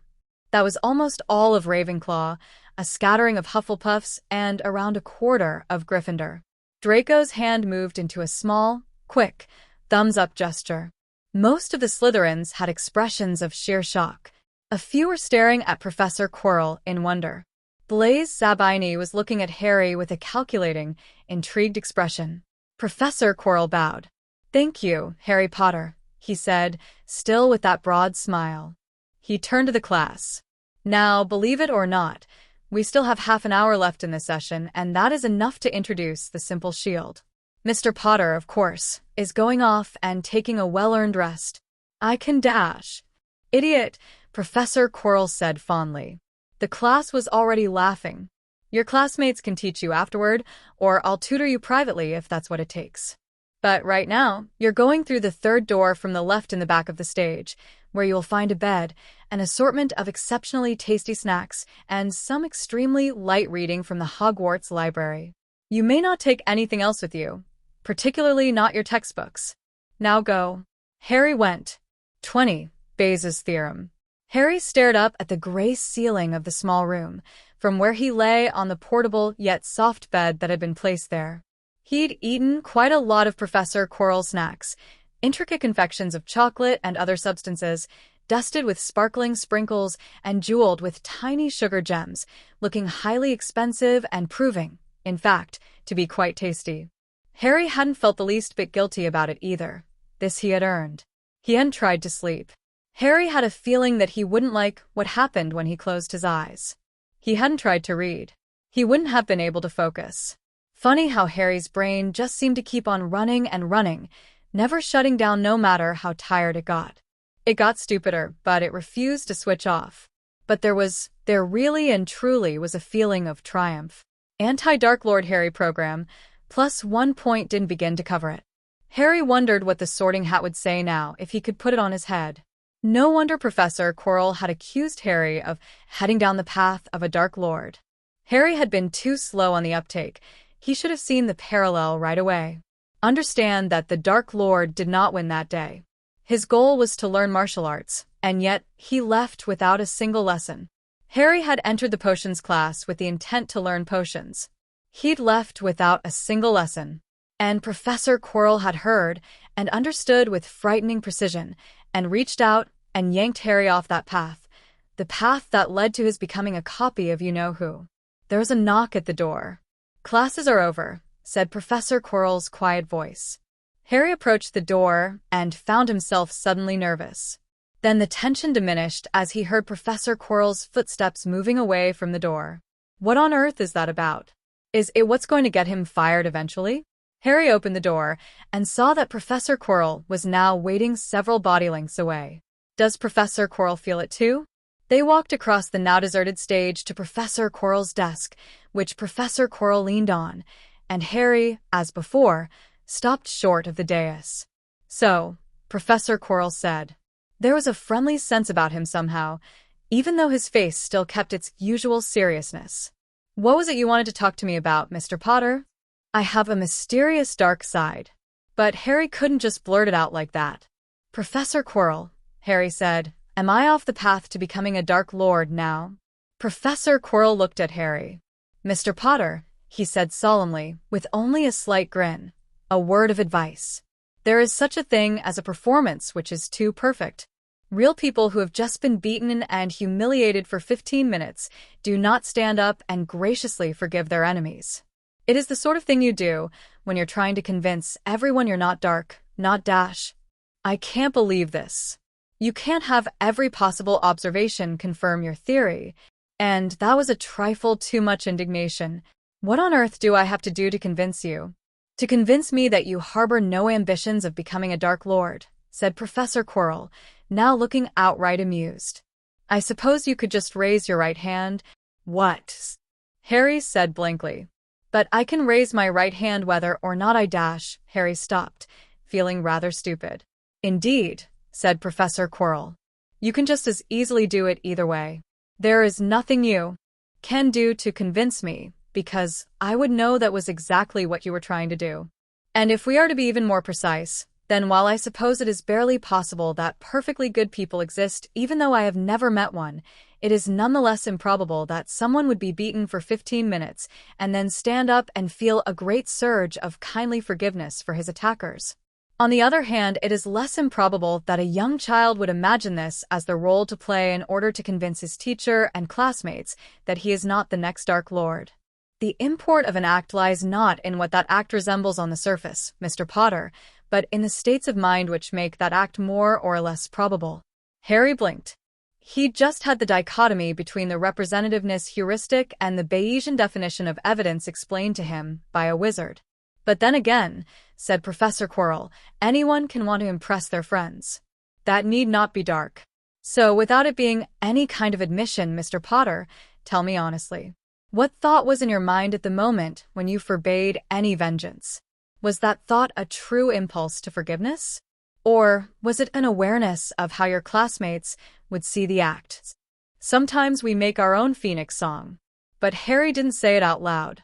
It was clear that Professor Quirrell wouldn't believe him and would probably respect him less for trying to utter such a transparent lie. After a few moments of silence, Professor Quirrell smiled with satisfaction. "Believe it or not, Mr. Potter," said the professor, "you need not fear me for having discovered your secret. I am not going to tell you to give up on becoming the next Dark Lord. If I could turn back the hands of time and somehow remove that ambition from the mind of my child self, the self of this present time would not benefit from the alteration. For as long as I thought that was my goal, it drove me to study and learn and refine myself and become stronger. We become what we are meant to be by following our desires wherever they lead. That is the insight of Salazar. Ask me to show you to the library section, which holds those same books I read as a 13-year-old, and I will happily lead the way." "For the love of crap," Harry said, and sat down on the hard marble floor and then lay back on the floor, staring up at the distant arches of the ceiling. It was as close as he could come to collapsing in despair without hurting himself. "Still too much indignation," observed Professor Quirrell. Harry wasn't looking, but he could hear the suppressed laughter in the voice. Then Harry realized. "Actually, I think I know what's confusing you here," Harry said. "That was what I wanted to talk to you about, in fact. Professor Quirrell, I think that what you're seeing is my mysterious dark side." There was a pause. "Your dark side." Harry sat up. Professor Quirrell was regarding him with one of the strangest expressions Harry had seen on anyone's face, let alone anyone as dignified as Professor Quirrell. "It happens when I get angry," Harry explained. "My blood runs cold. Everything gets cold. Everything seems perfectly clear. In retrospect, it's been with me for a while. In my first year of Muggle school, someone tried to take away my ball during recess, and I held it behind my back and kicked him in the solar plexus, which I'd read was a weak point, and the other kids didn't bother me after that. And I bit a math teacher when she wouldn't accept my dominance. But it's only just recently that I've been under enough stress to notice that it's an actual, mysterious dark side, and not just an anger management problem like the school psychologist said. And I don't have any super magical powers when it happens. That was one of the first things I checked." Professor Quirrell rubbed his nose. "Let me think about this," he said. Harry waited in silence for a full minute. He used that time to stand up, which was more difficult than he had expected. "Well," Professor Quirrell said after a while, "I suppose there was something you could say that would convince me. I've already guessed that my dark side is really just another part of me, and that the answer isn't to never become angry, but to learn to stay in control by accepting it. I'm not dumb or anything, and I've seen this story enough times to know where it's going, but it's hard, and you seem like the person to help me." "Well, yes, very perspicacious of you, Mr. Potter. I must say, that side of you is, as you seem to have already surmised, your intent to kill, which, as you say, is a part of you, and needs to be trained," Harry said, completing the pattern. "And needs to be trained, yes." That strange expression was still on Professor Quirrell's face. "Mr. Potter, if you truly do not wish to be the next Dark Lord, then what was the ambition which the Sorting Hat tried to convince you to abandon, the ambition for which you were sorted into Slytherin?" "I was sorted into Ravenclaw." "Mr. Potter," said Professor Quirrell, now with a much more usual-looking dry smile, "I know you are accustomed to everyone around you being a fool, but please do not mistake me for one of them. The likelihood that the Sorting Hat would play its first prank in 800 years while it was upon your head is so small as to not be worth considering. I suppose it is barely possible that you snapped your fingers and invented some simple and clever way to defeat the anti-tampering spells upon the hat, though I myself can think of no such method. But by far the most probable explanation is that Dumbledore decided he was not happy with the hat's choice for the boy who lived. This is evident to anyone with the tiniest smidgen of common sense, so your secret is safe at Hogwarts." Harry opened his mouth, then closed it again with a feeling of complete helplessness. Professor Quirrell was wrong, but wrong in such a convincing way that Harry was starting to think that it simply was the rational judgment given the evidence available to Professor Quirrell. There were times, never predictable times, but still sometimes, when you would get improbable evidence, and the best knowable guess would be wrong. If you had a medical test that was only wrong one time in 1,000, sometimes it would still be wrong anyway. "Can I ask you never to repeat what I'm about to say?" said Harry. "Absolutely," said Professor Quirrell. "Consider me asked." Harry wasn't a fool either. "Can I consider you to have said yes?" "Very good, Mr. Potter. You may indeed so consider." Professor Quirrell dash. "I won't repeat what you're about to say," Professor Quirrell said, smiling. They both laughed, then Harry turned serious again. "The Sorting Hat did seem to think I was going to end up as a Dark Lord unless I went to Hufflepuff," Harry said. "But I don't want to be one." "Mr. Potter," said Professor Quirrell, "don't take this the wrong way. I promise you will not be graded on the answer. I only want to know your own honest reply." "Why not?" Harry had that helpless feeling again. "Thou shalt not become a Dark Lord" was such an obvious theorem in his moral system that it was hard to describe the actual proof steps. People would get hurt." "Surely you've wanted to hurt people," said Professor Quirrell. "You wanted to hurt those bullies today. Being a Dark Lord means that people you want to hurt get hurt." Harry floundered for words and then decided to simply go with the obvious. "First of all, just because I want to hurt someone doesn't mean it's right dash. What makes something right, if not you're wanting it?" Harry said, "preference utilitarianism." "Pardon me," said Professor Quirrell. "It's the ethical theory that the good is what satisfies the preferences of the most people dash." "No," Professor Quirrell said. His fingers rubbed the bridge of his nose. "I don't think that's quite what I was trying to say. Mr. Potter, in the end, people all do what they want to do. Sometimes people give names like right to things they want to do, but how could we possibly act on anything but our own desires? Well, obviously, Harry said. I couldn't act on moral considerations if they lacked the power to move me. But that doesn't mean my wanting to hurt those Slytherins has the power to move me more than moral considerations. Professor Quirrell blinked. Not to mention, Harry said, being a Dark Lord would mean that a lot of innocent bystanders got hurt too. Why does that matter to you? Professor Quirrell said. What have they done for you? Harry laughed. Oh, now that was around as subtle as Atlas shrugged. Pardon me? Professor Quirrell said again. It's a book that my parents wouldn't let me read because they thought it would corrupt me. So of course I read it anyway, and I was offended they thought I would fall for any traps that obvious. Blah blah blah. Appeal to my sense of superiority. Other people are trying to keep me down, blah blah blah.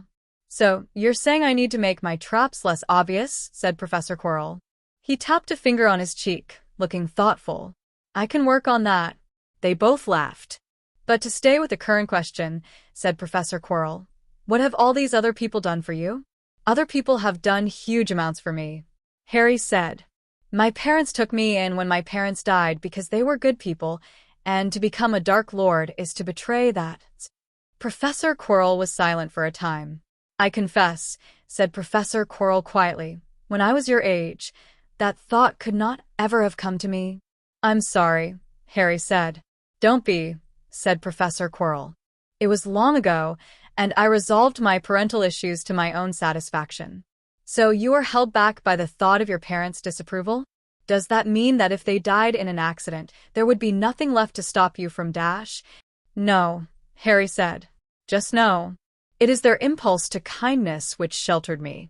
That impulse is not only in my parents, and that impulse is what would be betrayed. In any case, Mr. Potter, you have not answered my original question, said Professor Quirrell finally. What is your ambition? Oh, said Harry. He organized his thoughts. To understand everything important there is to know about the universe, apply that knowledge to become omnipotent, and use that power to rewrite reality, because I have some objections to the way it works now. There was a slight pause. Forgive me if this is a stupid question, Mr. Potter, said Professor Quirrell, but are you sure you did not just confess to wanting to be a Dark Lord? That's only if you use your power for evil, explained Harry. If you use the power for good, you're a light lord. I see, Professor Quirrell said. He tapped his other cheek with a finger. I suppose I can work with that. But, Mr. Potter, while the scope of your ambition is worthy of Salazar himself, how exactly do you propose to go about it? Is step 1 to become a great fighting wizard, or head unspeakable, or minister of magic, or dash? Step 1 is to become a scientist. Professor Quirrell was looking at Harry as if he'd just turned into a cat. A scientist, Professor Quirrell said after a while. Harry nodded. A scientist? Repeated Professor Quirrell. Yes, Harry said. I shall achieve my objectives through the power of science. A scientist, said Professor Quirrell. There was genuine indignation on his face, and his voice had grown stronger and sharper. You could be the best of all my students. The greatest fighting wizard to come out of Hogwarts in 5 decades. I cannot picture you wasting your days in a white lab coat doing pointless things to rats. Hey, said Harry. There's more to science than that. Not that there's anything wrong with experimenting on rats, of course. But science is how you go about understanding and controlling the universe dash. Fool, said Professor Quirrell, in a voice of quiet, bitter intensity. You're fool, Harry Potter. He passed a hand over his face, and when that hand had passed, his face was calmer. Or, more likely, you have not yet found your true ambition. May I strongly recommend that you try to become a Dark Lord instead? I will do anything I can to help as a matter of public service. You don't like science, Harry said slowly. Why not? Those fool muggles will kill us all someday. Professor Quirrell's voice had grown louder. They will end it. End all of it. Harry was feeling a bit lost here. What are we talking about here? Nuclear weapons? Yes, nuclear weapons. Professor Quirrell was almost shouting now. Even he who must not be named never used those, perhaps because he didn't want to rule over a heap of ash. They never should have been made. And it will only get worse with time. Professor Quirrell was standing up straight, instead of leaning on his desk. There are gates you do not open. There are seals you do not breach. The fools who can't resist meddling are killed by the lesser perils early on, and the survivors all know that there are secrets you do not share with anyone who lacks the intelligence and the discipline to discover them for themselves. Every powerful wizard knows that. Even the most terrible dark wizards know that. And those idiot muggles can't seem to figure it out. The eager little fools who discovered the secret of nuclear weapons didn't keep it to themselves. They told their fool politicians, and now we must live under the constant threat of annihilation. This was a rather different way of looking at things than Harry had grown up with. It had never occurred to him that nuclear physicists should have formed a conspiracy of silence to keep the secret of nuclear weapons from anyone not smart enough to be a nuclear physicist. The thought was intriguing, if nothing else. Would they have had secret passwords? Would they have had masks? Actually, for all Harry knew, there were all sorts of incredibly destructive secrets which physicists kept to themselves, and the secret of nuclear weapons was the only one that had escaped into the wild. The world would look the same to him either way. "I'll have to think about that," Harry said to Professor Quirrell. "It's a new idea to me." And one of the hidden secrets of science, passed down from a few rare teachers to their grad students, is how to avoid flushing new ideas down the toilet the instant you hear one you don't like. Professor Quirrell blinked again. "Is there any sort of science you do approve of?" said Harry. "Medicine, maybe?" "Space travel," said Professor Quirrell. But the Muggles seemed to be dragging their feet on the one project which might have let wizardkind escape this planet before they blow it up. Harry nodded. "I'm a big fan of the space program, too. At least we have that much in common." Professor Quirrell looked at Harry. Something flickered in the professor's eyes. "I will have your word, your promise, and your oath never to speak of what follows." "You have it," Harry said immediately. "See to it that you keep your oath, or you will not like the results," said Professor Quirrell. "I will now cast a rare and powerful spell, not on you, but on the classroom around us. Stand still, so that you do not touch the boundaries of the spell once it has been cast. You must not interact with the magic which I am maintaining. Look only. Otherwise, I will end the spell." Professor Quirrell paused. "And try not to fall over." Harry nodded, puzzled and anticipatory. Professor Quirrell raised his wand and said something that Harry's ears and mind couldn't grasp at all, words that bypassed awareness and vanished into oblivion. The marble in a short radius around Harry's feet stayed constant. All the other marble of the floor vanished. The walls and ceilings vanished. Harry stood on a small circle of white marble in the midst of an endless field of stars, burning terribly bright and unwavering. There was no earth, no moon, no sun that Harry recognized. Professor Quirrell stood in the same place as before, floating in the midst of the starfield. The Milky Way was already visible as a great wash of light, and it grew brighter as Harry's vision adjusted to the darkness. The sight wrenched at Harry's heart like nothing he had ever seen. "Are we in space?" "No," said Professor Quirrell. His voice was sad and reverent. "But it is a true image." Tears came into Harry's eyes. He wiped them away frantically. He would not miss this for some stupid water blurring his vision. The stars were no longer tiny jewels set in a giant velvet dome, as they were in the night sky of Earth. Here there was no sky above, no surrounding sphere. Only points of perfect light against perfect blackness, an infinite and empty void with countless tiny holes through which shone the brilliance from some unimaginable realm beyond. In space, the stars looked terribly, terribly, terribly far away. Harry kept on wiping his eyes, over and over. "Sometimes," Professor Quirrell said in a voice so quiet it almost wasn't there, "when this flawed world seems unusually hateful, I wonder whether there might be some other place, far away, where I should have been. I cannot seem to imagine what that place might be, and if I can't even imagine it, then how can I believe it exists? And yet the universe is so very, very wide, and perhaps it might exist anyway? But the stars are so very, very far away. It would take a long, long time to get there, even if I knew the way. And I wonder what I would dream about if I slept for a long, long time." Though it felt like sacrilege, Harry managed a whisper. "Please let me stay here a while." Professor Quirrell nodded, where he stood unsupported against the stars. It was easy to forget the small circle of marble on which you stood, and your own body, and become a point of awareness which might have been still, or might have been moving. With all distances incalculable, there was no way to tell. There was a time of no time. And then the stars vanished, and the classroom returned.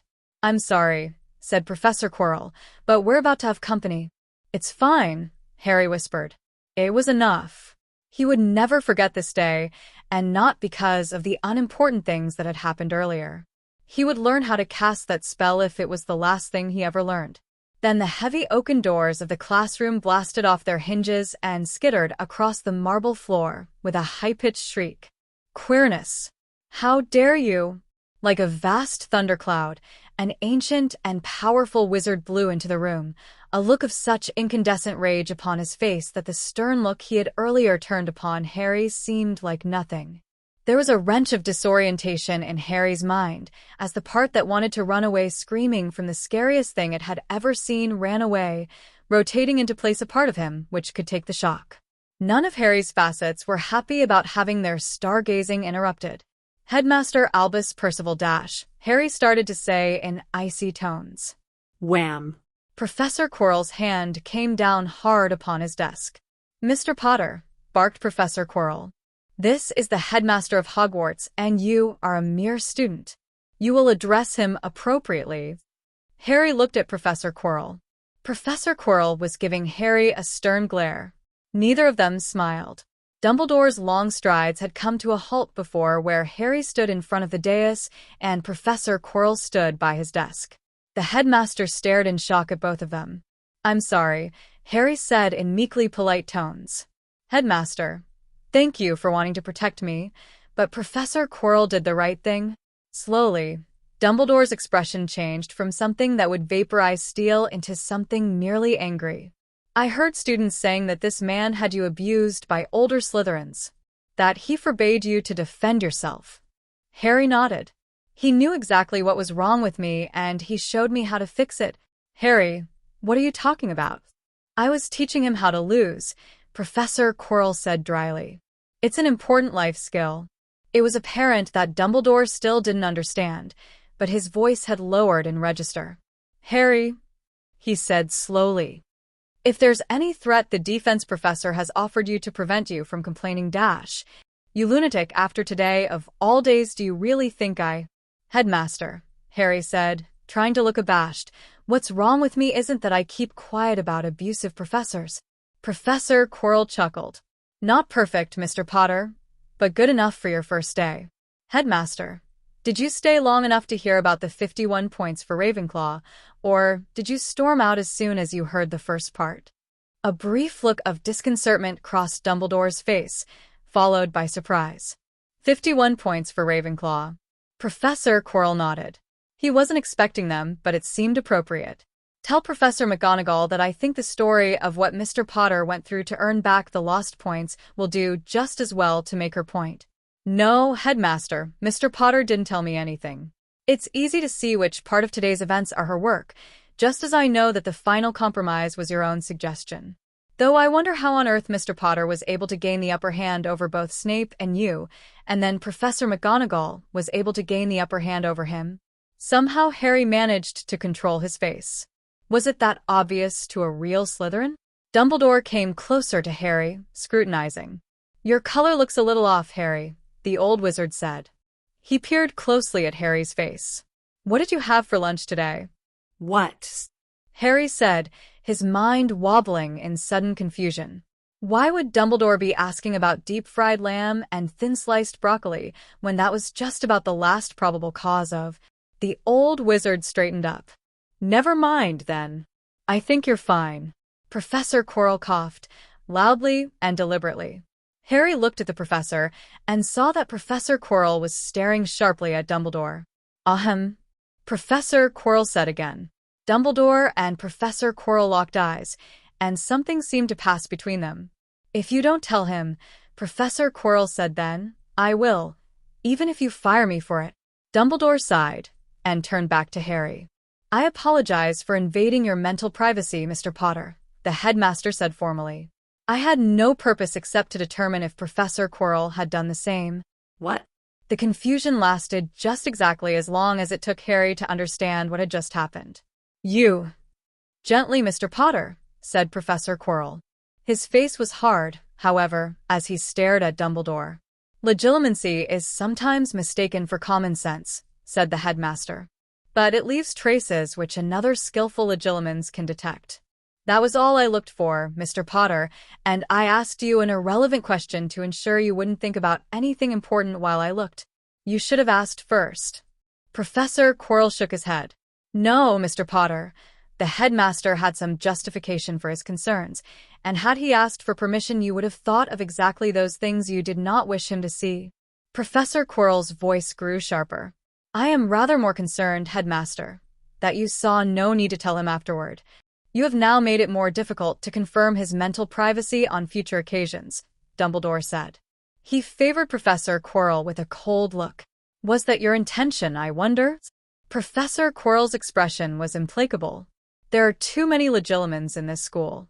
I insist that Mr. Potter receive instruction in occlumency. Will you permit me to be his tutors? Absolutely not, Dumbledore said at once. I did not think so.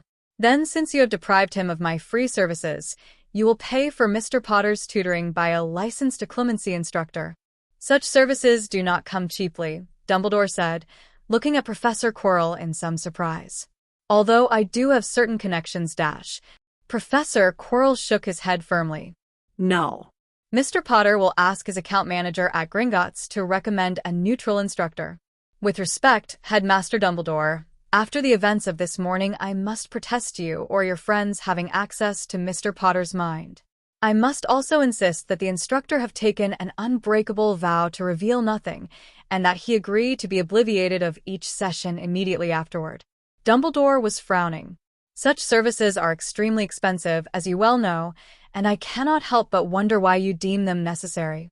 If it's money that's the problem, Harry spoke up, I have some ideas for making large amounts of money quickly. Thank you, Quirrell.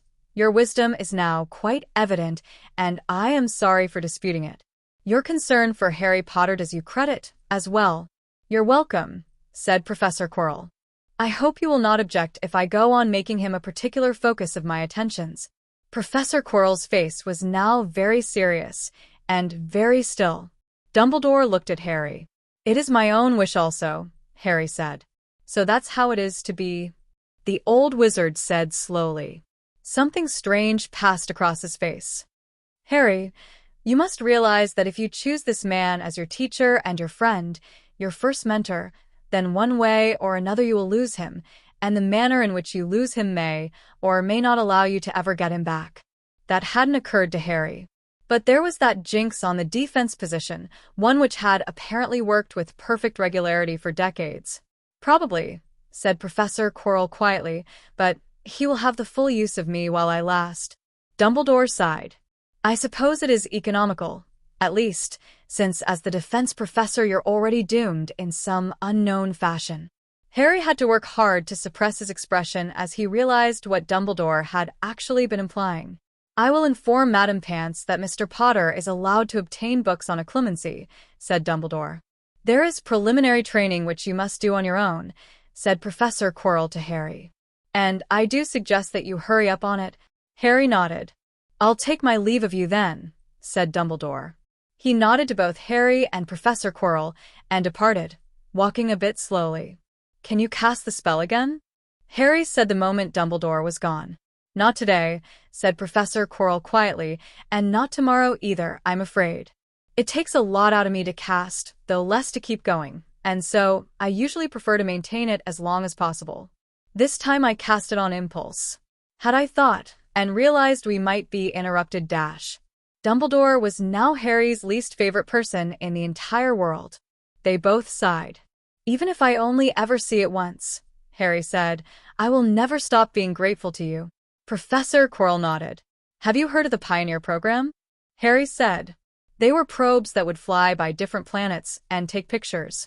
2 of the probes would end up on trajectories that took them out of the solar system and into interstellar space.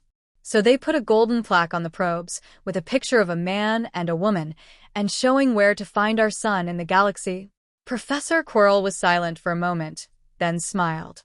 Tell me, Mr. Potter, can you guess what thought went through my mind when I finished assembling the 37 items on the list of things I would never do as a Dark Lord? Put yourself in my shoes. Imagine yourself in my place. And guess. Harry imagined himself looking over a list of 37 things not to do once he became a Dark Lord. You decided that if you had to follow the whole list all the time, there wouldn't be much point in becoming a Dark Lord in the first place, Harry said. Precisely, said Professor Quirrell. He was grinning. So, I am going to violate Rule 2, which was simply don't brag, and tell you about something I have done. I don't see how the knowledge could do any harm. And I strongly suspect you would have figured it out anyway, once we knew each other well enough. Nonetheless, I shall have your oath never to speak of what I am about to tell. You have it. Harry had a feeling this was going to be really good. I subscribe to a Muggle bulletin which keeps me informed of progress on space travel. I didn't hear about Pioneer 10 until they reported its launch. But when I discovered that Pioneer 11 would also be leaving the solar system forever, Professor Quirrell said, his grin the widest that Harry had yet seen from him, I snuck into NASA. I did, and I cast a lovely little spell on that lovely golden plaque, which will make it last a lot longer than it otherwise would. Yes, Professor Quirrell said, who now seemed to be standing around 50 feet taller. I thought that was how you might react. Mr. Potter, I can't think of anything to say. You win seems appropriate, said Professor Quirrell. You win, Harry said immediately. See, said Professor Quirrell. We can only imagine what giant heap of trouble you would have gotten into if you had been unable to say that. They both laughed. A further thought occurred to Harry. You didn't add any extra information to the plaque, did you? Extra information? Said Professor Quirrell, sounding as if the idea had never occurred to him before, and he was quite intrigued. Which made Harry rather suspicious, considering that it had taken less than a minute for Harry to think of it. Maybe you included a holographic message like in Star Wars, said Harry. Or, a portrait seems to store a whole human brain's worth of information. You couldn't have added any extra mass to the probe, but maybe you could have turned an existing part into a portrait of yourself? Or you found a volunteer dying of a terminal illness, snuck them into NASA, and cast a spell to make sure their ghost ended up in the plaque dash. Mr. Potter, Professor Quirrell said, his voice suddenly sharp, a spell requiring a human. Death would certainly be classified by the Ministry as dark arts, regardless of circumstances. Students should not be heard talking about such things.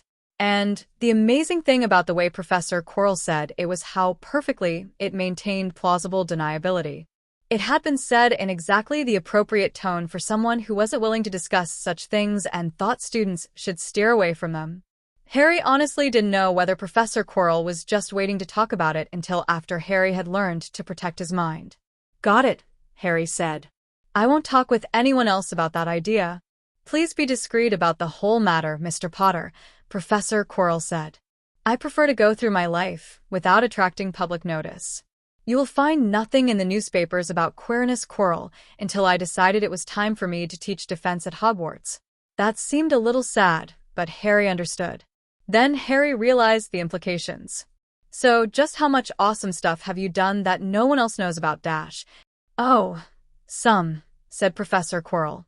But I think that's quite enough for today, Mr. Potter. I confess I am feeling a bit tired, Dash. I understand. And thank you. For everything. Professor Quirrell nodded, but he was leaning harder on his desk. Harry quickly took his leave.